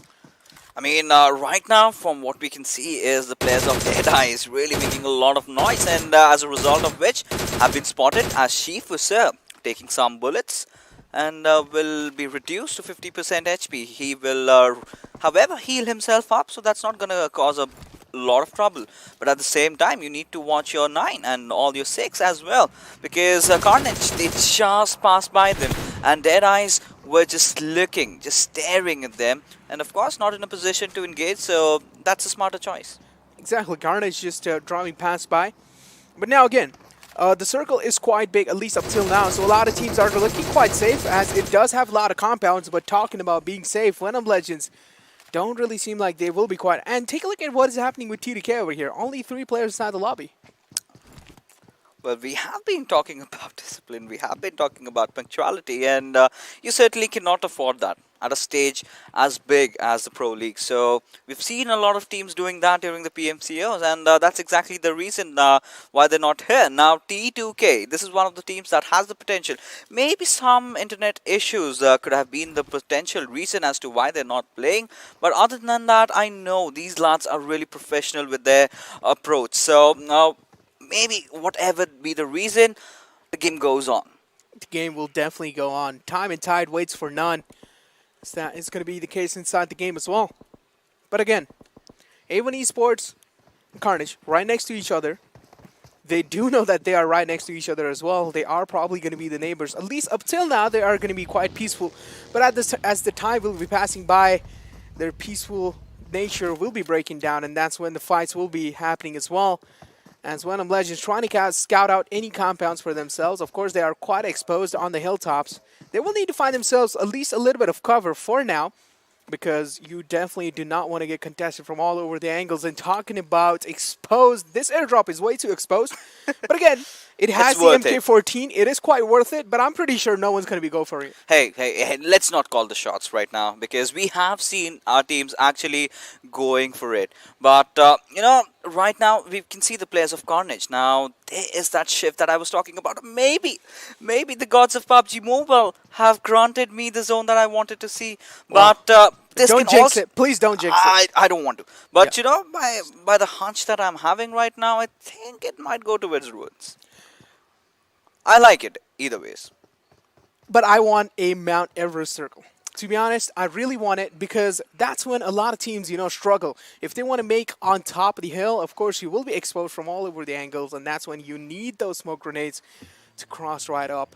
But again, INES kind of spawning down the players of Deadeye's. Hungry Bonks being the man giving his head away. The nades will be lobbed in. But Deadeye's, of course, Hungry Bonks is quite aware of INES' position, and this time seems like he will be backing off. But Hungry Box, I mean, he doesn't want to. He wants to take the fight. We do see Extreme, however, knocking down Mr. Smokey V2 from 7C. So High Voltage also getting up on those kill numbers over there. But looking at the players of Deadeyes, they certainly want to, you know, contest this entire compound. And I can completely understand the reason why, as Hungry Box getting that beautiful grenade knock onto his guy, and Newt has been spotted down as well. Oh, try to almost catch him off guard with that pixel peek. But Hungrybox is just an absolute brilliant player as he's going to be barraging those nades. And of course, did find Gajar down. But take a look at the aggression shown by Shifu, sir, this time. This man is so fearless as Gajar might be in a heap of trouble. They need to get the res onto him, but Newtzy almost got caught off guard. Is down to low HP. Now, only backing off is going to be the best choices that INES can take because they certainly do not want to get capitalized by the team of Deadeyes. And take a look at so many nades are locked in at the same time. And INES, they are not looking good in the position they have, at least for now, because they don't really have a lot of breathing space. And they certainly do need to find themselves a better spot. Indeed, as a Hungrybox, the unfathomable force of nature, he is fearless. And look at him, instantly getting that nade knock and then backing off, having that formation intact for the boys of Deadeyes as they are finally gonna push in. Now, INES, they need to get themselves out from that position as Suyog lobbing another beautiful nade and getting New down in time as Ironic and Clutch are backing off. Deadeye's incredible precision coming in from these lads with those utility usage, and they're certainly not missing any single nades as a lot of knocks are being found from the side of Deadeyes and INES. They need to find themselves a better position. I did mention in the past as well, they need to do something to at least get themselves, but they have blown away the cover, and finally they are inside the basement of the building. But for how long are they going to be safe? That's going to be the question, because this, I certainly feel like this is a real bad position. You have locked yourself down inside the basement, and the nades will probably be locked in from the side of Deadeyes as well. So I don't really know if this is a position you really want to be in situation like these. How long is INES going to even stall them out? I mean, well, they are using those utilities, but they're doing that too quick, and now Deadeyes have completely understood their tactics, and they're gonna take their own sweet time before really pushing in, because now in such bunkers it's really critical as to how you need to approach, because if they have got that crossfire going for themselves, I think it's going to be a tough time even for the squad of Deadeyes, because you do not want casualties. Now the circle, like I had sort of predicted, has gone towards the ruins area. Now Stalwart Flex are in a very promising position, but Clutch finds he's burning now. He does not have that area to just drop and roll. Well, I mean, he just got burned by his own teammate. Quite unfortunate Molotov there. Well, definitely did not calculate that one, as Ironic is going to be burning down his own teammate. But a lot of fights are panning out in those nearby favor situation as Stalwart Flex getting a knockdown under the players of 7C.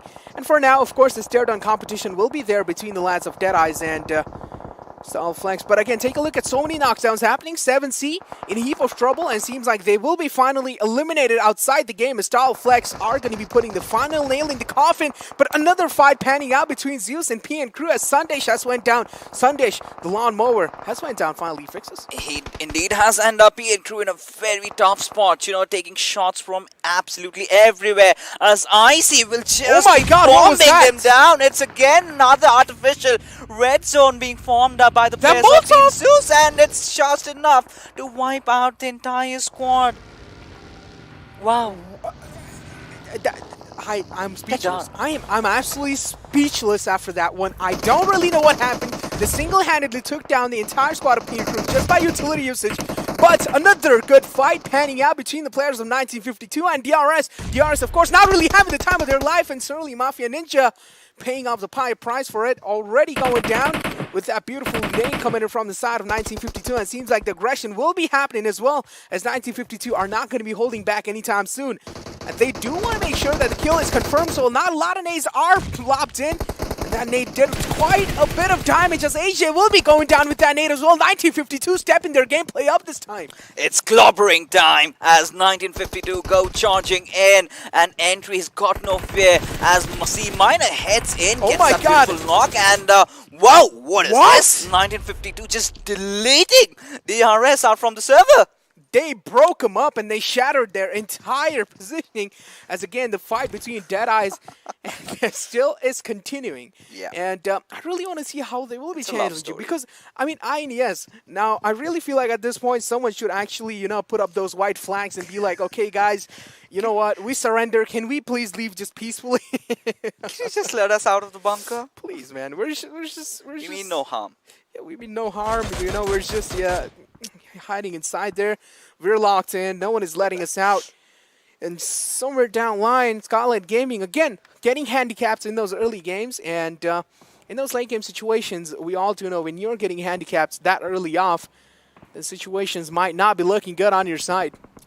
Indeed, they won't. And here we have a replay of the fight we just had a few moments ago, where we did see 152. I mean, this is the kind of a push that you would want, but holding on to my thoughts as we have Jari just going ham after the players of Venom Legends, trying to riddle them down with bullets, but nothing really connecting over there. But still, considering the fact that they're playing the edges, I think it's a smart approach. Looking at how the circle has sort of panned out and giving high voltage that good advantage, and along with that, the players of Dead Eyes. One thing I really want to say, this game up till now has been full of twists and turns, and team like 1952 wiping out a team like DRS, that's a massive statement in itself. We certainly did not expect DRS going down that easily. What a precise utility usage coming in from the side of 1952. We gotta give props to that team. I mean, I see that rivalry finally building up between the regions, you know. Yeah, this is Nepali what we teams wanted going to see. after Bangladeshi teams and vice versa. It's all happening. We all enjoying. Viewers are also loving the action, the masala that these players are putting on the table. And Wadusir certainly has spotted out the players of Zeus exchanging a few shots. Not really connecting, but at the same time, I mean, imagine Dead Eyes going after Zeus, and suddenly, out of nowhere, if Ioneers just come in and take them out, I mean, that would be an entirely different story.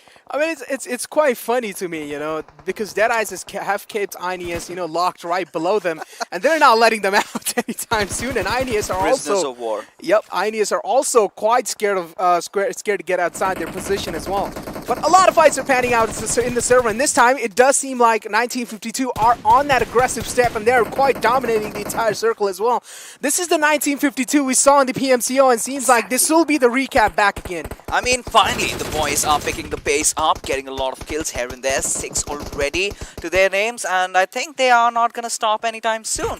Now, 1952, the players are inside the circle, they have a good position to defend. They've created those artificial covers for them with the help of those vehicles also. But right now, the way the circle is kind of shifting around, I'm really scared about the boys from Carnage. Now, they are in the center, but at the same time, so many teams surrounding them. Now, they need to watch out every single direction, because one small mistake can lead into the demise, and this is exactly what I was talking about, Snipe getting knocked. Yeah, exactly, and take a look at where Probeen has knocked himself out as well. So far away from his teammate, and Carnage again in a world of trouble. They need to find themselves a better spot, because this circle is certainly going to be merciless, and it will be forcing a lot of teams into each other. As Venom Legend Steel Shot seems like he will be taking that heal battle for himself. Take a look at him. I think he's so far away from the circle. But again, yeah, moving in would quite be a risky route, and exactly that's what I thought. RX Jax will be the guardian of the circle edges and will be taking him down instantly. As Snipe YT, of course, the kill will be confirmed, and that's going to be refused with that incredible nade onto Manish. Well, I think getting this sub online and views coming into action, getting a few kills here and there, as 1952 this time have the target set onto it. The players of high voltage. Now, we are talking about the rivalry, and we can see it sparkling everywhere, and it is absolute pandemonium as we can see the circle shift. Now, this is again going against the players of Dead Eyes, but Starflex still continuing their onslaught, spraying down onto the players of Carnage, as Jiggle did take quite some beating, but still somehow he's still alive. Well, in a massive chaos, Ioneers certainly found themselves a better home, which is going to be the Heaven. And now they have been sent to Heaven by the players of Dead Eyes. Finally, the fight between them has been closed out. But now 1952 Starflex seems like they will be approaching the entire squad of 1952. Entry being in those nearby vicinities, lobbing in that nade. And this time, no, it's way too far away. And Entry doesn't have any clue exactly where Johnny is. But Johnny, again, is quite scared. Now, the rest of the backup will be there from the Starflex side, but they will need to be cautious as their backs might be quite exposed. Indeed, as we can see all these teams, the splash of colors throughout the circle over here, as Entry gets that last final confirmation onto its Shax, and 1952. What a time to rise and shine. I mean, these boys did miss out on the first Super Weekend, and finally they are covering up for all those matches that they had missed in the past. Exactly, and this is the 1952 that we wanted to see. And now seems like Seal 9 paying the price for it, as Crypto already getting the knock on Roy, and he is going to be finding another one as well. Crypto is just an absolute animal. Not going to be stopping the domination anytime soon, as Inky might be getting spotted down. but seems like Inky will be just proning out in the grass, and of course, which is quite a brilliant choice. You don't really want to be a hero in situations when your team or when your side is absolutely crumbling down. I mean, Sea Lion, we never know. They might also surprise us with another victory. They still have 4 of the players alive, but one of them, of course, being knocked out as Flex are going after Sea Lion this time around, exchanging a few shots, but not a lot connecting. But Reviews, alright, he might have spotted our entry. How on earth did he not see that?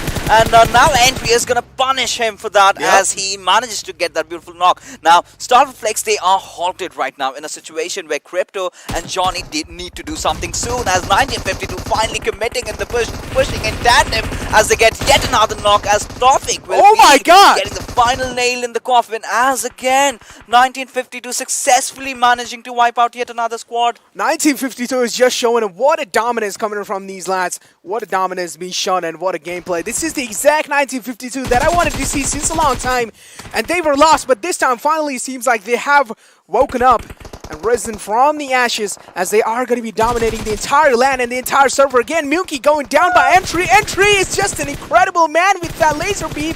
Someone stop this man. He needs to be stopped. The Tigers, they are hungry and they need to satiate their hunger. And yes, I mean, Enki's sort of putting that nail over there, but 952 not really having the numbers to help them out anymore. But we still have to see and watch how is Sea Lion going to proceed in this one, because they need to get inside the circle, and to do that they need to put the hurt into the hearts of their enemies, and which in this case here is 952. Now take a look at Jiggle's position. I mean, he might just be that one player who's going to make the magic happen. But take a look at the circle shift as well. It's favoring the lads from Zeus and Deadeyes, and this is where 1952 make the rotation in as well, and even Seal Line needs to make the rotation, and that's going to be Carnage as well, exiting the server in the 5th position, getting absolutely shattered. And now, of course, they were kind of getting compromised from all over the angles, and you know, Zeus being in those front frays, and you will definitely have to take each and every single step cautiously. Now, 1952 are kind of closing down the distance onto the players of Zeus, and they don't really have any other choice. The zone is probably going to be forcing in a lot of fights within itself, as we do see a little bit of shots being taken from 1952, and that's going to be Minor getting the opening onto Icy, and things are just down to that one last man surviving from Zeus, and that's going to be Leo's. And he is inside the bunker, but do 952 have an idea as to where he exactly is? Does have that Groza can entirely move down the squad, but look at C Minor. He does not want to stop. Did get that knock, however, get taken down in the process, where Deadeyes might look like they want to capitalize on the situation. And exactly, Deadeyes, they have the highest chance inside the server to win this game.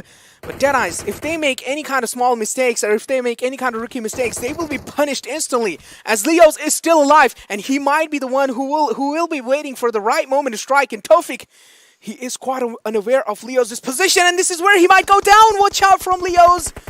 And he barely backs off in time. But Deadeyes, now this is where they are chiming in into the party, and 1952, they've got a lot on their plate. All they need to do is just push in, and they do have spotted out Leo in the process, and will get their hands on the Groza. Now mind you, if they sort of yield this weapon, and maybe Deadeyes might just be in there for a heavy beating. They have already lost out on Suyog, but having 3 of their players alive, they are one of those strong contenders for the chicken dinner in this one. What a game it has been, Fixes. What an interesting game to witness. These are the moments that we live for. And these are the moments we certainly do like to witness inside the game, as Deadeyes may be going straight face-to-face, going up against 1952. Of course, Milky being in those backlines, now he can be he can repeat the situation that Jiggle did. You know, just wait it out, spot all the teammates down, and in the end, let them fight and be the third party. I mean, they certainly can do that. They have the option, but Deadeyes again heading into that bunker down below, and well, they are looking really promising, want to commit, but have been stalled since they have heard that Groza in the process. As Entry, he's trying to deny the entry of the players of Deadeyes, as the fight has finally erupted out, as C Minor will get that knock onto its hungry box, but Wadu is going to respond in fashion, as they finally have managed to take them down. Now it is a 1v3 situation where Munki, look at Munki. Does he have any bullets at all? He does have an AK on his name, but again, that was more kind of like a suicide play, because he did know he has secured the 2nd position for his team, and that's going to be Deadeyes this time, rising up and getting that chicken dinner. Incredible performance. And what a statement. Nobody could stop them. And be it the Bangladeshi teams, be it the Mongolians or the Pakistanis, because Dead Eyes have managed yet another chicken dinner. And what a way to come back and end things down. I mean, this is exactly that we were looking out for. And we got to give props to 1952 this time. They have stepped up quite a lot. In the past, weren't really able to show up, but this game was on another level, and I really feel like Dead Eyes have somewhat created a space inside my heart. Now, after this game, this is where I want to see even bigger things from 1952. We still have one more day to go, and I think this team has the potential to at least enter into the top 8 by the end of the Super Weekend. But now what we are going to do, ladies and gentlemen, is head out for a short little break, because coming right after is our beautiful analyst S to break it down.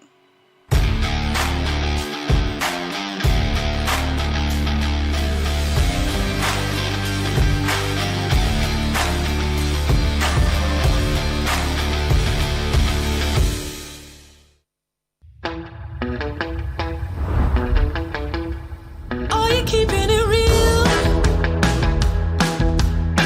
I'm calling shotgun, wanna see my baby run. Oh, what's the word on the sea? Kicking up the dust, if you know what I mean. We got a good thing going. We got a good thing going on. Hello and welcome to PUBG Mobile Pro League South Asia Season 3. We are in the second Super Weekend, day number 2, coming to an end, but it has been an aggressive start right off the bat, and coming it down to an end, bringing it down to an end is also an incredible turn of wins from the entire lobby. But eventually, of course, there was that one team that we all wanted to see, and that has done so well, guys. I mean, what a play. 1952 finally making it happen for themselves, but a beautiful chicken dinner, of course, coming in for the team. Well, I wouldn't say just one team, I would say two teams, and both the teams that we were actually expecting, not expecting, but we were rooting for. Yes. Seal Line was there as well. Yeah, exactly. Sea-Line was there as well. But talk about the MVP entry out here. 5 kills, 1089 damage, 3 assists as well. Because 1952 was, firing up on all cylinders for themselves. Yep. But hey, DE, they had that area for themselves. Talk about the circle and talk about the fights that these two teams were taking head-on onto that area, while Münke was obviously onto the other direction. So what Münke did is a safer approach. Go for the placement points. 12 points, it's a good thing. Exactly, he could have gone YOLO at the moment when he saw the players of Dead Eyes charge in towards the players of 1952, and when both the teams were sort of stuck in that compound, the players on the outside had been taken down. There was opportunity for Myeonke to actually get up, secure a few more points, and then get taken out. Yeah. But as Ocean said, sometimes the safer opportunity is the best one, and he did get the result for it. I mean, finishing on the second position. So the placement points do come in the end. They matter quite a lot. They matter quite a lot. I mean, the weightage that is given to that is certainly going to be crucial when it comes to the overall points itself. But along with that, I mean, another point I do want to make is when it comes to Dead Eyes guys' approach towards that INES kidnapping. That was just incredible. That was nice to see, but also nice is the contribution donor that we have. And Entry is like, he's been there in the scene for a while. He's like a veteran player, so definitely showcasing the experience and putting it to display. Exactly.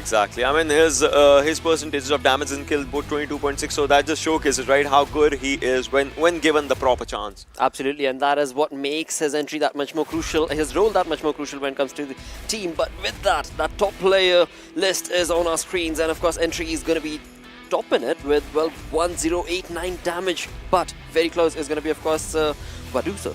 And Crypto makes it for the third time in the top players list in a single day.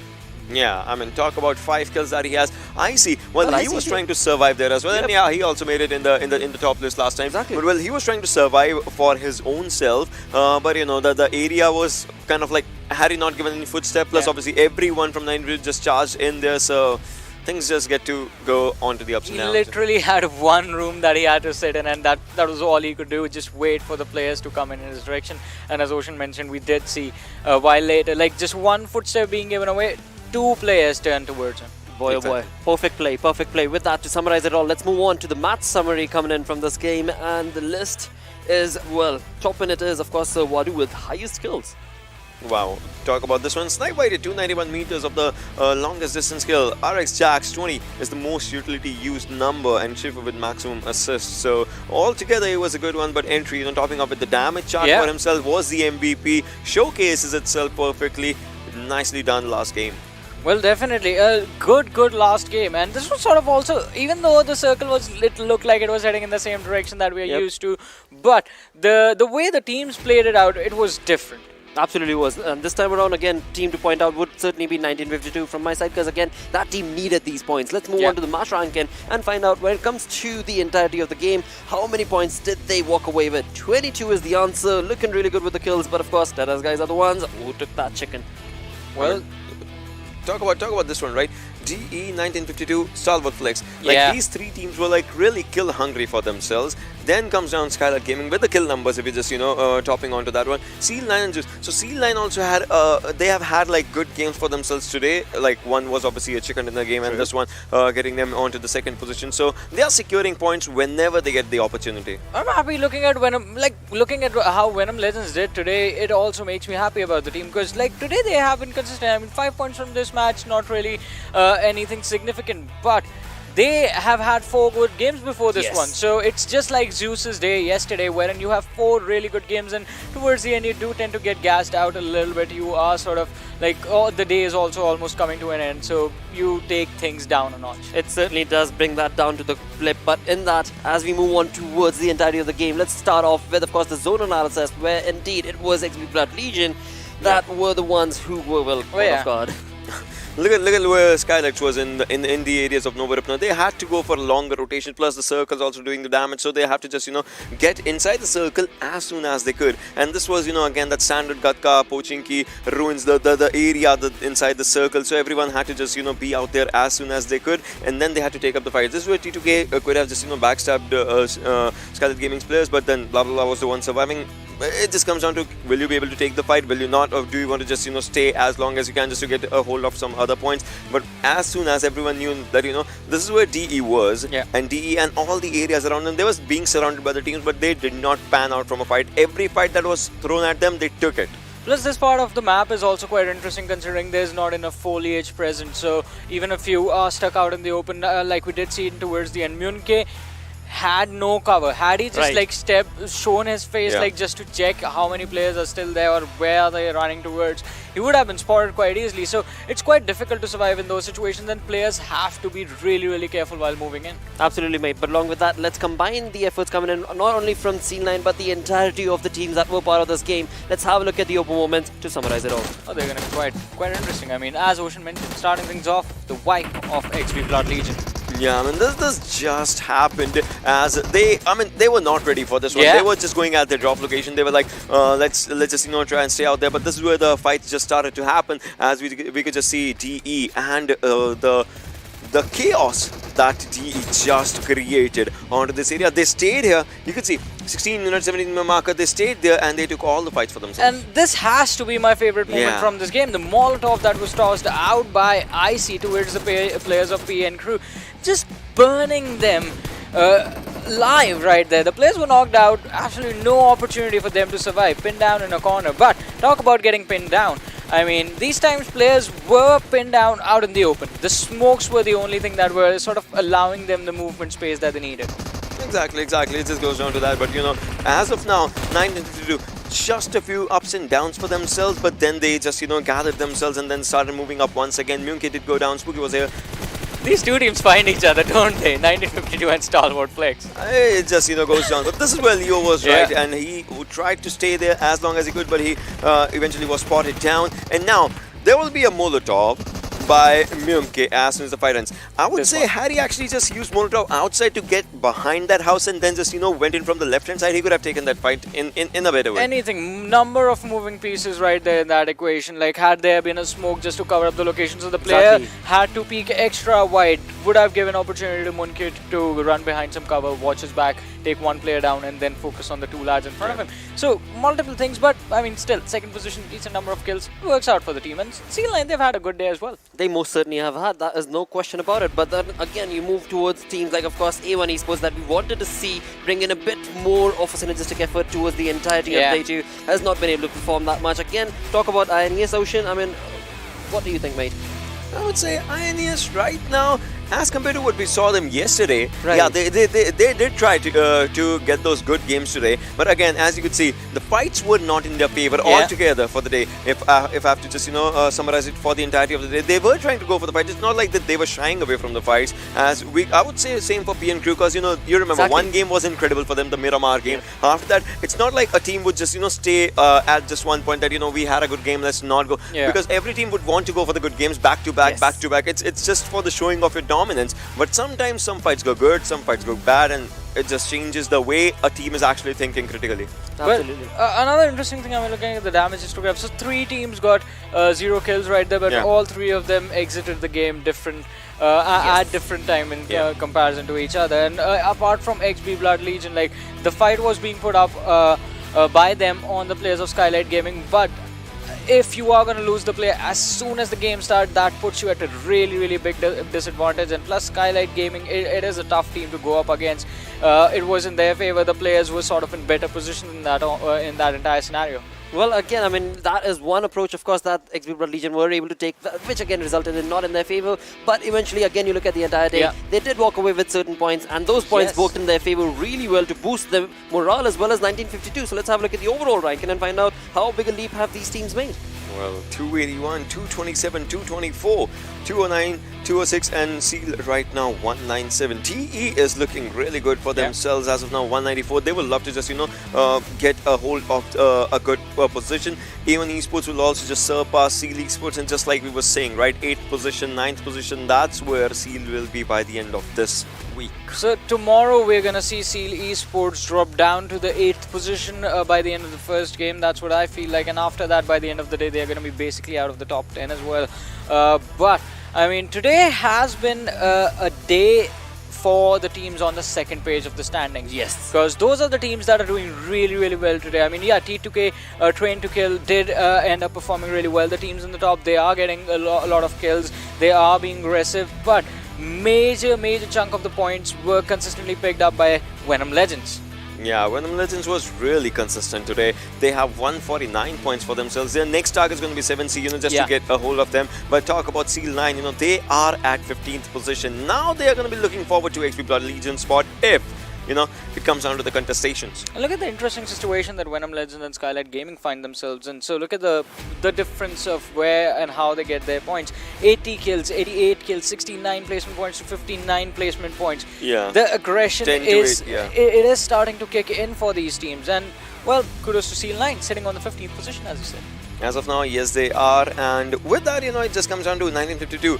How much time, will it be the first game that they'll go for against R3D? Yeah. Because, again, the point difference now, it's not that much. If Exactly. You want. Given the fact the way they played the last game, if they play the similarly tomorrow. First game tomorrow. Well, they've still got 5 games remaining. They most certainly do, and that could very well be the most crucial games that they've ever played when it comes to the PMPL SA. But with that, let's have a look at the perfect start coming in from Zeus Esports, and that is going to be their rank and curve, and that has, of course, been a bit of an interesting one when it comes to the start. But again, they cannot shy away from that damaging awesomeness that they bring to the table. Well, once they got hold of how the lobby is playing, it's mostly consistent. Yeah, there have been, ups and downs in the starts of the games, but, once they get to know how the lobby has been playing, obviously there haven't been much of the chicken dinners. If we want to talk about this as of now in this on today's day, obviously we haven't seen them getting a chicken dinner. So yesterday it was one that they had, but after that it has been a journey of their ups and downs of all for themselves. Exactly, but here's the fun thing about Zeus, that even when they get an early exit, you can be sure they are going out of like 4 to 5 kills. No question about it. I mean, that's all I'm saying, that when it comes to summarizing all of this curve, that is what they bring to the table every single time. That aggression will be theirs, and that is what will make it count for this team. And along with that, of course, the points that they've racked up for themselves, I mean, they're looking pretty comfortable on the top position, and that is going to be the most crucial thing that most of the teams are trying to push on along or against, perhaps. Exactly, and that is a sort of approach that you need to keep in mind. Yeah, absolutely. But in that, let's move towards, well, again, kill leaders. This is the most crucial thing that every single time we see players coming in from Zeus, of course, coming in and from Assassin. High Voltage, of course. But, well, another player to talk about, of course, Ocean. You were the one who were mentioning this. Gyalzen, a player to watch out for, mate. Exactly, 55 kills from this individual. Plus, look at the survival time. It's less than 18 minutes as of now, like barely touching 18-minute marker. But talk about Icy, 19 minutes plus. Talk about Assassin, 19:28, and the kills obviously they have are good for themselves. Zeus Zol, he has a good damage number for himself. But talk about the other players that are onto the other direction. Snipe Whitey with 55 kills, Godless with 53. So Zeus altogether, if not all the players are in the top 4. But there are players just spread out here and there. Pretty sure the last guy is also going to be not far behind. Because these guys, like, everyone in Zeus is like dishing out so much damage at any given time. It becomes hard for the team to actually deal in with, especially with the kind of playstyle that Zol and Godless have, wherein they are really aggressive. The first thing that they do, their first instinct when they see someone is to immediately start shooting first and then inform their teammate, hey, there's a guy there. Absolutely, mate, because again, just to summarize that also, you always, whenever you're looking at the damage histogram, it is Zeus Esports that brings in those curves, those towers, all the way racking towards 3,000 plus damage. So let's move on and have a look at the damage dished out coming in from all of these lads and the leaders in that. Well, top 3, right off the bat, are players from Zeus. Yeah. Had to be. You can never deny the fact. Plus the thing is, you could see there are so many players. I mean, talk about Blade as well. Has 10,000 damage given and 10,000 damage taken. So, that comes down to how much accurate, how much, you are good with that ratio, the damage given versus damage taken. And that's where IC comes down. 15, almost 16,000, 11,000 for the damage taken marker. Plus, I think, as you said about Blade, I think that is sort of the approach that Stalwart Flex have as well. Because every single time we've noticed this from them, the team fights that happen, they don't start off as team fights. It's not usually them approaching to a 2v1 situation or a knock coming in first. It's them getting spotted out, getting aggressed upon, then they're dealing with the aggression and then converting it towards like in a bad situation for their opponents. They're really good at doing that. Yeah. Every single time they work it in their favor, and that is so very crucial as well, because again, you only get that many chances in a certain amount of game, and that again is going to be reflected based on how you take those approaches, and that's going to be so very crucial. But along with that, let's have a look at the day summary from the entire saga of today. That is going to be day number 2 of the Super Weekend, and the day summary, we are looking at damage dished out from Zeus, 7224, with the heals being compared with 1952. This is for the first time we are seeing, lots of teams here. Yeah. Because mostly we have seen like Zeus, mostly we have seen like someday there was A1 Esports, there has been DRS. But this is the first time I'll say that, we are seeing the diversity. That means that, every team is playing, you can call it like that. True. Plus again, glad to see the teams that we were sort of seeing not perform for a while, finally starting to show up and will put up the big numbers on the board. Especially, again, Venom Legends, the ball has started to roll really fast for them. I'm just going to hope that tomorrow they keep it going the same way. Absolutely, I'm sure that is going to be the, of course, hope coming in from all of our viewers as well. And along with that, we do reach the end of our day 2 of the Super Weekend, the second Super Weekend of PMPL South Asia. Alongside which, like I said, we certainly do reach the end. But I do want to big thanks to Oppo F19 Pro for making it all happen. Hashtag Wook Up Your Fun. I've been your host, Blotto. Joining along have been the analysts who are, of course, Odin Sharma and I Super Johnny. Until tomorrow, we shall meet again. Take care. Adios. Sayonara.